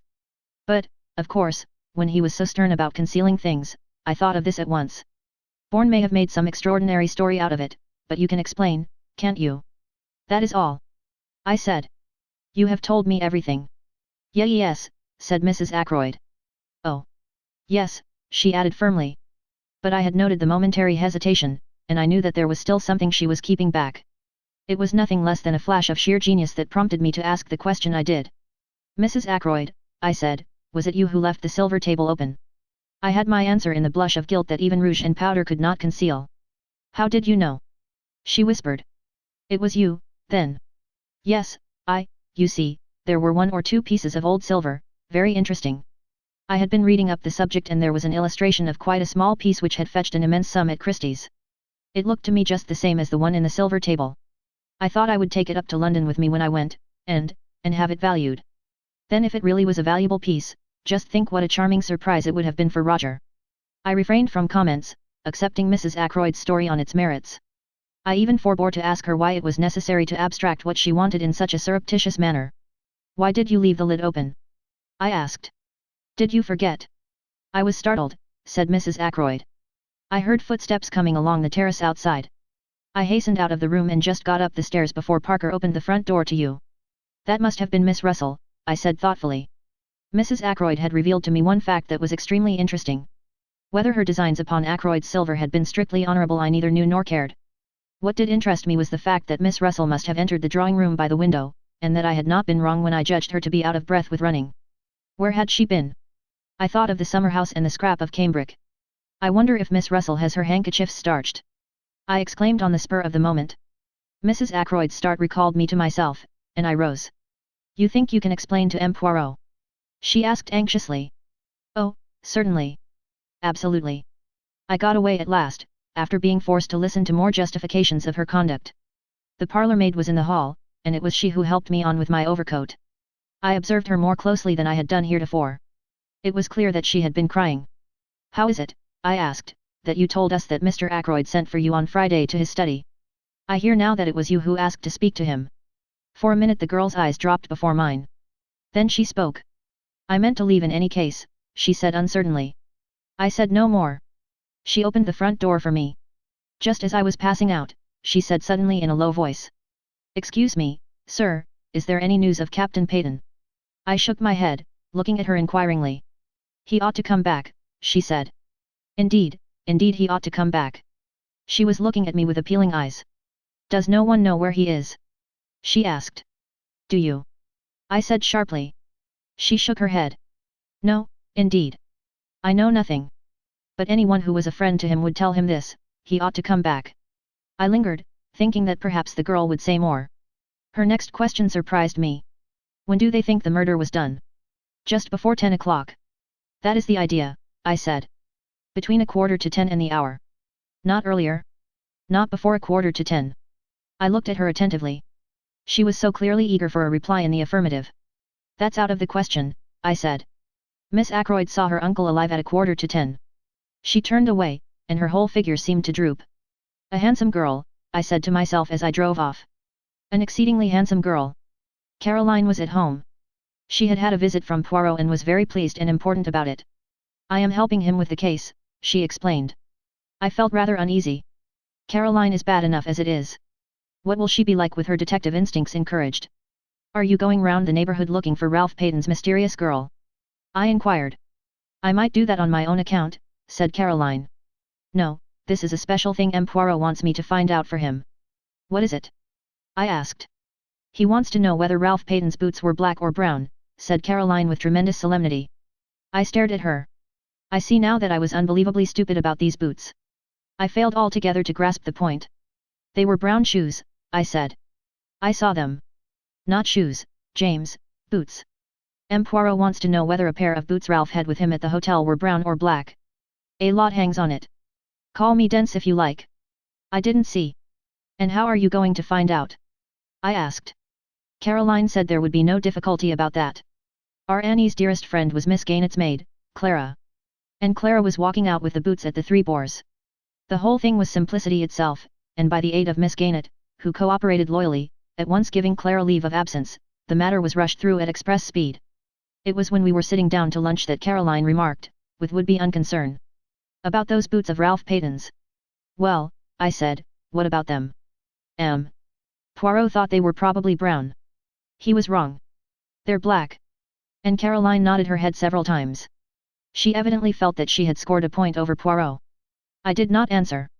I was puzzling over what the color of a pair of Ralph Paton's boots had to do with the case. Chapter 15. Geoffrey Raymond. I was to have a further proof that day of the success of Poirot's tactics. That challenge of his had been a subtle touch born of his knowledge of human nature. A mixture of fear and guilt had wrung the truth from Mrs. Ackroyd. She was the first to react. That afternoon when I returned from seeing my patients, Caroline told me that Geoffrey Raymond had just left. Did he want to see me? I asked, as I hung up my coat in the hall. Caroline was hovering by my elbow. It was M. Poirot he wanted to see, she said. He'd just come from the Larches. M. Poirot was out. Mr. Raymond thought that he might be here, or that you might know where he was. I haven't the least idea. I tried to make him wait, said Caroline, but he said he would call back at the Larches in half an hour, and went away down the village. A great pity, because M. Poirot came in practically the minute after he left. Came in here? No, to his own house. How do you know? The side window, said Caroline briefly. It seemed to me that we had now exhausted the topic. Caroline thought otherwise. Aren't you going across? Across where? To the Larches, of course. My dear Caroline, I said, what for? Mr. Raymond wanted to see him very particularly, said Caroline. You might hear what it's all about. I raised my eyebrows. Curiosity is not my besetting sin, I remarked coldly. I can exist comfortably without knowing exactly what my neighbors are doing and thinking. Stuff and nonsense, James, said my sister. You want to know just as much as I do. You're not so honest, that's all. You always have to pretend. Really, Caroline, I said, and retired into my surgery. 10 minutes later Caroline tapped at the door and entered. In her hand she held what seemed to be a pot of jam. I wonder, James, she said, if you would mind taking this pot of medlar jelly across to M. Poirot? I promised it to him. He has never tasted any homemade medlar jelly. Why can't Annie go? I asked coldly. She's doing some mending. I can't spare her. Caroline and I looked at each other. Very well, I said, rising. But if I take the beastly thing, I shall just leave it at the door. You understand that? My sister raised her eyebrows. Naturally, she said. Who suggested you should do anything else? The honors were with Caroline. If you do happen to see M. Poirot, she said, as I opened the front door, you might tell him about the boots. It was a most subtle parting shot. I wanted dreadfully to understand the enigma of the boots. When the old lady with the Breton cap opened the door to me, I found myself asking if M. Poirot was in, quite automatically. Poirot sprang up to meet me, with every appearance of pleasure. Sit down, my good friend, he said. The big chair? This small one? The room is not too hot, no. I thought it was stifling, but refrained from saying so. The windows were closed, and a large fire burned in the grate. The English people, they have a mania for the fresh air, declared Poirot. The big air, it is all very well outside, where it belongs. Why admit it to the house? But let us not discuss such banalities, you have something for me, yes. 2 things, I said. First, this, from my sister. I handed over the pot of medlar jelly. How kind of Mademoiselle Caroline. She has remembered her promise. And the second thing. Information, of a kind. And I told him of my interview with Mrs. Ackroyd. He listened with interest, but not much excitement. It clears the ground, he said thoughtfully. And it has a certain value as confirming the evidence of the housekeeper. She said, you remember, that she found the silver table lid open and closed it down in passing. What about her statement that she went into the drawing room to see if the flowers were fresh? Ah! We never took that very seriously, did we, my friend? It was patently an excuse, trumped up in a hurry, by a woman who felt it urgent to explain her presence, which, by the way, you would probably never have thought of questioning. I considered it possible that her agitation might arise from the fact that she had been tampering with the silver table, but I think now that we must look for another cause. Yes, I said. Whom did she go out to meet? And why? You think she went to meet someone? I do. Poirot nodded. So do I, he said thoughtfully. There was a pause. By the way, I said, I've got a message for you from my sister. Ralph Payton's boots were black, not brown. I was watching him closely as I gave the message, and I fancied that I saw a momentary flicker of discomposure. If so, it passed almost immediately. She is absolutely positive they are not brown. Absolutely. Ah, said Poirot regretfully. That is a pity. And he seemed quite crestfallen. He entered into no explanations, but at once started a new subject of conversation. The housekeeper, Miss Russell, who came to consult you on that Friday morning, is it indiscreet to ask what passed at the interview, apart from the medical details, I mean? Not at all, I said. When the professional part of the conversation was over, we talked for a few minutes about poisons, and the ease or difficulty of detecting them, and about drug taking and drug takers. With special reference to cocaine. Asked Poirot. How did you know? I asked, somewhat surprised. For answer, the little man rose and crossed the room to where newspapers were filed. He brought me a copy of the Daily Budget, dated Friday, September 16th, and showed me an article dealing with the smuggling of cocaine. It was a somewhat lurid article, written with an eye to picturesque effect. That is what put cocaine into her head, my friend, he said. I would have catechized him further, for I did not quite understand his meaning, but at that moment the door opened and Geoffrey Raymond was announced. He came in fresh and debonair as ever, and greeted us both. How are you, Doctor? M. Poirot, this is the second time I've been here this morning. I was anxious to catch you. Perhaps I'd better be off, I suggested rather awkwardly. Not on my account, Doctor. No, it's just this, he went on, seating himself at a wave of invitation from Poirot, I've got a confession to make. En vérité? Said Poirot, with an air of polite interest. Oh, it's of no consequence, really. But, as a matter of fact, my conscience has been pricking me ever since yesterday afternoon. You accused us all of keeping back something, M. Poirot. I plead guilty. I've had something up my sleeve. And what is that, M. Raymond? As I say, it's nothing of consequence, just this. I was in debt, badly, and that legacy came in the nick of time. £500 puts me on my feet again with a little to spare. He smiled at us both with that engaging frankness that made him such a likable youngster. You know how it is. Suspicious-looking policemen don't like to admit you were hard up for money, think it will look bad to them. But I was a fool, really, because Blunt and I were in the billiard room from 9:45 onwards, so I've got a watertight alibi and nothing to fear. Still, when you thundered out that stuff about concealing things, I felt a nasty prick of conscience, and I thought I'd like to get it off my mind. He got up again and stood smiling at us.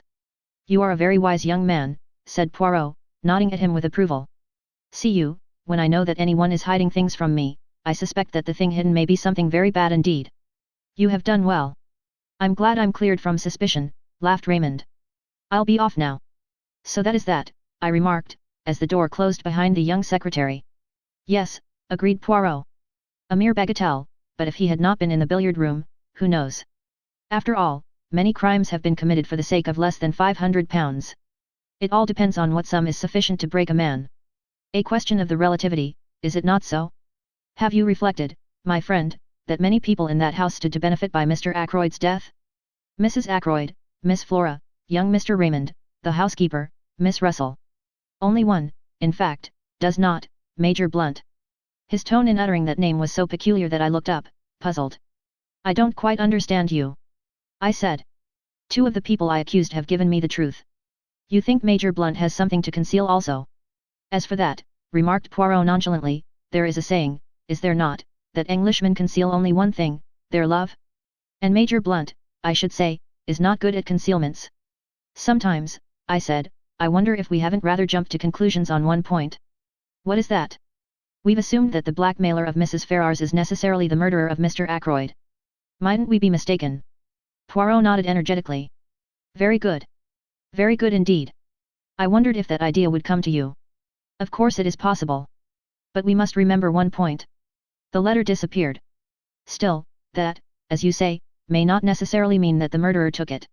When you first found the body, Parker may have abstracted the letter unnoticed by you. Parker. Yes, Parker. I always come back to Parker, not as the murderer, no, he did not commit the murder, but who is more suitable than he as the mysterious scoundrel who terrorized Mrs. Ferrars. He may have got his information about Mr. Ferrars's death from one of the King's paddock servants. At any rate, he is more likely to have come upon it than a casual guest such as Blunt, for instance. Parker might have taken the letter, I admitted. It wasn't till later that I noticed it was gone. How much later? After Blunt and Raymond were in the room, or before? I can't remember, I said slowly. I think it was before, no, afterwards. Yes, I'm almost sure it was afterwards. That widens the field to 3, said Poirot thoughtfully. But Parker is the most likely. It is in my mind to try a little experiment with Parker. How say you, my friend, will you accompany me to Fernley? I acquiesced, and we set out at once. Poirot asked to see Miss Ackroyd, and presently Flora came to us. Mademoiselle Flora, said Poirot, I have to confide in you a little secret. I am not yet satisfied of the innocence of Parker. I propose to make a little experiment with your assistance. I want to reconstruct some of his actions on that night. But we must think of something to tell him. I have it. I wish to satisfy myself as to whether voices in the little lobby could have been heard outside on the terrace. Now, ring for Parker, if you will be so good. I did so, and presently the butler appeared, suave as ever. You rang, sir? Yes, my good Parker.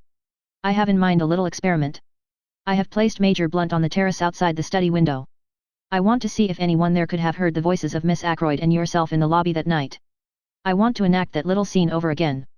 Perhaps you would fetch the tray or whatever it was you were carrying. Parker vanished, and we repaired to the lobby outside the study door. Presently we heard a chink in the outer hall, and Parker appeared in the doorway carrying a tray with a siphon, a decanter of whiskey, and 2 glasses on it. One moment, cried Poirot, raising his hand and seemingly very excited. We must have everything in order. Just as it occurred. It is a little method of mine. A foreign custom, sir, said Parker. Reconstruction of the crime they call it, do they not? He was quite imperturbable as he stood there politely waiting on Poirot's orders. Ah! He knows something, the good Parker, cried Poirot. He has read of these things. Now, I beg you, let us have everything of the most exact. You came from the outer hall, so. Mademoiselle was, where? Here, said Flora, taking up her stand just outside the study door. Quite right, sir, said Parker. I had just closed the door, continued Flora. Yes, miss, agreed Parker. Your hand was still on the handle as it is now. Then Alice, said Poirot.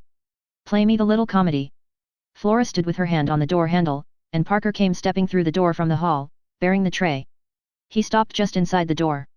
Flora spoke. Oh. Parker. Mr. Ackroyd doesn't want to be disturbed again tonight. Is that right? She added in an undertone. To the best of my recollection, Miss Flora, said Parker, but I fancy you used the word evening instead of night. Then, raising his voice in a somewhat theatrical fashion, very good, miss. Shall I lock up as usual? Yes, please. Parker retired through the door, Flora followed him, and started to ascend the main staircase. Is that enough? She asked over her shoulder. Admirable, declared the little man, rubbing his hands. By the way, Parker, are you sure there were 2 glasses on the tray that evening? Who was the second one for? I always bring 2 glasses, sir, said Parker. Is there anything further? Nothing. I thank you. Parker withdrew, dignified to the last. Poirot stood in the middle of the hall frowning. Flora came down and joined us. Has your experiment been successful? She asked. I don't quite understand, you know. Poirot smiled admiringly at her. It is not necessary that you should, he said. But tell me, were there indeed 2 glasses on Parker's tray that night? Flora wrinkled her brows a minute. I really can't remember, she said. I think there were. Is that the object of your experiment? Poirot took her hand and patted it. Put it this way, he said. I am always interested to see if people will speak the truth. And did Parker speak the truth? I rather think he did, said Poirot thoughtfully. A few minutes later saw us retracing our steps to the village. What was the point of that question about the glasses? I asked curiously. Poirot shrugged his shoulders. One must say something, he remarked. That particular question did as well as any other. I stared at him. At any rate, my friend, he said more seriously, I know now something I wanted to know. Let us leave it at that. Chapter 16. An evening at Mahjong. That night we had a little Mahjong party. This kind of simple entertainment is very popular in King's Abbot. The guests arrive in goloshis and waterproofs after dinner. They partake of coffee and later of cake, sandwiches, and tea. On this particular night our guests were Miss Gaynett and Colonel Carter, who lives near the church. A good deal of gossip is handed round at these evenings, sometimes seriously interfering with the game in progress. We used to play bridge, chatty bridge of the worst description. We find Mahjong much more peaceful. The irritated demand as to why on earth your partner did not lead a certain card is entirely done away with, and though we still express criticisms frankly, there is not the same acrimonious spirit. Very cold evening, Shepherd, said Colonel Carter, standing with his back to the fire. Caroline had taken Miss Gaynett to her own room, and was there assisting her to disentangle herself from her many wraps. Reminds me of the Afghan passes. Indeed. I said politely. Very mysterious business this about poor Ackroyd, continued the Colonel, accepting a cup of coffee. A deuce of a lot behind it, that's what I say. Between you and me, Shepherd, I've heard the word blackmail mentioned. The Colonel gave me the look which might be tabulated one man of the world to another. A woman in it, no doubt, he said. Depend upon it, a woman in it. Caroline and Miss Gaynett joined us at this minute. Miss Gaynett drank coffee whilst Caroline got out the mahjong box and poured out the tiles upon the table. Washing the tiles, said the Colonel facetiously. That's right, washing the tiles, as we used to say in the Shanghai Club. It is the private opinion of both Caroline and myself that Colonel Carter has never been in the Shanghai Club in his life. More, that he has never been farther east than India, where he juggled with tins of bully beef and plum and apple jam during the Great War. But the Colonel is determinately military, and in King's Abbot we permit people to indulge their little idiosyncrasies freely. Shall we begin? Said Caroline. We sat round the table. For some 5 minutes there was complete silence, owing to the fact that there is tremendous secret competition amongst us as to who can build their wall quickest. Go on, James, said Caroline at last. Your east wind. I discarded a tile. A round or two proceeded, broken by the monotonous remarks of 3 bamboos, 2 circles, pung, and frequently from Miss Gaynett unpung, owing to that lady's habit of too hastily claiming tiles to which she had no right. I saw Flora Ackroyd this morning, said Miss Gaynett. Pung, no, unpung. I made a mistake. 4 circles, said Caroline. Where did you see her? She didn't see me, said Miss Gaynett, with that tremendous significance only to be met with in small villages. Ah, said Caroline interestedly. Chow. I believe, said Miss Gaynett, temporarily diverted, that it's the right thing nowadays to say chi not chow. Nonsense, said Caroline. I have always said chow. In the Shanghai Club, said Colonel Carter, they say chow. Miss Gaynett retired, crushed. What were you saying about Flora Ackroyd? Asked Caroline, after a moment or two devoted to the game. Was she with anyone? Very much so, said Miss Gaynett. The eyes of the 2 ladies met, and seemed to exchange information. Really, said Caroline interestedly. Is that it? Well, it doesn't surprise me in the least. We're waiting for you to discard, Miss Caroline, said the Colonel. He sometimes affects the pose of the bluff male, intent on the game and indifferent to gossip. But nobody is deceived. If you ask me, said Miss Gaynett. Was that a bamboo you discarded, dear? Oh. No, I see now, it was a circle. As I was saying, if you ask me, Flora's been exceedingly lucky. Exceedingly lucky she's been. How's that, Miss Gaynett? Asked the Colonel. I'll pung that green dragon. How do you make out that Miss Flora's been lucky? Very charming girl and all that, I know. I mayn't know very much about crime, said Miss Gaynett, with the air of one who knows everything there is to know, but I can tell you one thing. The first question that's always asked is who last saw the deceased alive. And the person who did is regarded with suspicion. Now, Flora Ackroyd last saw her uncle alive. It might have looked very nasty for her, very nasty indeed. It's my opinion, and I give it for what it's worth, that Ralph Peyton is staying away on her account, to draw suspicion away from her. Come, now, I protested mildly, you surely can't suggest that a young girl like Flora Ackroyd is capable of stabbing her uncle in cold blood. Well, I don't know, said Miss Gaynett. I've just been reading a book from the library about the underworld of Paris, and it says that some of the worst women criminals are young girls with the faces of angels. That's in France, said Caroline instantly. Just so, said the Colonel. Now, I'll tell you a very curious thing, a story that was going round the bazaars in India. The Colonel's story was one of interminable length, and of curiously little interest. A thing that happened in India many years ago cannot compare for a moment with an event that took place in King's Abbot the day before yesterday. It was Caroline who brought the Colonel's story to a close by fortunately going mahjong. After the slight unpleasantness always occasioned by my corrections of Caroline's somewhat faulty arithmetic, we started a new hand. East wind passes, said Caroline. I've got an idea of my own about Ralph Peyton. 3 characters. But I'm keeping it to myself for the present. Are you, dear? Said Miss Gaynett. Chow, I mean pung. Yes, said Caroline firmly. Was it all right about the boots? Asked Miss Gaynett. Their being black, I mean. Quite all right, said Caroline. What was the point, Do you think? Asked Miss Gaynet. Caroline pursed up her lips, and shook her head with an air of knowing all about it. Pung, said Miss Gaynet. No, unpung. I suppose that now the doctor's in with M. Poirot he knows the secrets. Far from it, I said. James is so modest, said Caroline. Ah. A concealed Kong. The colonel gave vent to a whistle. For the moment gossip was forgotten. Your own wind, too, he said. And you've got 2 pungs of dragons. We must be careful. Miss Caroline's out for a big hand. We played for some minutes with no irrelevant conversation. This M. Poirot now, said Colonel Carter, is he really such a great detective? The greatest the world has ever known, said Caroline solemnly. He had to come here incognito to avoid publicity. Chow, said Miss Gaynet. Quite wonderful for our little village, I'm sure. By the way, Clara, my maid, you know, is great friends with Elsie, the housemaid at Fernley, and what do you think Elsie told her? That there's been a lot of money stolen, and it's her opinion, Elsie's, I mean, that the parlour maid had something to do with it. She's leaving at the month, and she's crying a good deal at night. If you ask me, the girl is very likely in league with a gang. She's always been a queer girl, she's not friends with any of the girls round here. She goes off by herself on her days out, very unnatural, I call it, and most suspicious. I asked her once to come to our girls' friendly evenings, but she refused, and then I asked her a few questions about her home and her family, all that sort of thing, and I'm bound to say I considered her manner most impertinent. Outwardly very respectful, but she shut me up in the most barefaced way. Miss Gaynet stopped for breath, and the colonel, who was totally uninterested in the servant question, remarked that in the Shanghai Club brisk play was the invariable rule. We had a round of brisk play. That Miss Russell, said Caroline. She came here pretending to consult James on Friday morning. It's my opinion she wanted to see where the poisons were kept. 5 characters. Chow, said Miss Gaynet. What an extraordinary idea.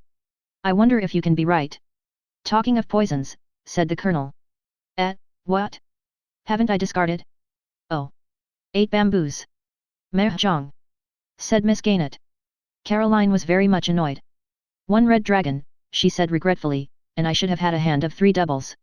I've had 2 red dragons all the time, I mentioned. So exactly like you, James, said Caroline reproachfully. You've no conception of the spirit of the game.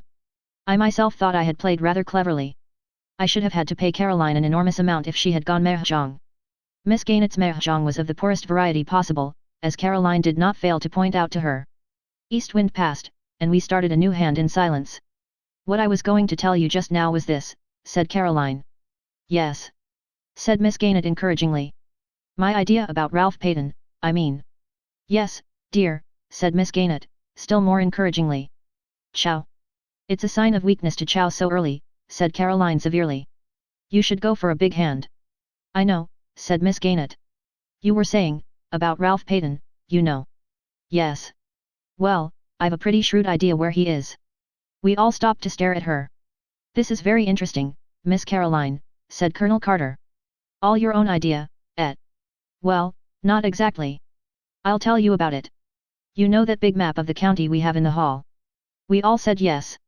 As M. Poirot was going out the other day, he stopped and looked at it, and he made some remark, I can't remember exactly what it was. Something about Cranchester being the only big town anywhere near us, which is true, of course. But after he had gone, it came to me suddenly. What came to you? His meaning. Of course Ralph is in Cranchester. It was at that moment that I knocked down the rack that held my pieces. My sister immediately reproved me for clumsiness, but half-heartedly.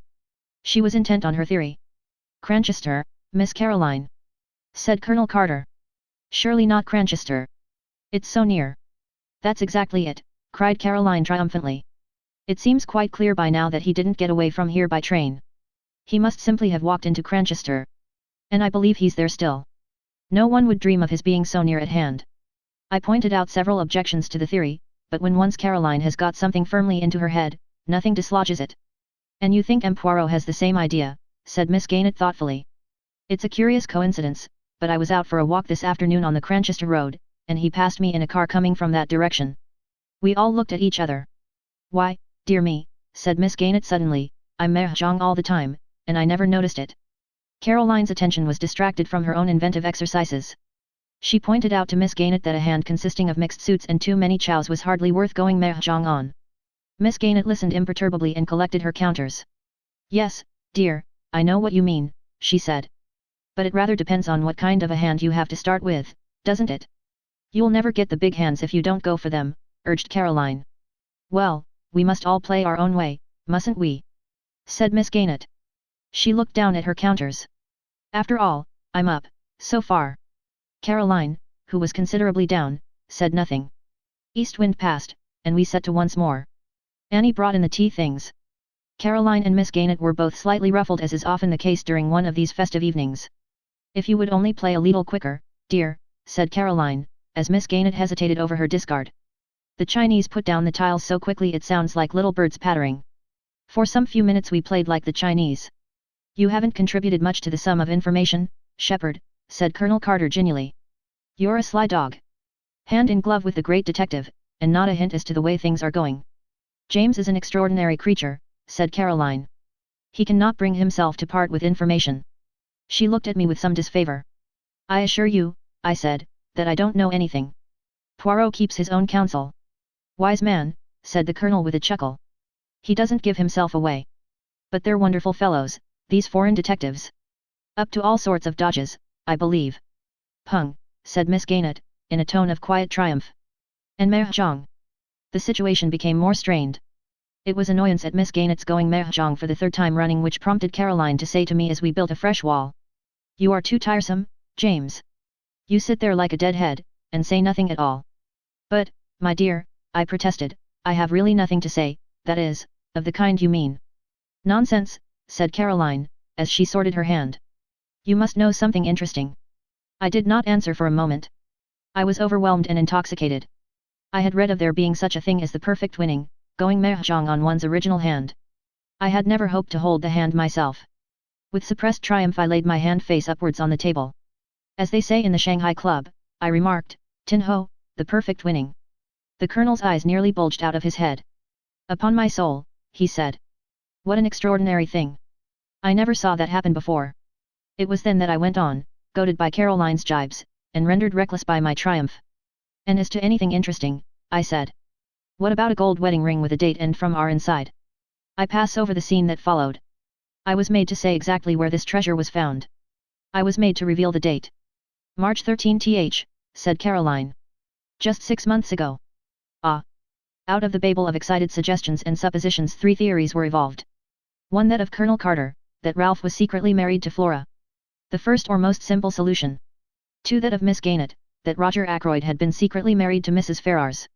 3 that of my sister, that Roger Ackroyd had married his housekeeper, Miss Russell. A 4th or super theory was propounded by Caroline later as we went up to bed.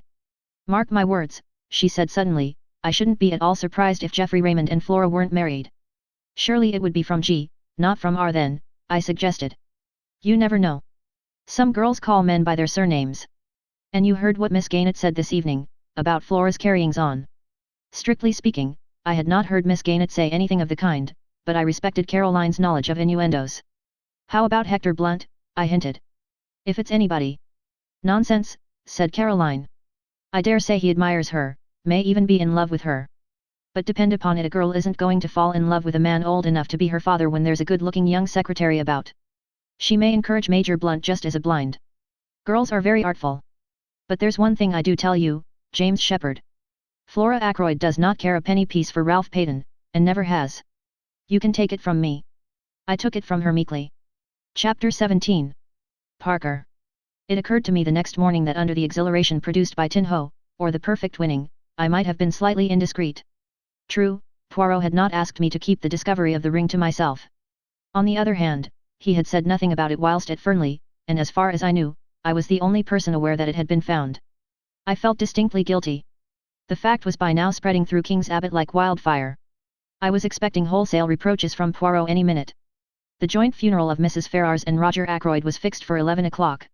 It was a melancholy and impressive ceremony. All the party from Fernley were there. After it was over, Poirot, who had also been present, took me by the arm, and invited me to accompany him back to the Larches. He was looking very grave, and I feared that my indiscretion of the night before had got round to his ears. But it soon transpired that his thoughts were occupied by something of a totally different nature. See you, he said. We must act. With your help I propose to examine a witness. We will question him, we will put such fear into him that the truth is bound to come out. What witness are you talking of? I asked, very much surprised. Parker, said Poirot. I asked him to be at my house this morning at 12 o'clock. He should await us there at this very minute. What do you think? I ventured, glancing sideways at his face. I know this, that I am not satisfied. You think that it was he who blackmailed Mrs. Ferrars? Either that, or... Well, I said, after waiting a minute or two. My friend, I will say this to you, I hope it was he. The gravity of his manner, and something indefinable that tinged it, reduced me to silence. On arrival at the Larches, we were informed that Parker was already there awaiting our return. As we entered the room, the butler rose respectfully. Good morning, Parker, said Poirot pleasantly. One instant, I pray of you. He removed his overcoat and gloves. Allow me, sir, said Parker, and sprang forward to assist him. He deposited the articles neatly on a chair by the door. Poirot watched him with approval. Thank you, my good Parker, he said. Take a seat, will you not? What I have to say may take some time. Parker seated himself with an apologetic bend of the head. Now what do you think I asked you to come here for this morning, et? Parker coughed. I understood, sir, that you wished to ask me a few questions about my late master, private-like. Precisement, said Poirot, beaming. Have you made many experiments in blackmail? Sir. The butler sprang to his feet. Do not excite yourself, said Poirot placidly. Do not play the farce of the honest, injured man. You know all there is to know about the blackmail, is it not so? Sir, I've never been insulted, suggested Poirot, in such a way before. Then why, my excellent Parker, were you so anxious to overhear the conversation in Mr. Ackroyd's study the other evening, after you had caught the word blackmail? I wasn't, Who was your last master? Rapped out Poirot suddenly. My last master? Yes, the master you were with before you came to Mr. Ackroyd. A Major Ellerby, sir. Poirot took the words out of his mouth. Just so, Major Ellerby. Major Ellerby was addicted to drugs, was he not? You travelled about with him. When he was in Bermuda there was some trouble, a man was killed. Major Ellerby was partly responsible. It was hushed up. But you knew about it.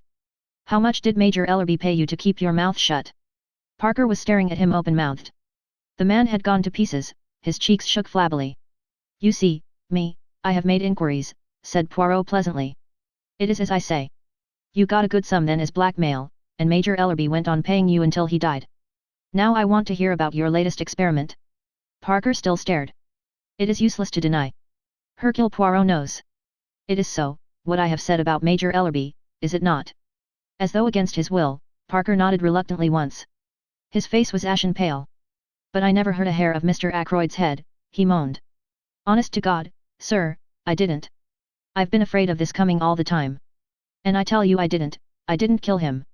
His voice rose almost to a scream. I am inclined to believe you, my friend, said Poirot. You have not the nerve, the courage. But I must have the truth. I'll tell you anything, sir, anything you want to know. It's true that I tried to listen that night. A word or two I heard made me curious.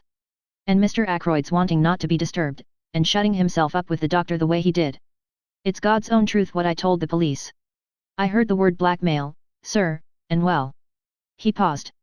You thought there might be something in it for you? Suggested Poirot smoothly. Well, yes, I did, sir. I thought that if Mr. Ackroyd was being blackmailed, why shouldn't I have a share of the pickings? A very curious expression passed over Poirot's face. He leaned forward. Had you any reason to suppose before that night that Mr. Ackroyd was being blackmailed? No, indeed, sir. It was a great surprise to me. Such a regular gentleman in all his habits. How much did you overhear? Not very much, sir. There seemed what I might call a spite against me. Of course I had to attend to my duties in the pantry. And when I did creep along once or twice to the study it was no use.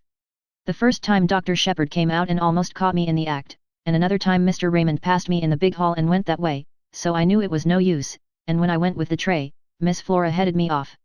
Poirot stared for a long time at the man, as if to test his sincerity. Parker returned his gaze earnestly. I hope you believe me, sir. I've been afraid all along the police would rake up that old business with Major Ellerby and be suspicious of me in consequence. Yet, said Poirot at last. I am disposed to believe you. But there is one thing I must request of you, to show me your bank book. You have a bank book, I presume? Yes, sir, as a matter of fact, I have it with me now. With no sign of confusion, he produced it from his pocket. Poirot took the slim, green-covered book and perused the entries.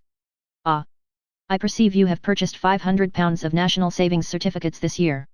"Yes, sir. I have already over £1,000 saved, the result of my connection with, my late master, Major Ellerby. And I have had quite a little flutter on some horses this year, very successful. If you remember, sir, a rank outsider won the Jubilee. I was fortunate enough to back it, £20. Poirot handed him back the book. "I will wish you good morning. I believe that you have told me the truth. If you have not, so much the worse for you, my friend." When Parker had departed, Poirot picked up his overcoat once more. "Going out again?" I asked. "Yes, we will pay a little visit to the good M. Hammond." "You believe Parker's story?" "It is credible enough on the face of it. It seems clear that, unless he is a very good actor indeed, he genuinely believes it was Ackroyd himself who was the victim of blackmail. If so, he knows nothing at all about the Mrs. Ferrars business. Then in that case, who?" "Precisement. Who? But our visit to M. Hammond will accomplish one purpose. It will either clear Parker completely or else. Well, I fall into the bad habit of leaving my sentences unfinished this morning," said Poirot apologetically. "You must bear with me. By the way," I said, rather sheepishly, "I've got a confession to make. I'm afraid I have inadvertently let out something about that ring." "What ring?" "The ring you found in the goldfish pond." "Ah. Yes," said Poirot, smiling broadly. "I hope you're not annoyed? It was very careless of me." "But not at all, my good friend, not at all. I laid no commands upon you. You were at liberty to speak of it if you so wished." "She was interested, your sister?" "She was indeed. It created a sensation. All sorts of theories are flying about." "Ah. And yet it is so simple." The true explanation leapt to the eye, did it not? "Did it?" I said dryly. Poirot laughed. "The wise man does not commit himself," he observed. "Is not that so? But here we are at Mr. Hammond's." The lawyer was in his office, and we were ushered in without any delay. He rose and greeted us in his dry, precise manner. Poirot came at once to the point. "Monsieur, I desire from you certain information, that is, if you will be so good as to give it to me. You acted, I understand, for the late Mrs. Ferrars of King's Paddock." I noticed the swift gleam of surprise which showed in the lawyer's eyes, before his professional reserve came down once more like a mask over his face. "Certainly. All her affairs passed through our hands." "Very good. Now, before I ask you to tell me anything, I should like you to listen to the story Dr. Shepherd will relate to you. You have no objection, have you, my friend, to repeating the conversation you had with Mr. Ackroyd last Friday night?" "Not in the least," I said, and straightway began the recital of that strange evening. Hammond listened with close attention. "That is all," I said, when I had finished. "Blackmail," said the lawyer thoughtfully. "You are surprised?" asked Poirot. The lawyer took off his pince-nez and them with his handkerchief. "No," he replied, "I can hardly say that I am surprised. I have suspected something of the kind for some time." "That brings us," said Poirot, "to the information for which I am asking. If anyone can give us an idea of the actual sums paid, you are the man, monsieur." "I see no object in withholding the information," said Hammond, after a moment or two. "During the past year, Mrs. Ferrars has sold out certain securities, and the money for them was paid into her account and not reinvested. As her income was a large one, and she lived very quietly after her husband's death, it seems certain that these sums of money were paid away for some special purpose. I once sounded her on the subject, and she said that she was obliged to support several of her husband's poor relations. I let the matter drop, of course. Until now, I have always imagined that the money was paid to some woman who had had a claim on Ashley Ferrars. I never dreamed that Mrs. Ferrars herself was involved." "And the amount?" asked Poirot. "In all, I should say the various sums totaled at least £20,000. £20,000! I exclaimed. "In 1 year. Mrs. Ferrars was a very wealthy woman," said Poirot dryly. "And the penalty for murder is not a pleasant one. Is there anything else that I can tell you?" inquired Mr. Hammond. "I thank you, no," said Poirot, rising. "All my excuses for having deranged you." "Not at all, not at all. The word derange," I remarked, when we were outside again, "is applicable to mental disorder only." "Ah!" cried Poirot, "never will my English be quite perfect. A curious language. I should then have said disarranged, nestce. Disturbed is the word you had in mind." "I thank you, my friend. The word exact, you are zealous for it. Yet, what about our friend Parker now? With £20,000 in hand, would he have continued being a butler?" Jene pence pa. It is, of course, possible that he banked the money under another name, but I am disposed to believe he spoke the truth to us. If he is a scoundrel, he is a scoundrel on a mean scale. He has not the big ideas. That leaves us as a possibility, Raymond, or, well, Major Blunt. Surely not Raymond, I objected. Since we know that he was desperately hard up for a matter of £500. That is what he says, yes. And as to Hector Blunt. I will tell you something as to the good Major Blunt, interrupted Poirot. It is my business to make inquiries. I make them. Yet, that legacy of which he speaks, I have discovered that the amount of it was close upon £20,000. What do you think of that? I was so taken aback that I could hardly speak. It's impossible, I said at last. A well-known man like Hector Blunt. Poirot shrugged his shoulders. Who knows? At least he is a man with big ideas. I confess that I hardly see him as a blackmailer, but there is another possibility that you have not even considered. What is that?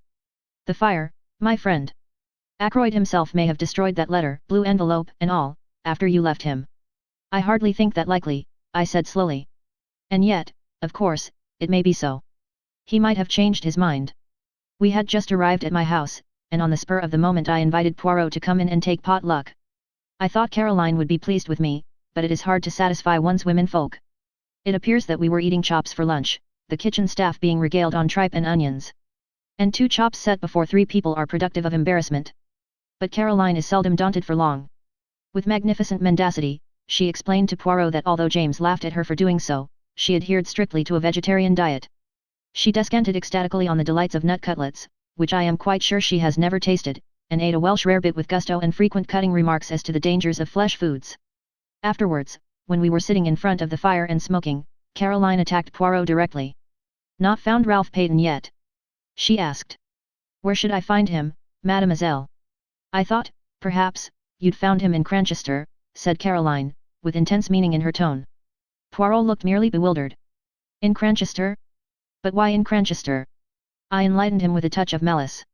One of our ample staff of private detectives happened to see you in a car on the Cranchester road yesterday, I explained. Poirot's bewilderment vanished. He laughed heartily. Ah, that. A simple visit to the dentist, say tout. My tooth, it aches. I go there. My tooth, it is at once better. I think to return quickly. The dentist, he says no. Better to have it out. I argue. He insists. He has his way. That particular tooth, it will never ache again. Caroline collapsed rather like a pricked balloon. We fell to discussing Ralph Peyton. A weak nature, I insisted. But not a vicious one. Ah, said Poirot. But weakness, where does it end? Exactly, said Caroline. Take James here, weak as water, if I weren't about to look after him. My dear Caroline, I said irritably, can't you talk without dragging in personalities? You are weak, James, said Caroline, quite unmoved. I'm 8 years older than you are, oh. I don't mind M. Poirot knowing that. I should never have guessed it, mademoiselle, said Poirot, with a gallant little bow. 8 years older. But I've always considered it my duty to look after you. With a bad bringing up, heaven knows what mischief you might have got into by now. I might have married a beautiful adventuress, I murmured, gazing at the ceiling, and blowing smoke rings. Adventuress? Said Caroline, with a snort. If we're talking of adventuresses. She left the sentence unfinished. Well? I said, with some curiosity. Nothing.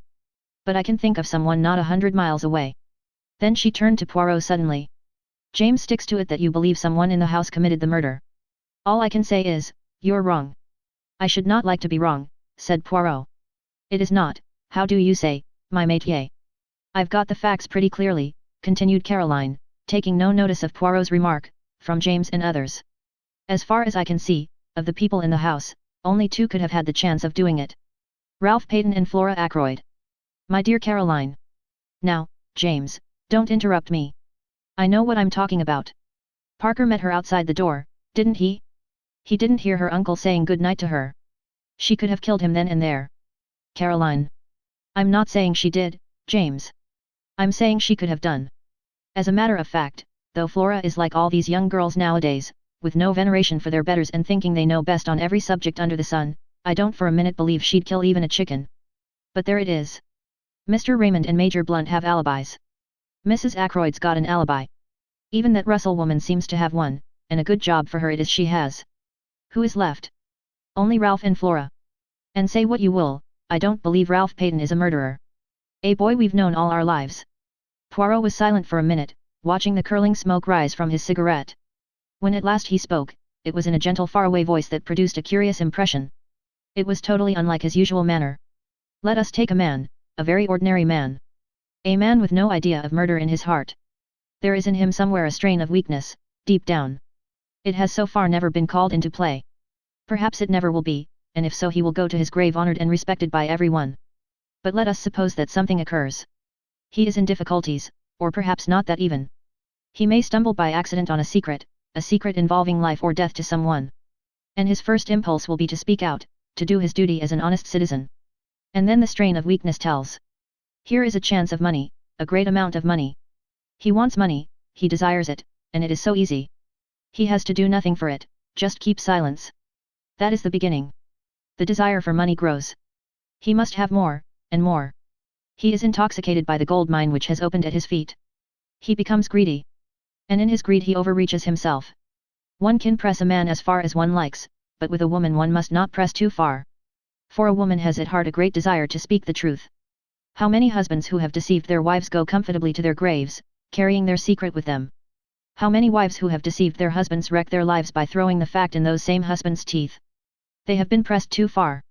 In a reckless moment, which they will afterwards regret, bien entendu, they fling safety to the winds and turn at bay, proclaiming the truth with great momentary satisfaction to themselves. So it was, I think, in this case. The strain was too great. And so there came your proverb, the death of the goose that laid the golden eggs. But that is not the end. Exposure faced the man of whom we are speaking.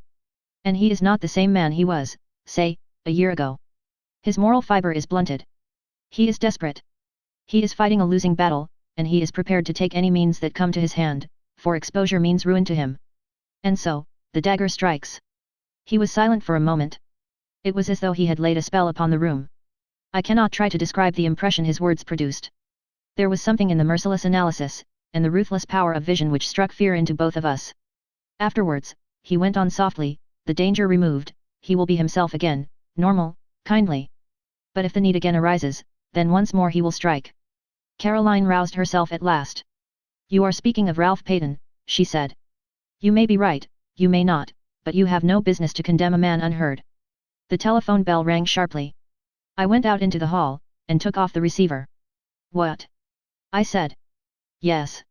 Dr. Shepherd speaking. I listened for a minute or two, then replied briefly. Replacing the receiver, I went back into the drawing room. Poirot, I said, they have detained a man at Liverpool. His name is Charles Kent, and he is believed to be the stranger who visited Fernley that night. They want me to go to Liverpool at once and identify him. Chapter 18. Charles Kent. Half an hour later saw Poirot, myself, and Inspector Raglan in the train on the way to Liverpool. The inspector was clearly very excited. We may get a line on the blackmailing part of the business, if on nothing else, he declared jubilantly. He's a rough customer, this fellow, by what I heard over the phone. Takes dope, too. We ought to find it easy to get what we want out of him. If there was the shadow of a motive, nothing's more likely than that he killed Mr. Ackroyd. But in that case, why is young Peyton keeping out of the way? The whole thing's a muddle, that's what it is. By the way, M. Poirot, you were quite right about those fingerprints. They were Mr. Ackroyd's own. I had rather the same idea myself, but I dismissed it as hardly feasible. I smiled to myself. Inspector Raglan was so very plainly saving his face. As regards this man, said Poirot, he is not yet arrested, et. No, detained under suspicion. And what account does he give of himself? Precious little, said the inspector, with a grin. He's a wary bird, I gather. A lot of abuse, but very little more. On arrival at Liverpool I was surprised to find that Poirot was welcomed with acclamation. Superintendent Hayes, who met us, had worked with Poirot over some case long ago, and had evidently an exaggerated opinion of his powers. Now we've got M. Poirot here we shan't be long, he said cheerfully. I thought you'd retired, Monsieur. So I had, my good Hayes, so I had. But how tedious is retirement? You cannot imagine to yourself the monotony with which day comes after day. Very likely. So you've come to have a look at our own particular find? Is this Dr. Shepherd? Think you'll be able to identify him, sir? I'm not very sure, I said doubtfully. How did you get hold of him? Inquired Poirot.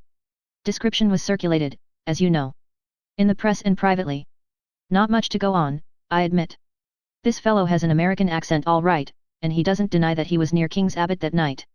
Just asks what the hell it is to do with us, and that he'll see us in, before he answers any questions. Is it permitted that I, too, see him? Asked Poirot. The superintendent closed one eye knowingly.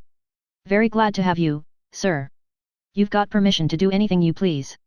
Inspector Japp of Scotland Yard was asking after you the other day. Said he'd heard you were connected unofficially with this case. Where's Captain Peyton hiding, sir, can you tell me that? I doubt if it would be wise at the present juncture, said Poirot primly, and I bit my lips to prevent a smile. The little man really did it very well. After some further parley, we were taken to interview the prisoner. He was a young fellow, I should say not more than 22 or 3. Tall, thin, with slightly shaking hands, and the evidences of considerable physical strength somewhat run to seed. His hair was dark, but his eyes were blue and shifty, seldom meeting a glance squarely. I had all along cherished the illusion that there was something familiar about the figure I had met that night, but if this were indeed he, I was completely mistaken. He did not remind me in the least of anyone I knew. Now then, Kent, said the superintendent, stand up. Here are some visitors come to see you. Recognize any of them? Kent glared at us sullenly, but did not reply. I saw his glance waver over the 3 of us, and come to rest on me. Well, sir, said the superintendent to me, what do you say? The height's the same, I said, and as far as general appearance goes it might well be the man in question. Beyond that, I couldn't go. What the hell's the meaning of all this? Asked Kent. What have you got against me? Come on, out with it. What am I supposed to have done? I nodded my head. It's the man, I said. I recognize the voice. Recognize my voice, do you? Where do you think you heard it before?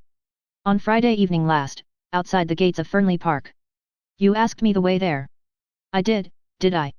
Do you admit it? Asked the inspector. I don't admit anything. Not till I know what you've got on me. Have you not read the papers in the last few days? Asked Poirot, speaking for the first time. The man's eyes narrowed. So that's it, is it? I saw an old gent had croaked at Fernley. Trying to make out I did the job, are you? You were there that night, said Poirot quietly. How do you know, mister? By this. Poirot took something from his pocket and held it out. It was the goose quill we had found in the summer house. At the sight of it the man's face changed. He half held out his hand. Snow, said Poirot thoughtfully. No, my friend, it is empty. It lay where you dropped it in the summer house that night. Charles Kent looked at him uncertainly. You seem to know a hell of a lot about everything, you little foreign cock-duck. Perhaps you remember this, the papers say that the old gent was croaked between 10:15 and 10 o'clock. That is so, agreed Poirot. Yes, but is it really so? That's what I'm getting at. This gentleman will tell you, said Poirot. He indicated Inspector Raglan.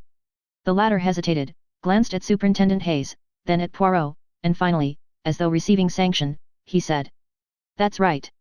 Between 10:15 and 10 o'clock. Then you've nothing to keep me here for, said Kent. I was away from Fernley Park by 25 minutes past 9. You can ask at the Dog and Whistle. That's a saloon about a mile out of Fernley on the road to Cranchester. I kicked up a bit of a row there, I remember. As near as nothing to 10:15, it was. How about that? Inspector Raglan wrote down something in his notebook. Well? Demanded Kent. Inquiries will be made, said the inspector. If you've spoken the truth, you won't have anything to complain about. What were you doing at Fernley Park anyway? Went there to meet someone. Who? That's none of your business. You'd better keep a civil tongue in your head, my man, the superintendent warned him. To hell with a civil tongue. I went there on my own business, and that's all there is to it. If I was clear away before the murder was done, that's all that concerns the cops. Your name, it is Charles Kent, said Poirot. Where were you born? The man stared at him, then he grinned. I'm a full-blown Britisher all right, he said. Yes, said Poirot meditatively, I think you are. I fancy you were born in Kent. The man stared. Why's that? Because of my name? What's that to do with it? Is a man whose name is Kent bound to be born in that particular county? Under certain circumstances, I can imagine he might be, said Poirot very deliberately. Under certain circumstances, you comprehend. There was so much meaning in his voice as to surprise the 2 police officers. As for Charles Kent, he flushed a brick red, and for a moment I thought he was going to spring at Poirot. He thought better of it, however, and turned away with a kind of laugh. Poirot nodded as though satisfied, and made his way out through the door. He was joined presently by the two officers. "We'll verify that statement," remarked Raglan. "I don't think he's lying, though. But he's got to come clear with a statement as to what he was doing at Fernley. It looks to me as though we'd got our blackmailer all right. On the other hand, granted his story's correct, he couldn't have had anything to do with the actual murder. He'd got £10 on him when he was arrested, rather a large sum. I fancy that £40 went to him. The numbers of the notes didn't correspond, but of course he'd have changed them first thing. Mr. Ackroyd must have given him the money, and he made off with it as fast as possible. What was that about Kent being his birthplace? What's that got to do with it?" "Nothing whatever," said Poirot mildly. "A little idea of mine, that was all. Me, I am famous for my little ideas." "Are you really?" said Raglan, studying him with a puzzled expression. The superintendent went into a roar of laughter. "Many's the time I've heard Inspector Japp say that. M. Poirot and his little ideas. Too fanciful for me, he'd say, but always something in them." "You mock yourself at me," said Poirot, smiling, "but never mind. The old ones they laugh last sometimes, when the young, clever ones do not laugh at all." And nodding his head at them in a sage manner, he walked out into the street. He and I lunched together at an hotel. I know now that the whole thing lay clearly unraveled before him. He had got the last thread he needed to lead him to the truth. But at the time I had no suspicion of the fact. I overestimated his general self-confidence, and I took it for granted that the things which puzzled me must be equally puzzling to him. My chief puzzle was what the man Charles Kent could have been doing at Fernley. Again and again I put the question to myself and could get no satisfactory reply. At last I ventured a tentative query to Poirot. His reply was immediate. "Monday Ami, I do not think, I know." "Really?" I said incredulously. "Yes, indeed. I suppose now that to you it would not make sense if I said that he went to Fernley that night because he was born in Kent." I stared at him. "It certainly doesn't seem to make sense to me," I said dryly. "Ah," said Poirot pityingly. "Well, no matter. I have still my little idea." Chapter 19. Flora Ackroyd. As I was returning from my round the following morning, I was hailed by Inspector Raglan. I pulled up, and the inspector mounted on the step. "Good morning, Dr. Shepherd," he said. "Well, that alibi is all right enough." Charles Kent's." "Charles Kent's." The barmaid at the Dog and Whistle, Sally Jones, she remembers him perfectly. Picked out his photograph from among 5 others. It was just 9:45 when he came into the bar, and the Dog and Whistle is well over a mile from Fernley Park. The girl mentions that he had a lot of money on him. She saw him take a handful of notes out of his pocket. Rather surprised her, it did, seeing the class of fellow he was, with a pair of boots clean dropping off him. That's where that £40 went right enough. The man still refuses to give an account of his visit to Fernley. Obstinate as a mule he is. I had a chat with Hayes at Liverpool over the wire this morning. Hercule Poirot says he knows the reason the man went there that night, I observed. "Does he?" cried the inspector eagerly. "Yes," I said maliciously. "He says he went there because he was born in Kent." I felt a distinct pleasure in passing on my own discomfiture. Raglan stared at me for a moment or two uncomprehendingly. Then a grin overspread his weaselly countenance and he tapped his forehead significantly. "Bit gone here," he said. "I've thought so for some time. Poor old chap, so that's why he had to give up and come down here. In the family, very likely. He's got a nephew who's quite off his crumpet." "Poirot has?" I said, very surprised. "Yes. Hasn't he ever mentioned him to you? Quite docile, I believe, and all that, but mad as a hatter, poor lad." "Who told you that?" Again a grin showed itself on Inspector Raglan's face. "Your sister, Miss Shepherd, she told me all about it. Really, Caroline is amazing. She never rests until she knows the last details of everybody's family secrets. Unfortunately, I have never been able to instill into her the decency of keeping them to herself." "Jump in, Inspector," I said, opening the door of the car. "We'll go up to the Larches together, and acquaint our Belgian friend with the latest news. Might as well, I suppose. After all, even if he is a bit balmy, it was a useful tip he gave me about those fingerprints. He's got a bee in his bonnet about the man Kent, but who knows, there may be something useful behind it." Poirot received us with his usual smiling courtesy. He listened to the information we had brought him, nodding his head now and then. "Seems quite okay, doesn't it?" said the inspector rather gloomily. "A chap can't be murdering someone in one place when he's drinking in the bar in another place a mile away. Are you going to release him?" "Don't see what else we can do. We can't very well hold him for obtaining money on false pretenses. Can't prove a ruddy thing." The inspector tossed a match into the grate in a disgruntled fashion. Poirot retrieved it and put it neatly in a little receptacle designed for the purpose. His action was purely mechanical. I could see that his thoughts were on something very different. If I were you, he said at last, I should not release the man Charles Kent yet. What do you mean? Raglan stared at him. What I say? I should not release him yet. You don't think he can have had anything to do with the murder, do you? I think probably not, but one cannot be certain yet. But haven't I just told you? Poirot raised a hand protestingly. Mais oui. I heard. I am not deaf, nor stupid, thank the good God. But see you approach the matter from the wrong premises, is not that the word? The inspector stared at him heavily. I don't see how you make that out. Look here, we know Mr. Ackroyd was alive at 9:45. You admit that, don't you? Poirot looked at him for a moment, then shook his head with a quick smile. I admit nothing that is not proved. Well, we've got proof enough of that. We've got Miss Flora Ackroyd's evidence. That she said good night to her uncle? But me, I do not always believe what a young lady tells me, no, not even when she is charming and beautiful. But hang it all, man, Parker saw her coming out of the door. No. Poirot's voice rang out with sudden sharpness. That is just what he did not see. I satisfied myself of that by a little experiment the other day, you remember, Doctor? Parker saw her outside the door, with her hand on the handle. He did not see her come out of the room. But, where else could she have been? Perhaps on the stairs. The stairs. That is my little idea, yes. But those stairs only lead to Mr. Ackroyd's bedroom. Precisely. And still the inspector stared. You think she'd been up to her uncle's bedroom? Well, why not? Why should she lie about it? Ah. That is just the question. It depends on what she was doing there, does it not? You mean, the money? Hang it all, you don't suggest that it was Miss Ackroyd who took that £40. I suggest nothing, said Poirot. But I will remind you of this. Life was not very easy for that mother and daughter. There were bills, there was constant trouble over small sums of money. Roger Ackroyd was a peculiar man over money matters. The girl might be at her wit's end for a comparatively small sum. Figure to yourself then what happens. She has taken the money, she descends the little staircase. When she is halfway down she hears the chink of glass from the hall. She has not a doubt of what it is, Parker coming to the study. At all costs she must not be found on the stairs, Parker will not forget it, he will think it odd. If the money is missed, Parker is sure to remember having seen her come down those stairs. She has just time to rush down to the study door, with her hand on the handle to show that she has just come out, when Parker appears in the doorway. She says the first thing that comes into her head, a repetition of Roger Ackroyd's orders earlier in the evening, and then goes upstairs to her own room. Yes, but later, persisted the inspector, she must have realized the vital importance of speaking the truth.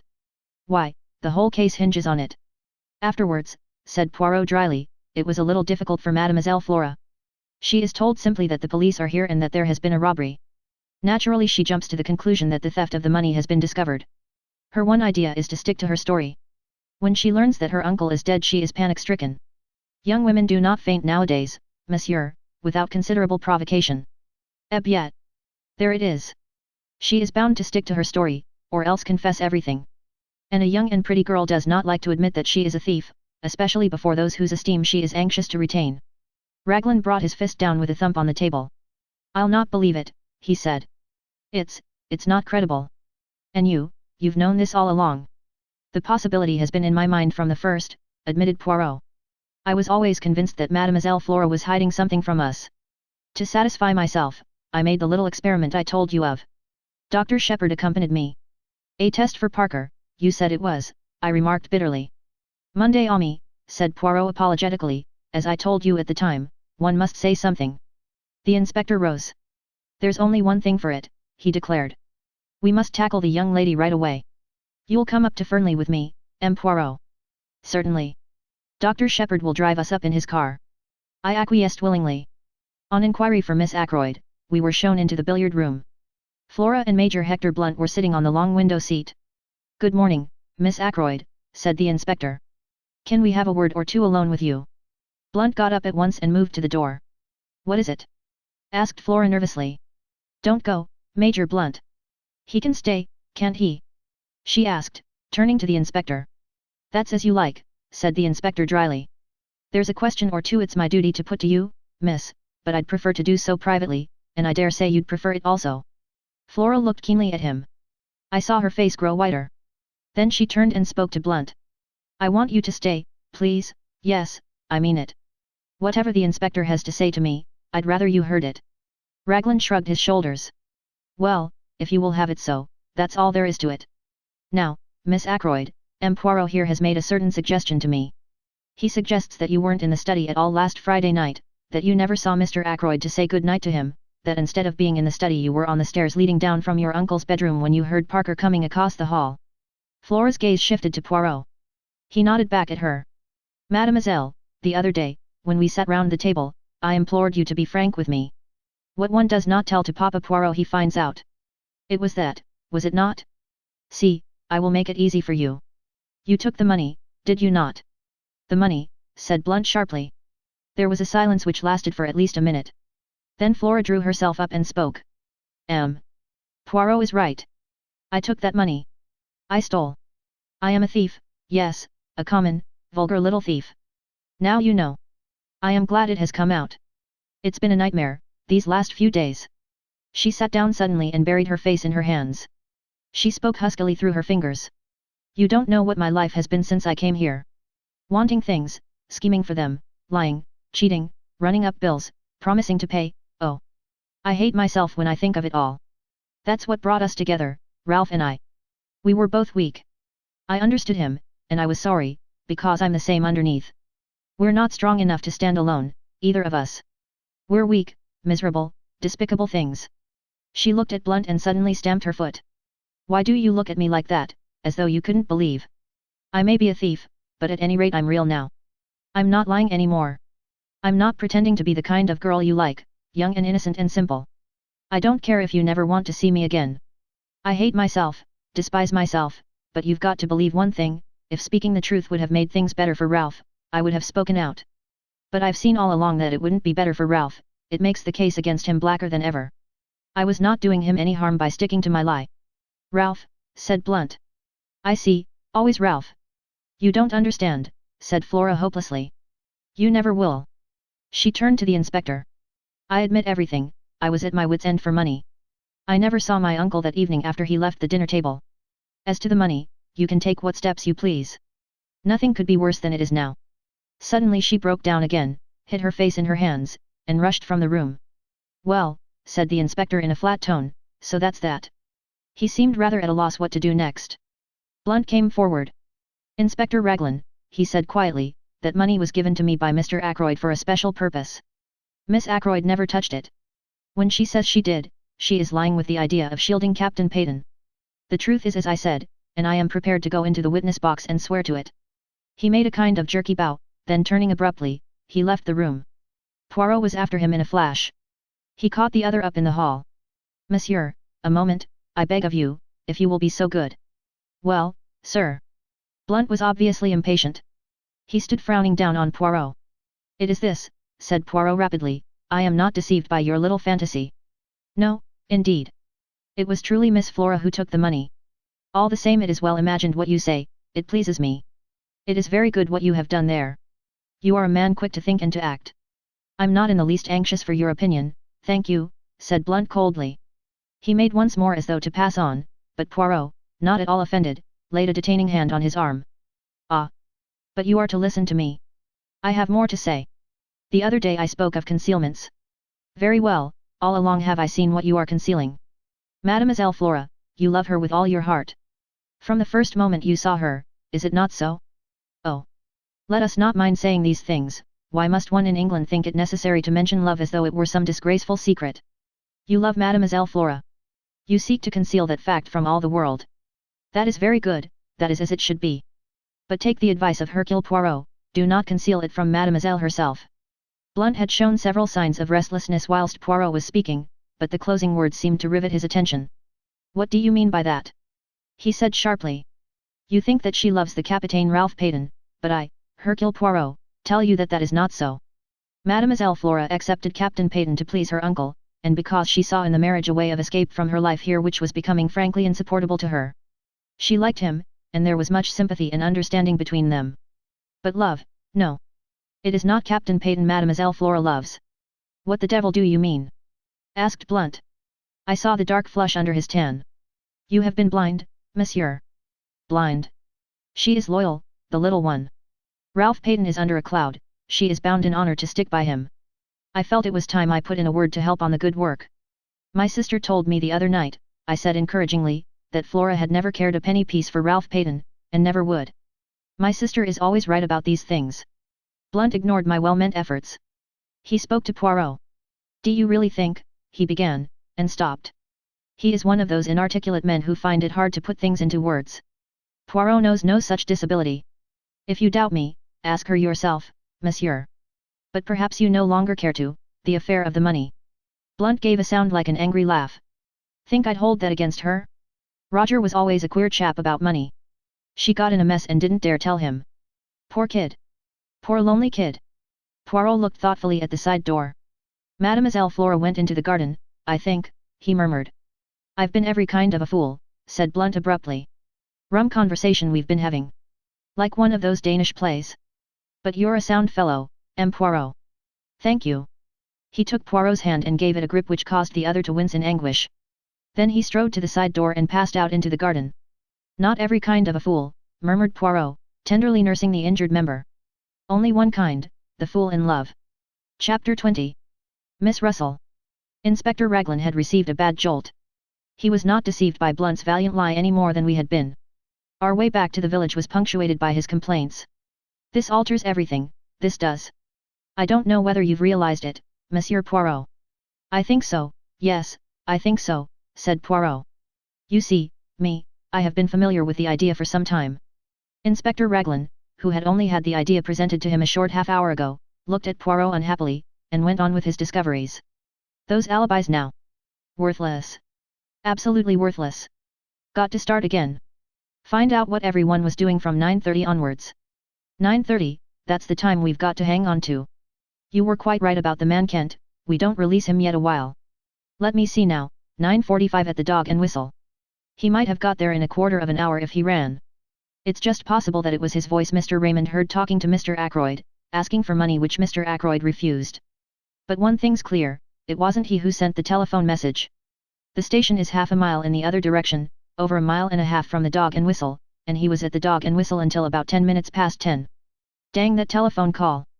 We always come up against it. We do indeed, agreed Poirot. It is curious. It's just possible that if Captain Peyton climbed into his uncle's room and found him there murdered, he may have sent it. Got the wind up, thought he'd be accused and cleared out.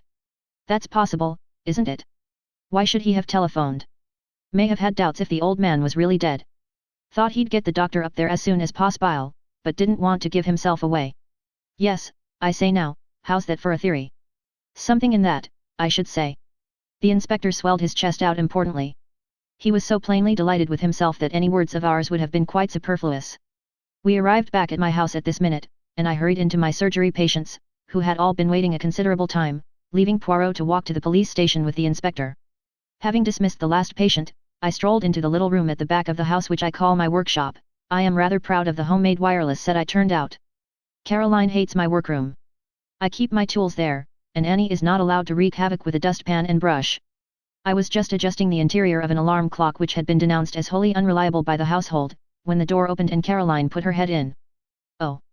There you are, James, she said, with deep disapproval. Poirot wants to see you. Well, I said, rather irritably, for her sudden entrance had startled me and I had let go of a piece of delicate mechanism. If he wants to see me, he can come in here. In here? Said Caroline. That's what I said, in here. Caroline gave a sniff of disapproval and retired. She returned in a moment or two, ushering in Poirot, and then retired again, shutting the door with a bang. Aha! My friend, said Poirot, coming forward and rubbing his hands. You have not got rid of me so easily, you see. Finished with the inspector? I asked.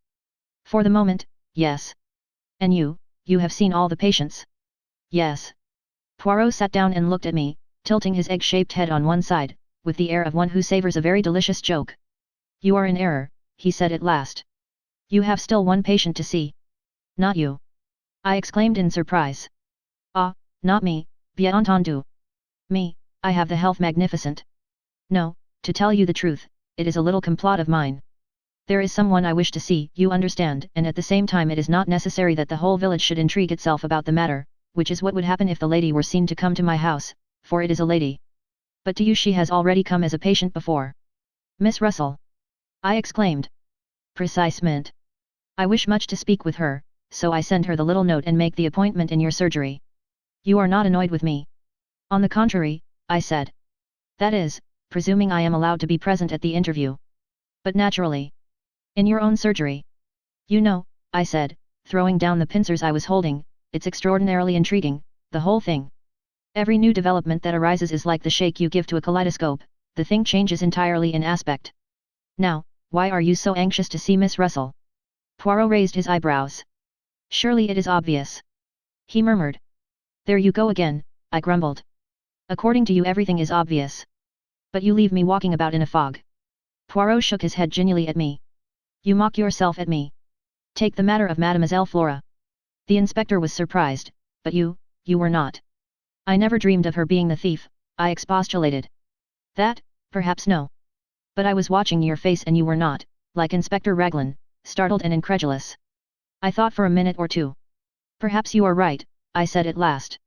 All along I felt that Flora was keeping back something, so the truth, when it came, was subconsciously expected. It upset Inspector Raglan very much indeed, poor man. Ah. Poor CA, oui. The poor man must rearrange all his ideas. I profited by his state of mental chaos to induce him to grant me a little favor. What was that? Poirot took a sheet of notepaper from his pocket. Some words were written on it, and he read them aloud. The police have, for some days, been seeking for Captain Ralph Peyton, the nephew of Mr. Ackroyd of Fernley Park, whose death occurred under such tragic circumstances last Friday. Captain Peyton has been found at Liverpool, where he was on the point of embarking for America. He folded up the piece of paper again. That, my friend, will be in the newspapers tomorrow morning. I stared at him, dumbfounded. But it isn't true. He's not at Liverpool. Poirot beamed on me. You have the intelligence so quick. No, he has not been found at Liverpool. Inspector Raglan was very loath to let me send this paragraph to the press, especially as I could not take him into my confidence. But I assured him most solemnly that very interesting results would follow its appearance in print, so he gave in, after stipulating that he was, on no account, to bear the responsibility. I stared at Poirot. He smiled back at me. It beats me, I said at last, what you expect to get out of that. You should employ your little grey cells, said Poirot gravely. He rose and came across to the bench. It is that you have really the love of the machinery, he said, after inspecting the debris of my labours. Every man has his hobby. I immediately drew Poirot's attention to my homemade wireless. Finding him sympathetic, I showed him one or two little inventions of my own, trifling things, but useful in the house. Decidedly, said Poirot, you should be an inventor by trade, not a doctor. But I hear the bell, that is your patient.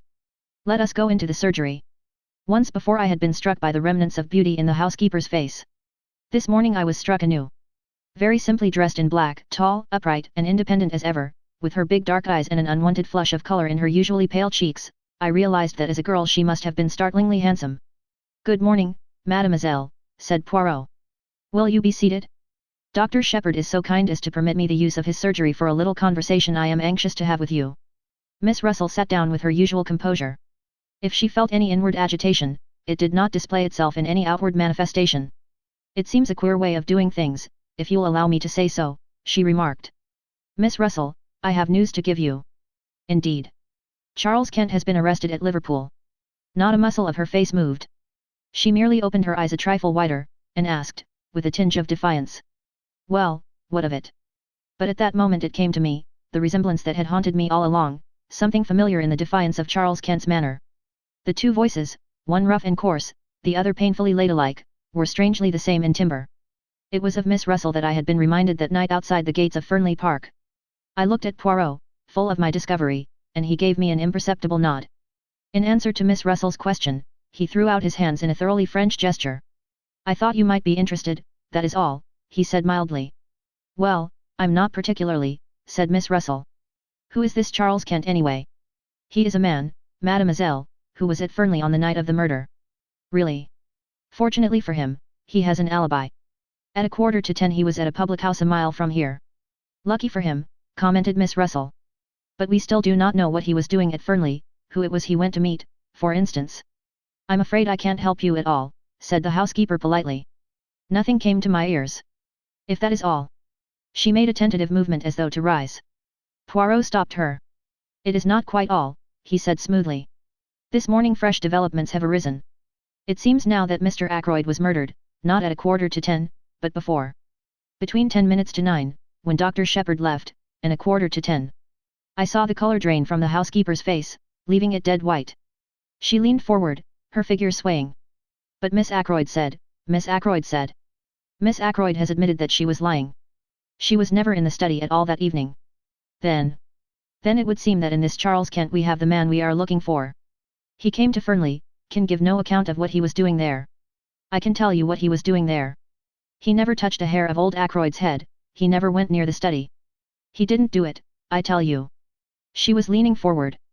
That iron self-control was broken through at last. Terror and desperation were in her face. Poirot. Poirot. Oh, do believe me. Poirot got up and came to her. He patted her reassuringly on the shoulder. But yes, I will believe. I had to make you speak, you know. For an instant suspicion flared up in her. Is what you said true? That Charles Kent is suspected of the crime? Yes, that is true. You alone can save him, by telling the reason for his being at Fernley. He came to see me. She spoke in a low, hurried voice. I went out to meet him. In the summer house, yes, I know. How do you know? Mademoiselle, it is the business of Hercule Poirot to know things. I know that you went out earlier in the evening, that you left a message in the summer house to say what time you would be there. Yes, I did. I had heard from him, saying he was coming. I dared not let him come to the house. I wrote to the address he gave me and said I would meet him in the summer house, and described it to him so that he would be able to find it. Then I was afraid he might not wait there patiently, and I ran out and left a piece of paper to say I would be there about 10 minutes past 9. I didn't want the servants to see me, so I slipped out through the drawing-room window. As I came back, I met Dr. Shepherd, and I fancied that he would think it queer. I was out of breath, for I had been running. I had no idea that he was expected to dinner that night. She paused. Go on, said Poirot. You went out to meet him at 10 minutes past 9. What did you say to each other? It's difficult. You see. Mademoiselle, said Poirot, interrupting her, in this matter I must have the whole truth. What you tell us need never go beyond these four walls. Dr. Shepherd will be discreet, and so shall I. See, I will help you. This Charles Kent, he is your son, is he not? She nodded. The color had flamed into her cheeks. No one has ever known. It was long ago, down in Kent. I was not married. So you took the name of the county as a surname for him. I understand. I got work. I managed to pay for his board and lodging. I never told him that I was his mother. But he turned out badly, he drank, then took to drugs. I managed to pay his passage out to Canada. I didn't hear of him for a year or two. Then, somehow or other, he found out that I was his mother. He wrote asking me for money. Finally, I heard from him back in this country again. He was coming to see me at Fernley, he said. I dared not let him come to the house. I have always been considered so very respectable. If anyone got an inkling, it would have been all up with my post as housekeeper. So I wrote to him in the way I have just told you.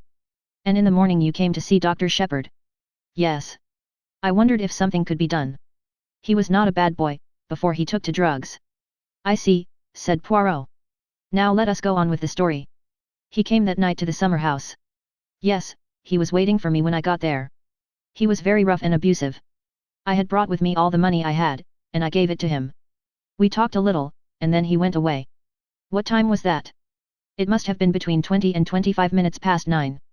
It was not yet 1/2 when I got back to the house. Which way did he go? Straight out the same way he came, by the path that joined the drive just inside the lodge gates. Poirot nodded. And you, what did you do? I went back to the house.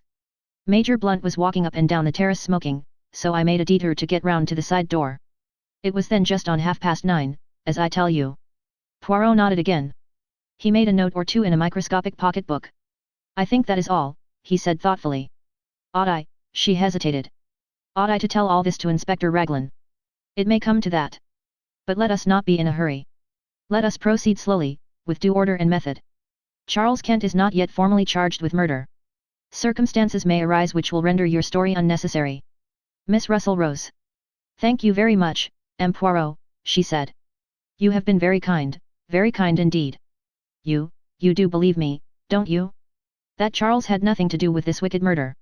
There seems no doubt that the man who was talking to Mr. Ackroyd in the library at 9:30 could not possibly have been your son. Be of good courage, mademoiselle. All will yet be well. Miss Russell departed. Poirot and I were left together. So that's that, I said. Every time we come back to Ralph Payton. How did you manage to spot Miss Russell as the person Charles Kent came to meet? Did you notice the resemblance? I had connected her with the unknown man long before we actually came face to face with him. As soon as we found that quill. The quill suggested dope, and I remembered your account of Miss Russell's visit to you. Then I found the article on cocaine in that morning's paper. It all seemed very clear. She had heard from someone that morning, someone addicted to drugs. She read the article in the paper, and she came to you to ask a few tentative questions. She mentioned cocaine, since the article in question was on cocaine. Then, when you seemed too interested, she switched hurriedly to the subject of detective stories and untraceable poisons.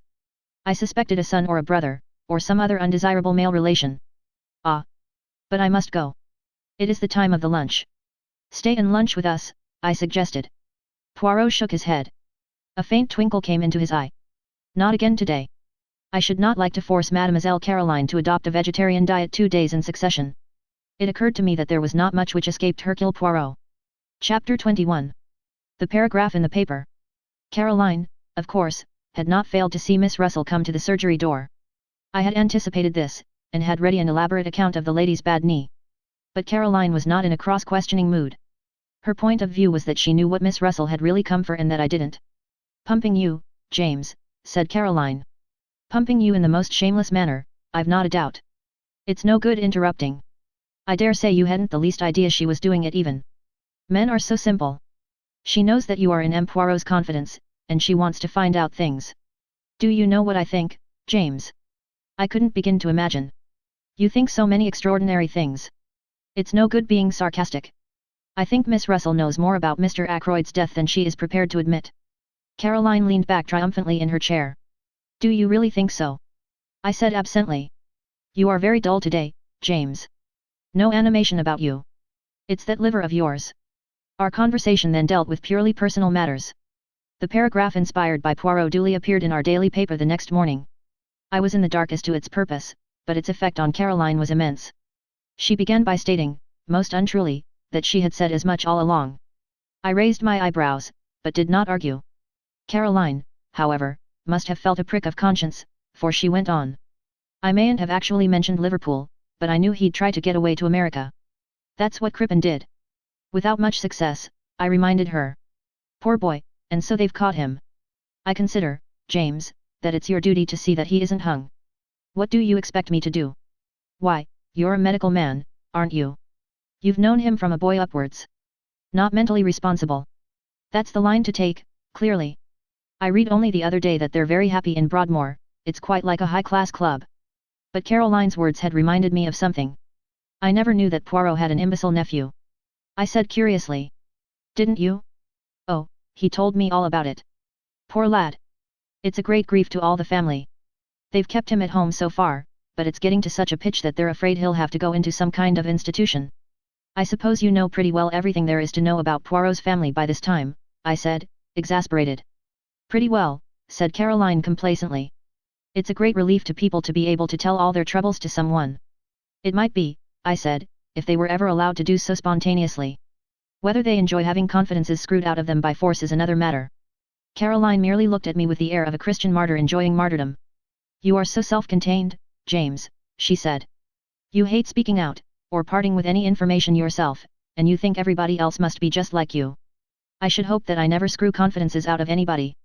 For instance, if M. Poirot comes in this afternoon, as he said he might do, I shall not dream of asking him who it was arrived at his house early this morning. Early this morning? I queried. Very early, said Caroline. Before the milk came. I just happened to be looking out of the window, the blind was flapping. It was a man. He came in a closed car, and he was all muffled up. I couldn't get a glimpse of his face. But I will tell you my idea, and you'll see that I'm right. What's your idea? Caroline dropped her voice mysteriously. A home office expert, she breathed. A home office expert, I said, amazed. My dear Caroline. Mark my words, James, you'll see that I'm right. That Russell woman was here that morning after your poisons. Roger Ackroyd might easily have been poisoned in his food that night. I laughed out loud. Nonsense, I cried. He was stabbed in the neck. You know that as well as I do. After death, James, said Caroline, to make a false clue. My good woman, I said, I examined the body, and I know what I'm talking about. That wound wasn't inflicted after death, it was the cause of death, and you need make no mistake about it. Caroline merely continued to look omniscient, which so annoyed me that I went on. Perhaps you will tell me, Caroline, if I have a medical degree or if I have not. You have the medical degree, I dare say, James, at least, I mean I know you have. But you've no imagination whatever. Having endowed you with a treble portion, there was none left over for me, I said dryly. I was amused to notice Caroline's maneuvers that afternoon when Poirot duly arrived. My sister, without asking a direct question, skirted the subject of the mysterious guest in every way imaginable. By the twinkle in Poirot's eyes, I saw that he realized her object. He remained blandly impervious, and blocked her bowling so successfully that she herself was at a loss how to proceed. Having, I suspect, quietly enjoyed the little game, he rose to his feet and suggested a walk. It is that I need to reduce the figure a little, he explained. You will come with me, doctor? And perhaps later Miss Caroline will give us some tea. Delighted, said Caroline. Won't your, guest come in also? You are too kind, said Poirot. But no, my friend reposes himself. Soon you must make his acquaintance. Quite an old friend of yours, so somebody told me, said Caroline, making one last valiant effort. Did they? Murmured Poirot. Well, we must start. Our tramp took us in the direction of Fernley. I had guessed beforehand that it might do so. I was beginning to understand Poirot's methods. Every little irrelevancy had a bearing upon the whole. I have a commission for you, my friend, he said at last. Tonight, at my house, I desire to have a little conference. You will attend, will you not? Certainly, I said. Good. I need also all those in the house, that is to say, Mrs. Ackroyd, Mademoiselle Flora, Major Blunt, M. Raymond. I want you to be my ambassador. This little reunion is fixed for 9 o'clock. You will ask them, yes. With pleasure, but why not ask them yourself? Because they will then put the questions, why? What for? They will demand what my idea is. And, as you know, my friend, I much dislike to have to explain my little ideas until the time comes. I smiled a little. My friend Hastings, he of whom I told you, used to say of me that I was the human oyster. But he was unjust. Of facts, I keep nothing to myself. But to everyone his own interpretation of them. When do you want me to do this? Now, if you will. We are close to the house. Aren't you coming in? No, I will promenade myself in the grounds. I will rejoin you by the lodge gates in a quarter of an hour's time. I nodded, and set off on my task. The only member of the family at home proved to be Mrs. Ackroyd, who was sipping an early cup of tea. She received me very graciously. So grateful to you, doctor, she murmured, for clearing up that little matter with M. Poirot. But life is one trouble after another. You have heard about Flora, of course. What exactly? I asked cautiously. This new engagement. Flora and Hector Blunt. Of course not such a good match as Ralph would have been. But after all, happiness comes first. What dear Flora needs is an older man, someone steady and reliable, and then Hector is really a very distinguished man in his way. You saw the news of Ralph's arrest in the paper this morning. Yes, I said, I did. Horrible. Mrs. Ackroyd closed her eyes and shuddered. Geoffrey Raymond was in a terrible way. Rang up Liverpool. But they wouldn't tell him anything at the police station there. In fact, they said they hadn't arrested Ralph at all. Mr. Raymond insists that it's all a mistake, what do they call it, canard of the newspapers. I've forbidden it to be mentioned before the servants. Such a terrible disgrace. Fancy if Flora had actually been married to him. Mrs. Ackroyd shut her eyes in anguish. I began to wonder how soon I should be able to deliver Poirot's invitation. Before I had time to speak, Mrs. Ackroyd was off again. You were here yesterday, weren't you, with that dreadful Inspector Raglan? Brute of a man, he terrified Flora into saying she took that money from poor Roger's room. And the matter was so simple, really. The dear child wanted to borrow a few pounds, didn't like to disturb her uncle since he'd given strict orders against it, but knowing where he kept his notes she went there and took what she needed. Is that Flora's account of the matter? I asked. My dear doctor, you know what girls are nowadays. So easily acted on by suggestion. You, of course, know all about hypnosis and that sort of thing. The inspector shouts at her, says the word steal over and over again, until the poor child gets an inhibition, or is it a complex? I always mix up those two words, and actually thinks herself that she has stolen the money. I saw at once how it was. But I can't be too thankful for the whole misunderstanding in one way, it seems to have brought those two together, Hector and Flora, I mean. And I assure you that I have been very much worried about Flora in the past, why, at one time I actually thought there was going to be some kind of understanding between her and young Raymond. Just think of it. Mrs. Ackroyd's voice rose in shrill horror. A private secretary, with practically no means of his own. It would have been a severe blow to you, I said. Now, Mrs. Ackroyd, I've got a message for you from M. Hercule Poirot. For me. Mrs. Ackroyd looked quite alarmed. I hastened to reassure her, and I explained what Poirot wanted. Certainly, said Mrs. Ackroyd rather doubtfully, I suppose we must come if M. Poirot says so. But what is it all about? I'd like to know beforehand. I assured the lady truthfully that I myself did not know any more than she did. Very well, said Mrs. Ackroyd at last, rather grudgingly, I will tell the others, and we will be there at 9 o'clock. Thereupon I took my leave, and joined Poirot at the agreed meeting place. I've been longer than a quarter of an hour, I'm afraid, I remarked. But once that good lady starts talking it's a matter of the utmost difficulty to get a word in edgeways. It is of no matter, said Poirot. Me, I have been well amused. This park is magnificent. We set off homewards. When we arrived, to our great surprise Caroline, who had evidently been watching for us, herself opened the door. She put her fingers to her lips. Her face was full of importance and excitement. Ursula Bourne, she said, the parlour maid from Fernley. She's here. I've put her in the dining room. She's in a terrible way, poor thing. Says she must see M. Poirot at once. I've done all I could. Taken her a cup of hot tea. It really goes to one's heart to see anyone in such a state. In the dining room? Asked Poirot. This way, I said, and flung open the door. Ursula Bourne was sitting by the table. Her arms were spread out in front of her, and she had evidently just lifted her head from where it had been buried. Her eyes were red with weeping. Ursula Bourne, I murmured. But Poirot went past me with outstretched hands. No, he said, that is not quite right, I think. It is not Ursula Bourne, is it, my child, but Ursula Peyton? Mrs. Ralph Peyton. Chapter 22. Ursula's story.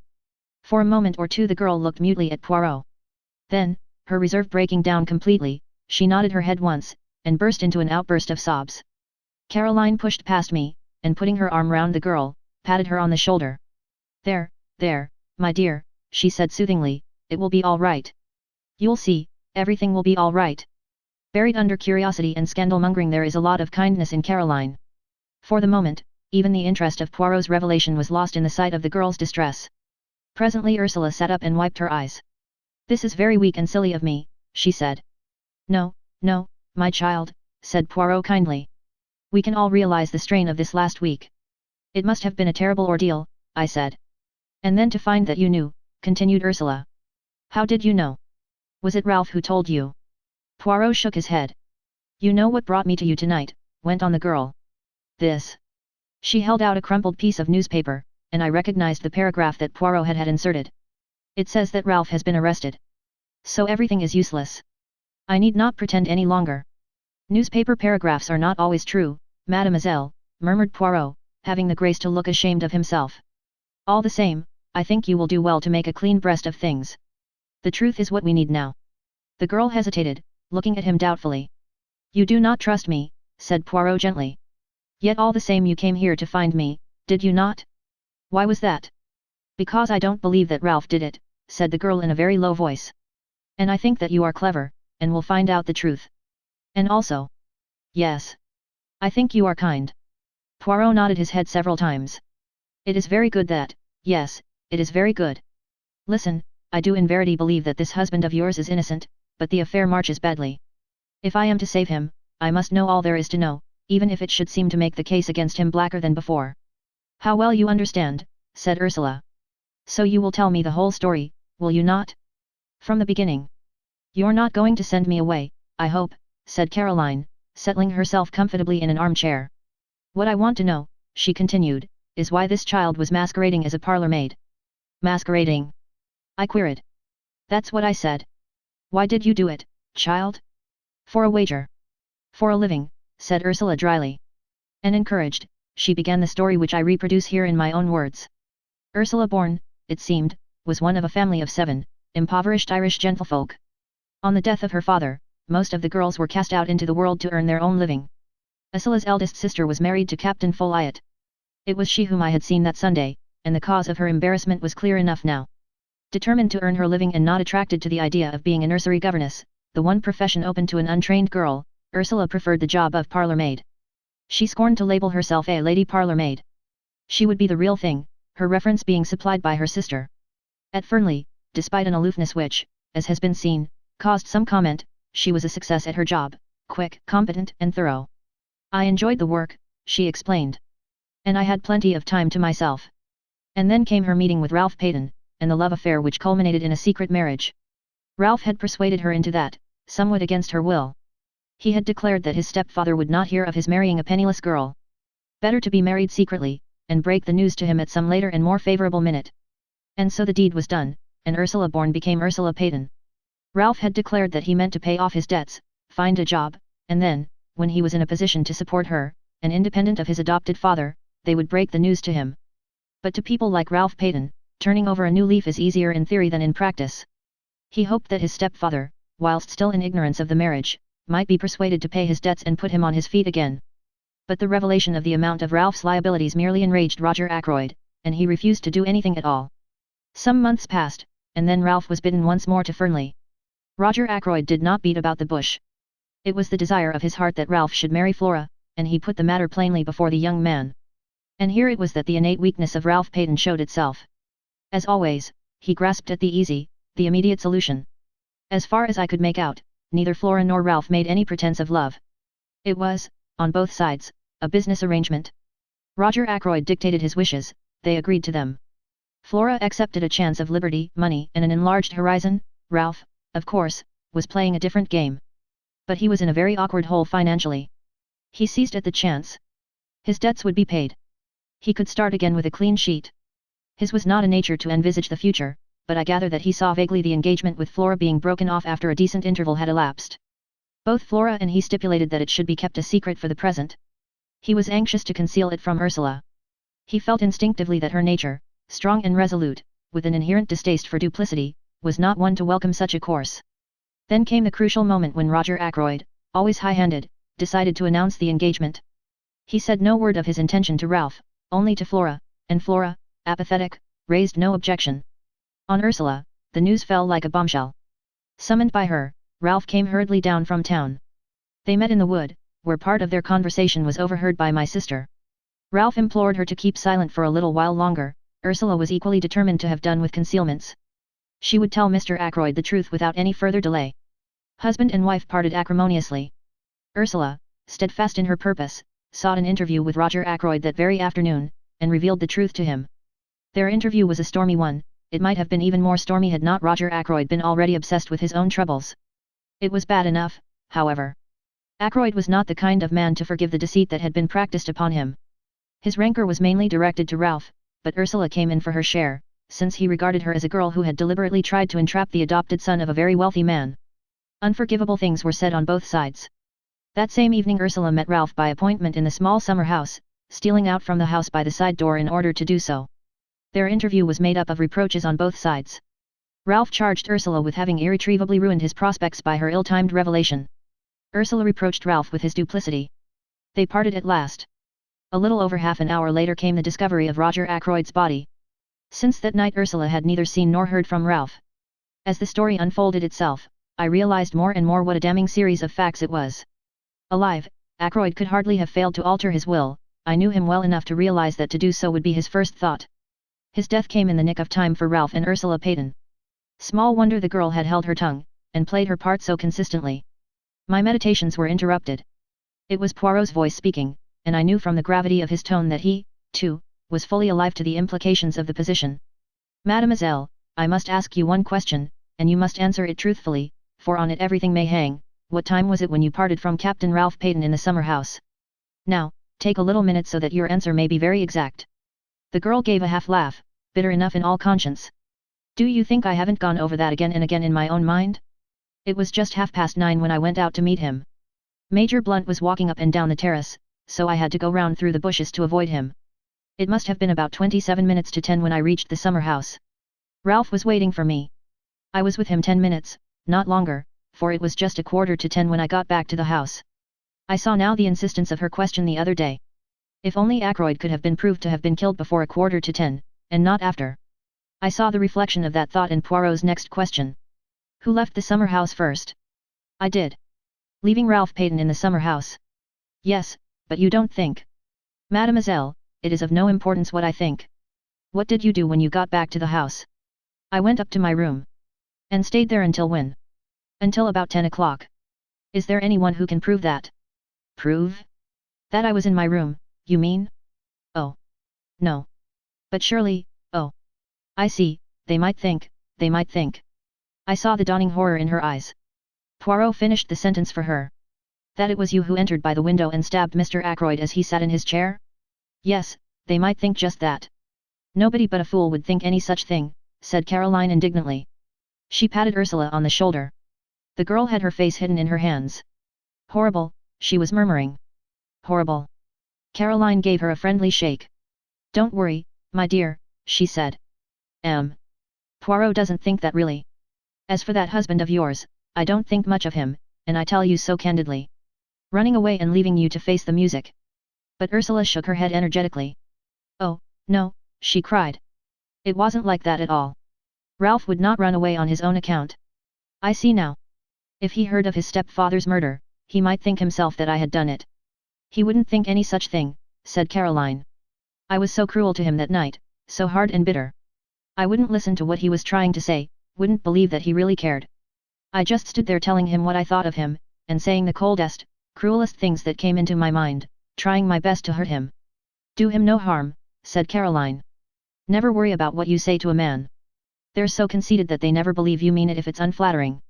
Ursula went on, nervously twisting and untwisting her hands.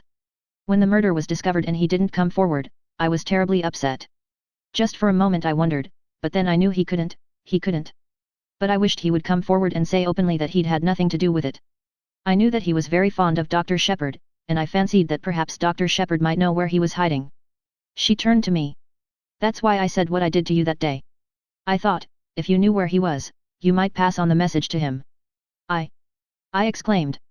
Why should James know where he was? Demanded Caroline sharply. It was very unlikely, I know, admitted Ursula, but Ralph had often spoken of Dr. Shepherd, and I knew that he would be likely to consider him as his best friend in King's Abbot. My dear child, I said, I have not the least idea where Ralph Peyton is at the present moment.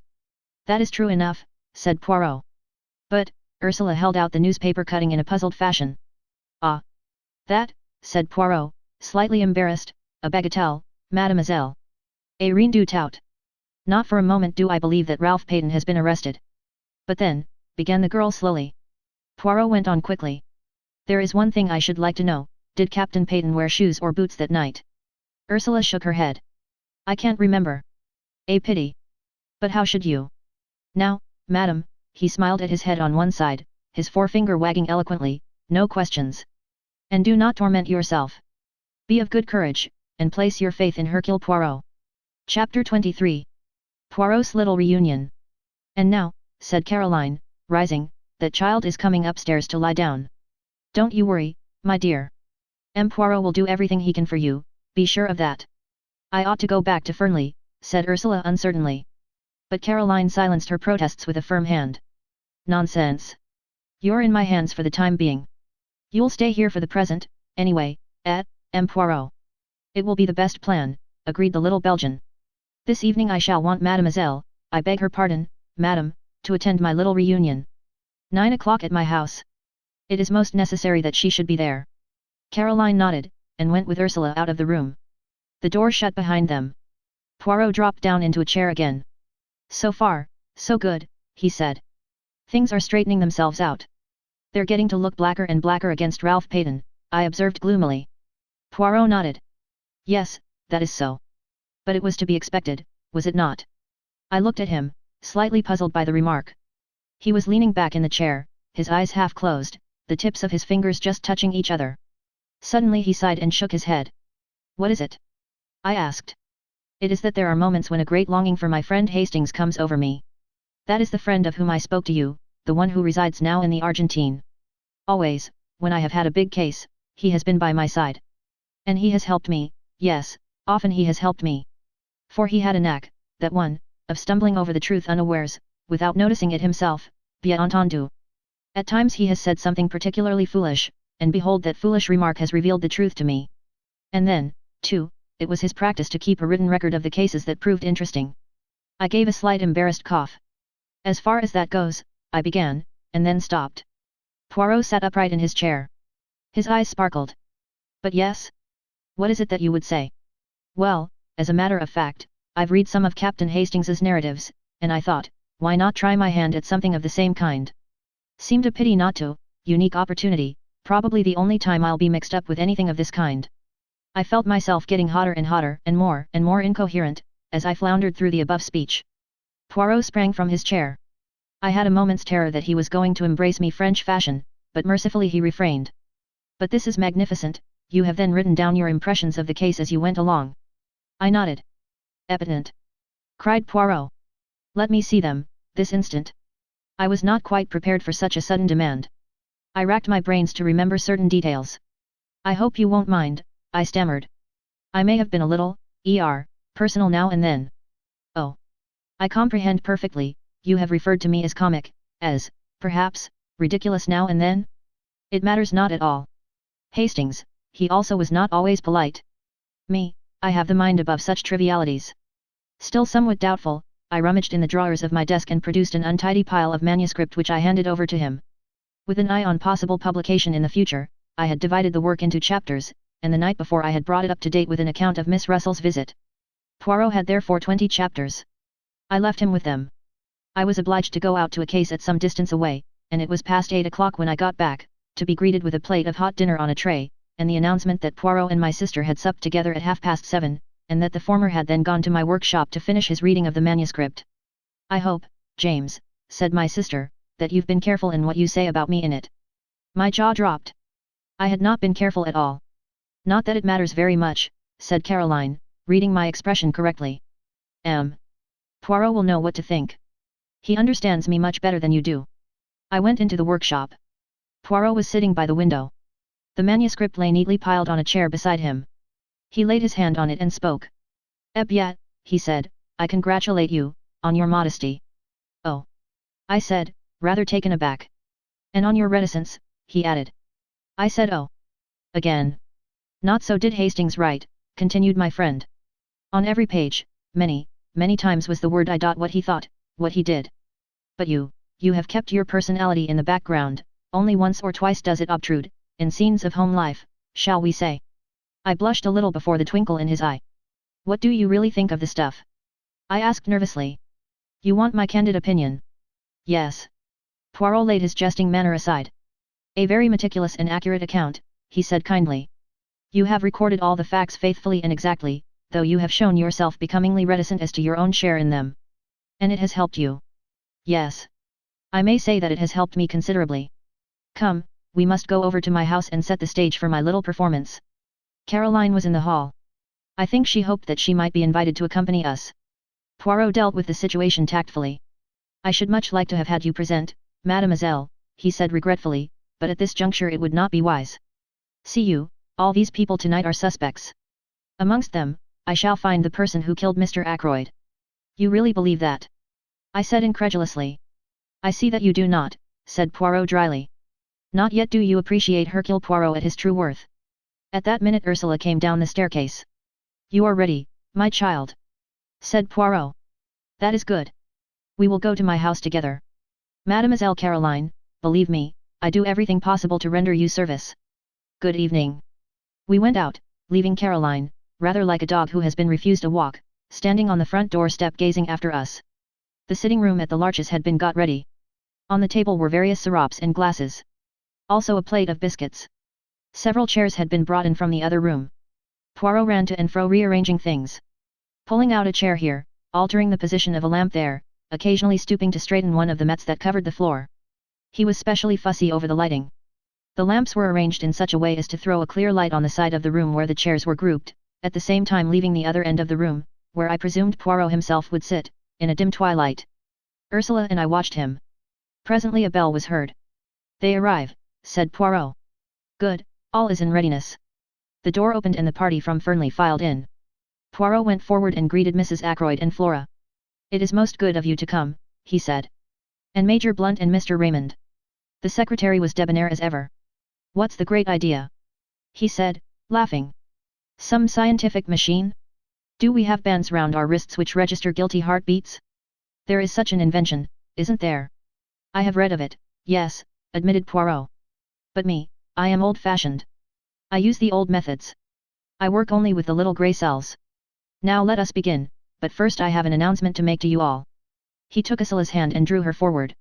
This lady is Mrs. Ralph Peyton. She was married to Captain Peyton last March. A little shriek burst from Mrs. Ackroyd. Ralph. Married. Last March. Oh. But it's absurd. How could he be? She stared at Ursula as though she had never seen her before. Married to Bourne. She said. Really, M. Poirot, I don't believe you. Ursula flushed and began to speak, but Flora forestalled her. Going quickly to the other girl's side, she passed her hand through her arm. You must not mind our being surprised, she said. You see, we had no idea of such a thing. You and Ralph have kept your secret very well. I am, very glad about it. You are very kind, Miss Ackroyd, said Ursula in a low voice, and you have every right to be exceedingly angry. Ralph behaved very badly, especially to you. You needn't worry about that, said Flora, giving her arm a consoling little pat. Ralph was in a corner and took the only way out. I should probably have done the same in his place. I do think he might have trusted me with the secret, though. I wouldn't have let him down. Poirot rapped gently on a table and cleared his throat significantly. The board meeting's going to begin, said Flora. Poirot hints that we mustn't talk. But just tell me one thing. Where is Ralph? You must know if anyone does. But I don't, cried Ursula, almost in a wail. That's just it, I don't. Isn't he detained at Liverpool? Asked Raymond. It said so in the paper. He is not at Liverpool, said Poirot shortly. In fact, I remarked, no one knows where he is. Excepting Hercule Poirot, said Raymond. Poirot replied seriously to the other's banter. Me, I know everything. Remember that. Geoffrey Raymond lifted his eyebrows. Everything. He whistled. You, that's a tall order.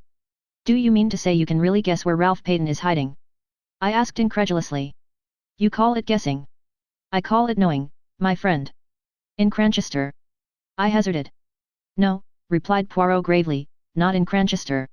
He said no more, but at a gesture from him the assembled party took their seats. As they did so, the door opened once more and two other people came in and sat down near the door. They were Parker and the housekeeper. The number is complete, said Poirot. Everyone is here. There was a ring of satisfaction in his tone. And with the sound of it I saw a ripple of something like uneasiness pass over all those faces grouped at the other end of the room. There was a suggestion in all this as of a trap that had closed. Poirot read from a list in an important manner. Mrs. Ackroyd, Miss Flora Ackroyd, Major Blunt, Mr. Geoffrey Raymond, Mrs. Ralph Peyton, John Parker, Elizabeth Russell. He laid the paper down on the table. What's the meaning of all this? Began Raymond. The list I have just read, said Poirot, is a list of suspected persons. Every one of you present had the opportunity to kill Mr. Ackroyd. With a cry Mrs. Ackroyd sprang up, her throat working. I don't like it, she wailed. I don't like it.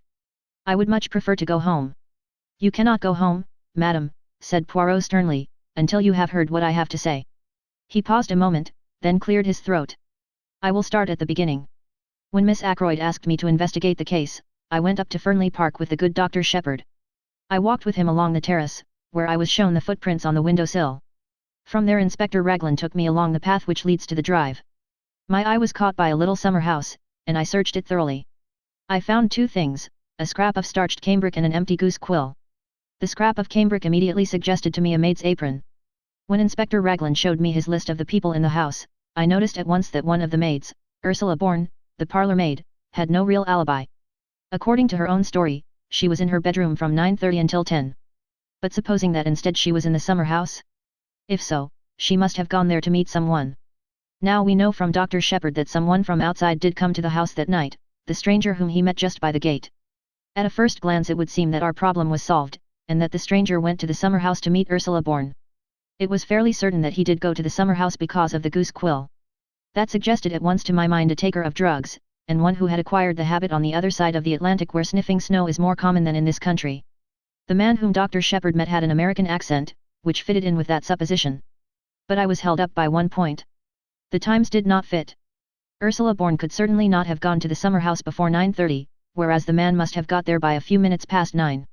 I could, of course, assume that he waited there for half an hour. The only alternative supposition was that there had been 2 separate meetings in the summer house that night. Yet, as soon as I went into that alternative I found several significant facts.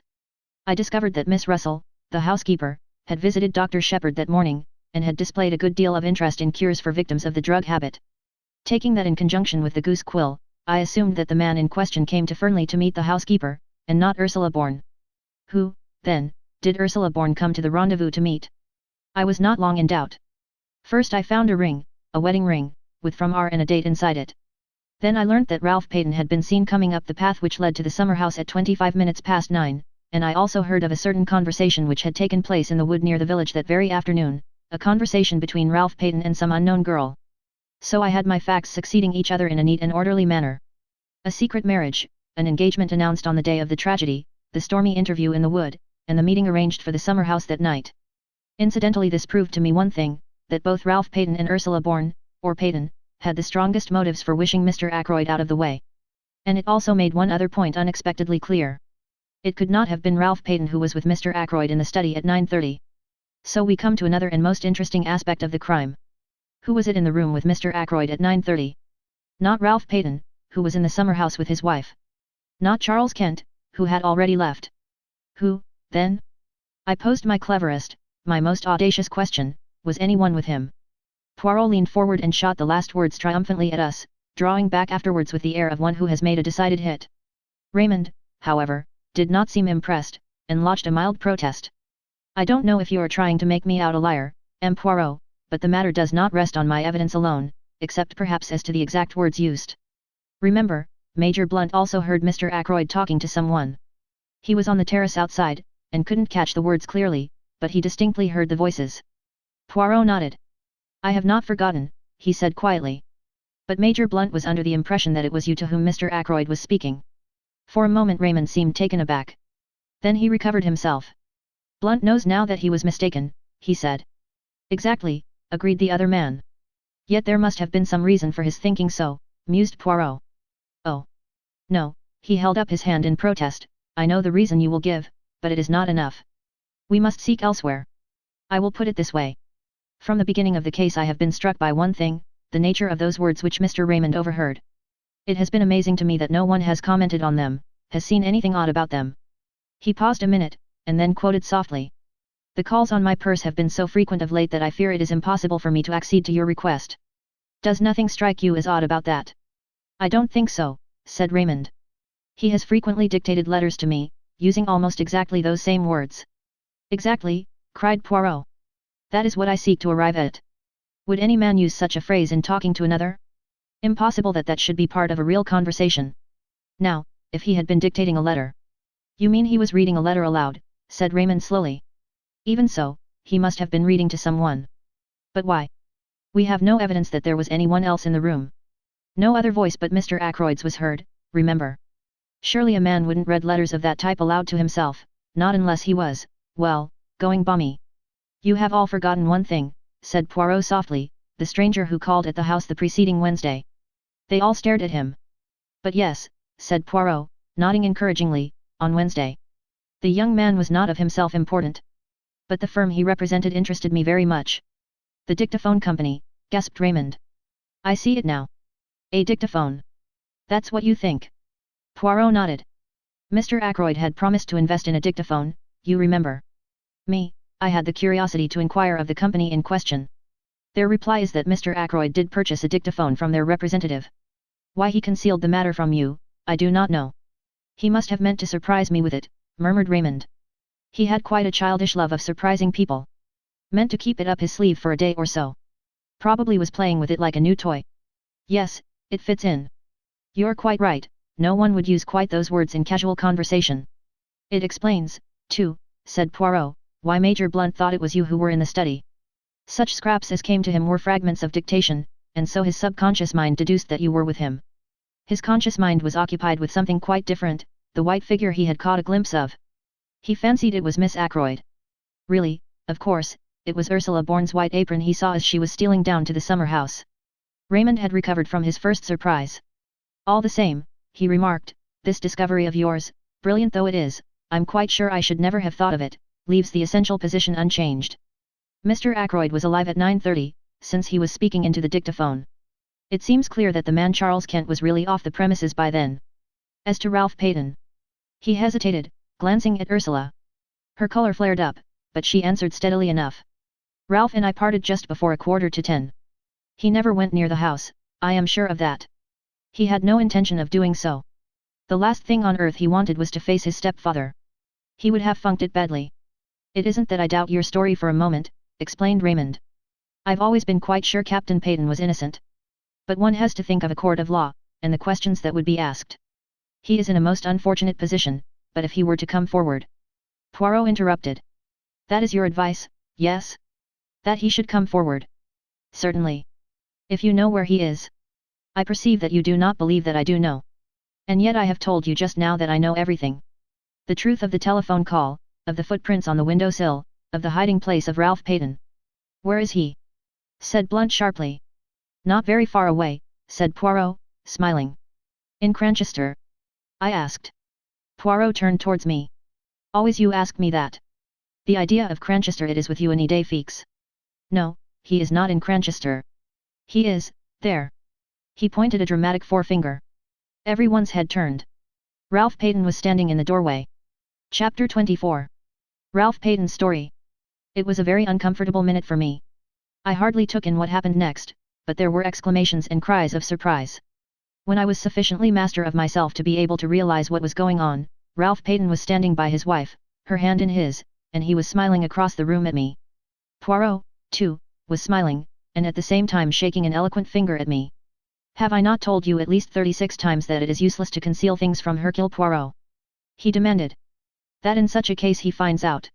He turned to the others. "One day, you remember, we held a little séance about a table, just the 6 of us. I accused the other 5 persons present of concealing something from me. 4 of them gave up their secret. Dr. Shepherd did not give up his. But all along I have had my suspicions. Dr. Shepherd went to the Three Boars that night hoping to find Ralph. He did not find him there, but supposing, I said to myself, that he met him in the street on his way home? Dr. Shepherd was a friend of Captain Payton's, and he had come straight from the scene of the crime. He must know that things looked very black against him. Perhaps he knew more than the general public did. I did, I said ruefully. I suppose I might as well make a clean breast of things now. I went to see Ralph that afternoon. At first he refused to take me into his confidence, but later he told me about his marriage, and the hole he was in. As soon as the murder was discovered, I realized that once the facts were known, suspicion could not fail to attach to Ralph, or, if not to him, to the girl he loved. That night I put the facts plainly before him. The thought of having possibly to give evidence which might incriminate his wife made him resolve at all costs to. I hesitated, and Ralph filled up the gap. "To do a bunk," he said graphically. "You see, Ursula left me to go back to the house. I thought it possible that she might have attempted to have another interview with my stepfather. He had already been very rude to her that afternoon. It occurred to me that he might have so insulted her, in such an unforgivable manner, that without knowing what she was doing." He stopped. Ursula released her hand from his, and stepped back. "You thought that, Ralph? You actually thought that I might have done it?" "Let us get back to the culpable conduct of Dr. Shepherd," said Poirot dryly. "Dr. Shepherd consented to do what he could to help him. He was successful in hiding Captain Payton from the police." "Where?" asked Raymond. "In his own house." "Ah, no, indeed," said Poirot. "You should ask yourself the question that I did. If the good doctor is concealing the young man, what place would he choose? It must necessarily be somewhere near at hand. I think of Cranchester. A hotel? No. Lodgings? Even more emphatically, no. Where, then? Ah! I have it. A nursing home. A home for the mentally unfit. I test my theory. I invent a nephew with mental trouble. I consult Mademoiselle Shepherd as to suitable homes. She gives me the names of 2 near Cranchester to which her brother has sent patients. I make inquiries. Yes, at one of them a patient was brought there by the doctor himself early on Saturday morning. That patient, though known by another name, I had no difficulty in identifying as Captain Payton. After certain necessary formalities, I was allowed to bring him away. He arrived at my house in the early hours of yesterday morning. I looked at him ruefully. "Caroline's Home Office expert," I murmured. "And to think I never guessed. You see now why I drew attention to the reticence of your manuscript, murmured Poirot. It was strictly truthful as far as it went, but it did not go very far, my friend. I was too abashed to argue. Dr. Shepherd has been very loyal, said Ralph. He has stood by me through thick and thin. He did what he thought was the best. I see now, from what M. Poirot has told me, that it was not really the best. I should have come forward and faced the music. You see, in the home, we never saw a newspaper. I knew nothing of what was going on. Dr. Shepherd has been a model of discretion, said Poirot dryly. But me, I discover all the little secrets. It is my business. Now we can have your story of what happened that night, said Raymond impatiently. You know it already, said Ralph. There's very little for me to add. I left the summer house about 9:45, and tramped about the lanes, trying to make up my mind as to what to do next, what line to take. I'm bound to admit that I've not the shadow of an alibi, but I give you my solemn word that I never went to the study, that I never saw my stepfather alive, or dead. Whatever the world thinks, I'd like all of you to believe me. No alibi, murmured Raymond. That's bad. I believe you, of course, but it's a bad business. It makes things very simple, though, said Poirot, in a cheerful voice. Very simple indeed. We all stared at him. You see what I mean? No? Just this, to save Captain Peyton the real criminal must confess. He beamed round at us all. But yes, I mean what I say. See now, I did not invite Inspector Raglan to be present. That was for a reason. I did not want to tell him all that I knew, at least I did not want to tell him tonight. He leaned forward, and suddenly his voice and his whole personality changed. He suddenly became dangerous. I who speak to you, I know the murderer of Mr. Ackroyd is in this room now. It is to the murderer I speak. Tomorrow the truth goes to Inspector Raglan. You understand? There was a tense silence. Into the midst of it came the old Breton woman with a telegram on a salver. Poirot tore it open. Blunt's voice rose abrupt and resonant. The murderer is amongst us, you say? You know, which? Poirot had read the message. He crumpled it up in his hand. I know, now. He tapped the crumpled ball of paper. What is that? Said Raymond sharply. A wireless message, from a steamer now on her way to the United States. There was a dead silence. Poirot rose to his feet bowing. Messrs. et Mesdames, this reunion of mine is at an end. Remember, the truth goes to Inspector Raglan in the morning. Chapter 25. The whole truth. A slight gesture from Poirot enjoined me to stay behind the rest. I obeyed, going over to the fire and thoughtfully stirring the big logs on it with the toe of my boot. I was puzzled. For the first time I was absolutely at sea as to Poirot's meaning. For a moment I was inclined to think that the scene I had just witnessed was a gigantic piece of bombast, that he had been what he called playing the comedy with a view to making himself interesting and important. But, in spite of myself, I was forced to believe in an underlying reality. There had been real menace in his words, a certain indisputable sincerity. But I still believed him to be on entirely the wrong tack. When the door shut behind the last of the party he came over to the fire. Well, my friend, he said quietly, and what do you think of it all? I don't know what to think, I said frankly. What was the point? Why not go straight to Inspector Raglan with the truth instead of giving the guilty person this elaborate warning? Poirot sat down and drew out his case of tiny Russian cigarettes. He smoked for a minute or two in silence. Then, use your little grey cells, he said. There is always a reason behind my actions. I hesitated for a moment, and then I said slowly. The first one that occurs to me is that you yourself do not know who the guilty person is, but that you are sure that he is to be found amongst the people here tonight.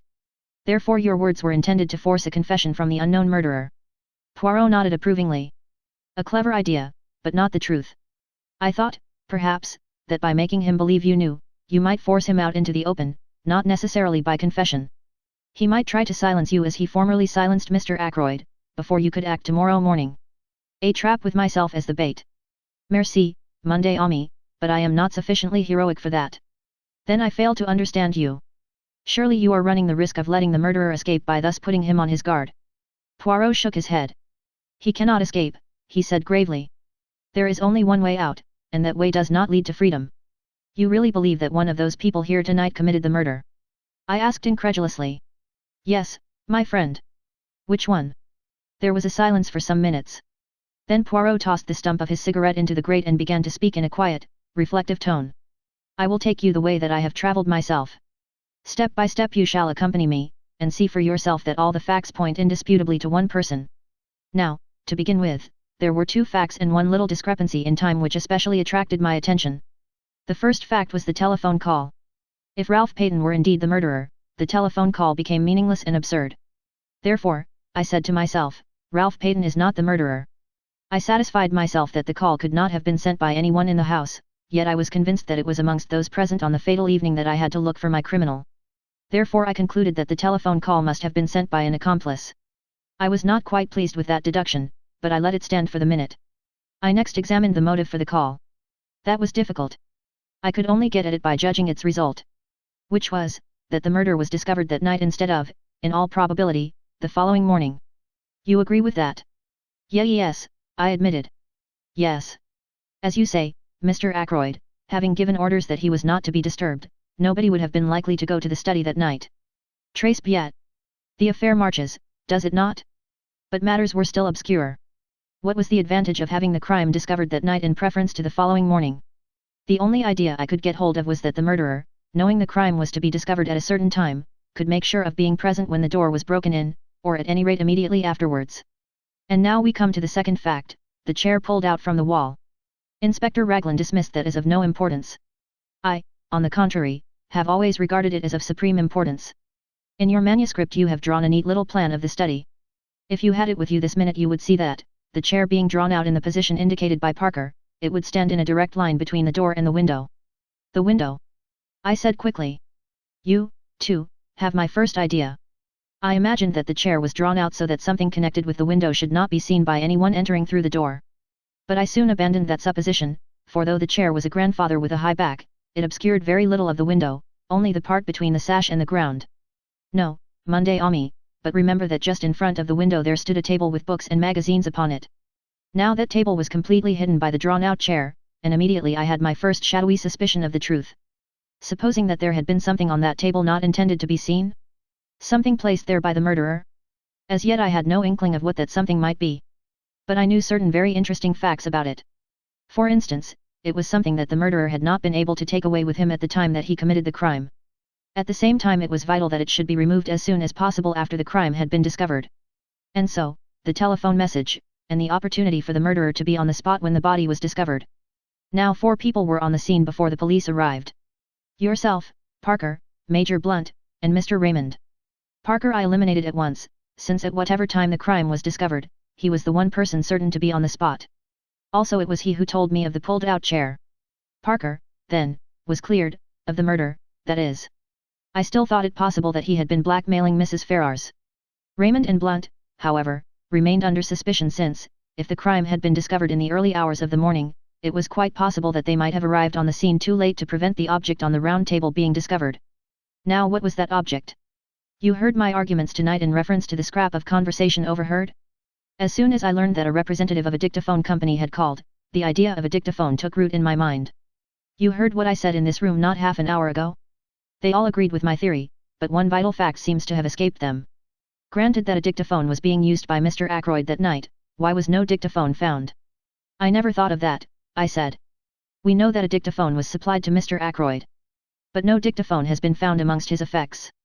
So, if something was taken from that table, why should not that something be the dictaphone? But there were certain difficulties in the way. The attention of everyone was, of course, focused on the murdered man. I think anyone could have gone to the table unnoticed by the other people in the room. But a dictaphone has a certain bulk, it cannot be slipped casually into a pocket. There must have been a receptacle of some kind capable of holding it. You see where I am arriving? The figure of the murderer is taking shape. A person who was on the scene straightway, but who might not have been if the crime had been discovered the following morning. A person carrying a receptacle into which the dictaphone might be fitted. I interrupted. But why remove the dictaphone? What was the point? You are like Mr. Raymond. You take it for granted that what was heard at 9:30 was Mr. Ackroyd's voice speaking into a dictaphone. But consider this useful invention for a little minute. You dictate into it, do you not? And at some later time a secretary or a typist turns it on, and the voice speaks again. You mean, I gasped. Poirot nodded. Yes, I mean that. At 9:30 Mr. Ackroyd was already dead. It was the dictaphone speaking, not the man. And the murderer switched it on. Then he must have been in the room at that minute. Possibly.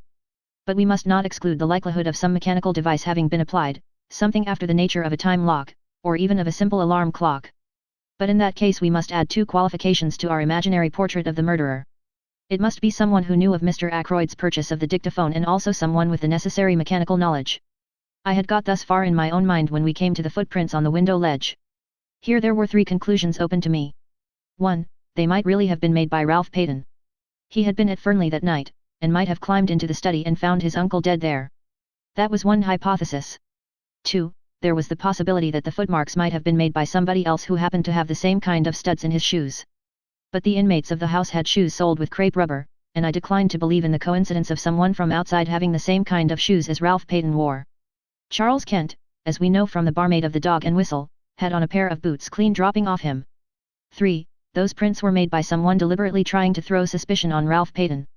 To test this last conclusion, it was necessary to ascertain certain facts.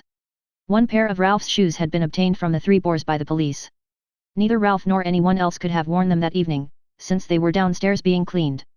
According to the police theory, Ralph was wearing another pair of the same kind, and I found out that it was true that he had 2 pairs. Now for my theory to be proved correct, it was necessary for the murderer to have worn Ralph's shoes that evening, in which case Ralph must have been wearing yet a 3rd pair of footwear of some kind. I could hardly suppose that he would bring 3 pairs of shoes all alike. The 3rd pair of footwear were more likely to be boots. I got your sister to make inquiries on this point, laying some stress on the color, in order, I admit it frankly, to obscure the real reason for my asking. You know the result of her investigations. Ralph Peyton had had a pair of boots with him. The first question I asked him when he came to my house yesterday morning was what he was wearing on his feet on the fatal night. He replied at once that he had worn boots. He was still wearing them, in fact, having nothing else to put on. So we get a step further in our description of the murderer, a person who had the opportunity to take these shoes of Ralph Peyton's from the Three Boars that day. He paused, and then said, with a slightly raised voice. There is one further point. The murderer must have been a person who had the opportunity to purloin that dagger from the silver table. You might argue that anyone in the house might have done so, but I will recall to you that Miss Ackroyd was very positive that the dagger was not there when she examined the silver table. He paused again. Let us recapitulate, now that all is clear. A person who was at the Three Boars earlier that day, a person who knew Ackroyd well enough to know that he had purchased a dictaphone, a person who was of a mechanical turn of mind, who had the opportunity to take the dagger from the silver table before Miss Flora arrived, who had with him a receptacle suitable for hiding the dictaphone, such as a black bag, and who had the study to himself for a few minutes after the crime was discovered while Parker was telephoning for the police. In fact, Dr. Shepard. Chapter 26. And nothing but the truth. There was a dead silence for a minute and a half. Then I laughed. You're mad, I said. No, said Poirot placidly. I am not mad. It was the little discrepancy in time that first drew my attention to you, right at the beginning. Discrepancy in time? I queried, puzzled. But yes. You will remember that everyone agreed, you yourself included, that it took 5 minutes to walk from the lodge to the house, less if you took the shortcut to the terrace. But you left the house at 10 minutes to 9 both by your own statement and that of Parker, and yet it was 9 o'clock as you passed through the lodge gates. It was a chilly night, not an evening a man would be inclined to dawdle. Why had you taken 10 minutes to do a 5 minutes walk? All along I realized that we had only your statement for it that the study window was ever fastened. Ackroyd asked you if you had done so. He never looked to see. Supposing, then, that the study window was unfastened? Would there be time in that 10 minutes for you to run round the outside of the house, change your shoes, climb in through the window, kill Ackroyd, and get to the gate by 9 o'clock? I decided against that theory since in all probability a man as nervous as Ackroyd was that night would hear you climbing in, and then there would have been a struggle. But supposing that you killed Ackroyd before you left, as you were standing beside his chair? Then you go out of the front door, run round to the summer house, take Ralph Peyton's shoes out of the bag you brought up with you that night, slip them on, walk through the mud in them, and leave prints on the window ledge. You climb in, lock the study door on the inside, run back to the summer house, change back into your own shoes, and race down to the gate. I went through similar actions the other day, when you were with Mrs. Ackroyd. It took 10 minutes exactly. Then home, and an alibi, since you had timed the dictaphone for 9:30. My dear Poirot, I said in a voice that sounded strange and forced to my own ears, you've been brooding over this case too long. What on earth had I to gain by murdering Ackroyd? Safety. It was you who blackmailed Mrs. Ferrars. Who could have had a better knowledge of what killed Mr. Ferrars than the doctor who was attending him? When you spoke to me that first day in the garden, you mentioned a legacy received about a year ago. I have been unable to discover any trace of a legacy. You had to invent some way of accounting for Mrs. Ferrars's £20,000. It has not done you much good. You lost most of it in speculation, then you put the screw on too hard, and Mrs. Ferrars took a way out that you had not expected. If Ackroyd had learnt the truth he would have had no mercy on you. You were ruined forever. And the telephone call? I asked, trying to rally. You have a plausible explanation of that also, I suppose. I will confess to you that it was my greatest stumbling block when I found that a call had actually been put through to you from King's Abbot Station. I at first believed that you had simply invented the story. It was a very clever touch, that. You must have some excuse for arriving at Fernley, finding the body, and so getting the chance to remove the dictaphone on which your alibi depended. I had a very vague notion of how it was worked when I came to see your sister that first day and inquired as to what patients you had seen on Friday morning. I had no thought of Miss Russell in my mind at that time. Her visit was a lucky coincidence, since it distracted your mind from the real object of my questions. I found what I was looking for. Among your patients that morning was the steward of an American liner. Who more suitable than he to be leaving for Liverpool by the train that evening? And afterwards he would be on the high seas, well out of the way. I noted that the Orion sailed on Saturday, and having obtained the name of the steward I sent him a wireless message asking a certain question. This is his reply you saw me receive just now. He held out the message to me. It ran as follows. Quite correct. Dr. Shepherd asked me to leave a note at a patient's house. I was to ring him up from the station with the reply. Reply was no answer. It was a clever idea, said Poirot. The call was genuine. Your sister saw you take it. But there was only one man's word as to what was actually said, your own. I yawned. All this, I said, is very interesting, but hardly in the sphere of practical politics. You think not? Remember what I said, the truth goes to Inspector Raglan in the morning. But, for the sake of your good sister, I am willing to give you the chance of another way out. There might be, for instance, an overdose of a sleeping draught. You comprehend me? But Captain Ralph Peyton must be cleared, Cava sends dire. I should suggest that you finish that very interesting manuscript of yours, but abandoning your former reticence. You seem to be very prolific of suggestions, I remarked. Are you sure you've quite finished? Now that you remind me of the fact, it is true that there is one thing more. It would be most unwise on your part to attempt to silence me as you silenced M. Ackroyd. That kind of business does not succeed against Hercule Poirot, you understand. My dear Poirot, I said, smiling a little, whatever else I may be, I am not a fool. I rose to my feet. Well, I said, with a slight yawn, I must be off home. Thank you for a most interesting and instructive evening. Poirot also rose and bowed with his accustomed politeness as I passed out of the room. Chapter 27. Apologia. 5 a.m. I am very tired, but I have finished my task. My arm aches from writing. A strange end to my manuscript. I meant it to be published someday as the history of one of Poirot's failures. Odd, how things pan out. All along I've had a premonition of disaster, from the moment I saw Ralph Peyton and Mrs. Ferrars with their heads together. I thought then that she was confiding in him, as it happened I was quite wrong there, but the idea persisted even after I went into the study with Ackroyd that night, until he told me the truth. Poor old Ackroyd. I'm always glad that I gave him a chance. I urged him to read that letter before it was too late.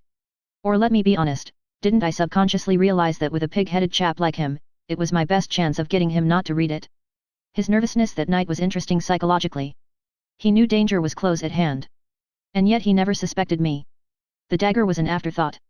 I'd brought up a very handy little weapon of my own, but when I saw the dagger lying in the silver table, it occurred to me at once how much better it would be to use a weapon that couldn't be traced to me.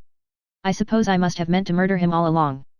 As soon as I heard of Mrs. Ferrars's death, I felt convinced that she would have told him everything before she died. When I met him and he seemed so agitated, I thought that perhaps he knew the truth, but that he couldn't bring himself to believe it, and was going to give me the chance of refuting it. So I went home and took my precautions. If the trouble were after all only something to do with Ralph, well, no harm would have been done. The dictaphone he had given me 2 days before to adjust. Something had gone a little wrong with it, and I persuaded him to let me have a go at it, instead of sending it back. I did what I wanted to it, and took it up with me in my bag that evening. I am rather pleased with myself as a writer. What could be neater, for instance, than the following? The letters were brought in at 20 minutes to 9. It was just on 10 minutes to 9 when I left him, the letter still unread. I hesitated with my hand on the door handle, looking back and wondering if there was anything I had left undone. All true, you see. But suppose I had put a row of stars after the first sentence. Would somebody then have wondered what exactly happened in that blank 10 minutes? When I looked round the room from the door, I was quite satisfied. Nothing had been left undone. The dictaphone was on the table by the window, timed to go off at 9:30, the mechanism of that little device was rather clever, based on the principle of an alarm clock, and the armchair was pulled out so as to hide it from the door. I must admit that it gave me rather a shock to run into Parker just outside the door. I have faithfully recorded that fact. Then later, when the body was discovered, and I had sent Parker to telephone for the police, what a judicious use of words, I did what little had to be done. It was quite little, just to shove the dictaphone into my bag and push back the chair against the wall in its proper place. I never dreamed that Parker would have noticed that chair. Logically, he ought to have been so agog over the body as to be blind to everything else. But I hadn't reckoned with the trained servant complex. I wish I could have known beforehand that Flora was going to say she'd seen her uncle alive at 9:45. That puzzled me more than I can say. In fact, all through the case there have been things that puzzled me hopelessly. Everyone seems to have taken a hand. My greatest fear all through has been Caroline. I have fancied she might guess. Curious the way she spoke that day of my strain of weakness. Well, she will never know the truth. There is, as Poirot said, one way out. I can trust him. He and Inspector Raglan will manage it between them. I should not like Caroline to know. She is fond of me, and then, too, she is proud. My death will be a grief to her, but grief passes. When I have finished writing, I shall enclose this whole manuscript in an envelope and address it to Poirot. And then, what shall it be? Veronal? There would be a kind of poetic justice. Not that I take any responsibility for Mrs. Ferrars's death. It was the direct consequence of her own actions. I feel no pity for her. I have no pity for myself either. So let it be Veronal. But I wish Hercule Poirot had never retired from work and come here to grow vegetable marrows. The end.